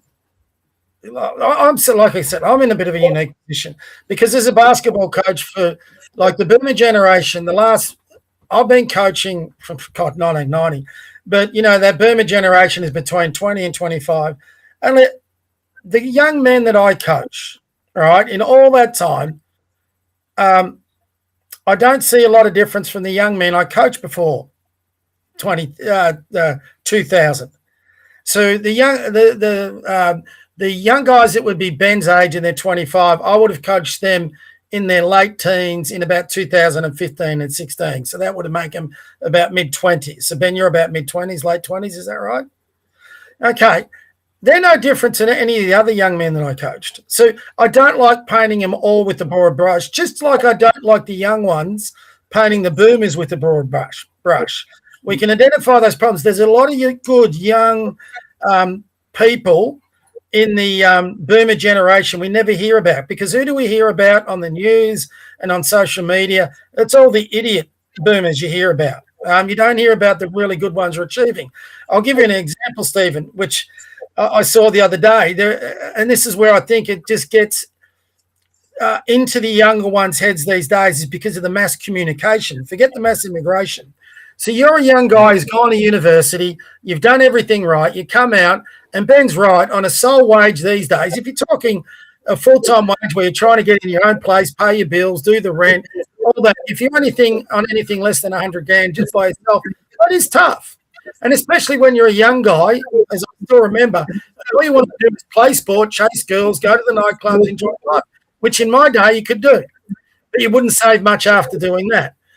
These guys, many of them are the same thing. So I can relate. I can remember what that was like. But at the same time as they're doing that and they're really struggling, as Ben point, in this generation, you also have some young women, for example, and on the male side, it could be influencers, young women who are on the OnlyFans website who are earning $2 million a bloody year. And then this guy's coming in, why am I busting my ass to get a university degree to be getting paid a shit wage where I can't afford it? And I'm looking at this bitch, she's flashing her tits and she's earning $2 million a year. She's buying the latest house. It's what's going on in society that's leading to the confusion with this younger generation. And I think God that I've stayed in touch with that, because I can actually be empathetic towards the boomer generation's problems. What I'm concerned about is the boomers are divorcing themselves from people like you and me who give them some really good solid advice they can overcome those problems. And Bob, I can tell you something. Just like tennis or golf, the top 2% earn a lot of money. Same with OnlyFans. If you look at the statistics, it's the top 1 or 2% make big dough. You go down, trickles down. They reckon the average is about maybe some of you lucky to make $3 or $4 grand a month, maybe but two. who did they hear about? But who did they hear about on social media? They don't hear about the failures. They only hear about the successes. Only hear about the big one. Yeah, that's right. And then at that age, they go, what have I done wrong? What am I doing wrong? And they don't. A lot of these young men don't have the male influence to shake them up and say, listen, it's not as bad as you think. Look at the glass half full. Don't look at the glass half empty. It's why I still have hope for our country. Despite all our faults, there's more potential in this country than there is negativity. We just don't hear about it enough. Which is why, Bob, young blokes which is peaky, which is why young blokes need to listen to blokes like Bob and Stephen JP more often. They've been through it. They've seen it. They've been able to overcome. They're still dealing with their own challenges in their own lives, because challenges never disappear, but you just have more maturity to be able to navigate the difficult terrain of life better. We seemingly think we should have all the answers right now, but we don't have all the answers. Young blokes do not have all the answers, but if they've got no one to bounce their ideas off and no one that can pull them into line a little bit, or more importantly, give them some perspective and impart some wisdom onto them, well, they're bloody rudderless at that point. I'll give you an example from my own experience, right? And we have to wrap it up very shortly. I'll give you my one last story and let Steve, because he's the guest, finish off. I'll give you just some of mine. This will be as quick as I can make it. I've had 2 goes where I could have made, I won't say it's a business, it was a type of business. I could have put it in an organisation that could have made me an awful lot of money, but other people sabotage it. When you're being successful, the tall poppy syndrome in Australia, I found, is an actual true thing. And especially when you're with a non-profit group, they'll sabotage you. So twice I've had something really special I've built up that could have earned me a good income for the rest of my life that got sabotaged so other people could get control of it. So that went down first time, went down second time, I'm going at a third time. And here I am at 63 trying to make my company subsidise my retirement before I'm 6 foot under. The one thing a lot of our youth don't get taught, and this is one thing I'm very grateful for being raised by what I consider the greatest generation, the one that came from the Depression and World War II, and that's resilience. You're never going to find the right answers right away. If you do, you're one of the luckiest people alive. You're going to get knocked down. You got to get back up. You're going to get knocked down. You got to get back up. Not everything's going to potentially come your way straight away. If it does, you are one of the lucky. If you're a person that comes out of school, marries your childhood sweetheart, gets that great paying job, and you are in a good paying career for the rest of your life, good luck. But I still also think you're missing out because you're not learning how to overcome adversity. My parents had to overcome I told you this, Ben, before, but just so you know, Stephen, my parents had to overcome the depression. My dad's parents left or died young. We never really got the true story. Dad was in New Guinea in World War II. He would come back to Melbourne, pick up Mum, and they would go around to all the orphanages these kids were in, his brothers and sisters, and then take them out to the footy, to the zoo, to the films. Then he'd go back up to New Guinea, fight the Japs again till he got his next league, whenever that was, come back and they'd do the same thing. Dad did that throughout World War II. And Mum, and then after World War II, they got their business, they had kids, they started it up. Dad went bankrupt twice, started it up again. And you know what he did do? Despite all that, he put every one of us kids through a private education. All his kids are married, kids, jobs, careers. What was it, Malcolm Fraser? Life wasn't meant to be easy. The current generation don't want to hear that message, but it's for 90% of the population, as Stephen just pointed out, at least, that's a reality. Life isn't going to be easy, and it's how you deal with it when it comes at you is the most important thing. Anyway, that's enough for me. Got deep and meaningful. Stephen, you want to close us off? Oh, look, I've been a good night. We've discussed a lot of issues and a lot of problems. And as Ben said much before, pontificating, Stephen. Much pontificating, not much clairvoyancy. No clairvoyancy, not at all. No, we had a good night, enjoyed it, and covered a lot of issues. So no doubt about that. But certainly past my bedtime now, so I might hit the sack, I think. So yeah. Thank you, gentlemen, and thank you very much for inviting me on. Pleasure. We'll have to have you back on again, Stephen. Ben did a good job. I was a bit worried when Ben, I've got this guy for you, Bob. And I've gone, oh, okay, and don't know anything about him. We're going a bit green here, but I trusted Benny. He's come through for me. So, yeah, no dramas. Well, my final remarks would be, I'm not disheartened at all. I believe in this country. I believe in the people. I'm extremely pessimistic of many of the professional politicians, but eternally optimistic of what can be done if the right people are put in charge and they're in alignment with what the majority of the population would want. So one book that comes to mind is this one. It's by Oscar Wilde, and it's called Only Dull People Are Boring at Breakfast. Because I want to read that. Otherwise, I'll have to subscribe to Sun Tzu and The Art of War. And we don't want to go there just yet. But until we get there, this is the main one, ladies and gentlemen. This is my God, here we go. This is the one from the national living treasure himself. Yes, Clive Palmer. Clive, I've spoken to you about Bob, and I've said, come get involved. Bob's your boy, Clivey boy. It's about time we pulled up Australia, which is a 97-foot Horizon, which is only one of his super yachts. And let's get him on the program and let's figure out what the hell we need to do to arrest a couple of these ongoing issues going forward. Because, if we're not fighting for the joint, what's the point of living in the joint? But yeah, excellent to catch up with you. SJ Peak. Gladiators of Sports Styles. It's been nothing but brilliant, as always, with you, mate. Thank you a lot for your considered words and your wisdom you've been able to afford for us and give us a good rundown on a couple of behind-the-scenes stuff in regards to the legal fraternity and the justice system and One Nation going forward. I think it'd be great if you two blokes exchange numbers as well. And Bob, perhaps you can catch up with SJ for a coffee or some sushi. Stephen, are you still loving the sushi, but you're going without the wasabi? Sushi sans wasabi is SJP. Actually, you've picked my brain there, Ben. But if you don't mind, Stephen, I've got your email now. I'll shoot an email because since you're into sports and all the legal side, I might have something to put across your bow that might be of great interest. So, well, you're based around the Port Melbourne area, right? In Brighton. Yeah, Brighton. Oh, you're in mate, I'm 5 minutes down the road. I'll bring the dog. We'll go get a coffee. I'm in Mentone. So easy to catch up. Yeah, we'll catch up. We can do that. Yep. I'll shoot you an email, and us Richmond and St Kilda supporters can get our heads together. That could be a disaster. That'd be very interesting. All right. Well, let's see how we go. Are we playing St Kilda this week? No, next week. We've got Carlton, then we've got you, and then we've got Gold Coast. You guys are like two Tasmanians. They're like the Revolt cousins. Bloody oath. Bloody Revolt versus game. Anyway, boy, gents, we'll exchange emails. We'll come back on the footy next week because we'll be another 3 hours if we start there. I'm going to call it because it's after midnight. So good night, everyone in the comments. Thank you so much. It's been a good session tonight. I'm sure everyone who gets to view it later on will enjoy it. Thanks, everybody. On your Benny. All the best, Benny. Good on you, boys. Good night. See ya. Thank you, sir.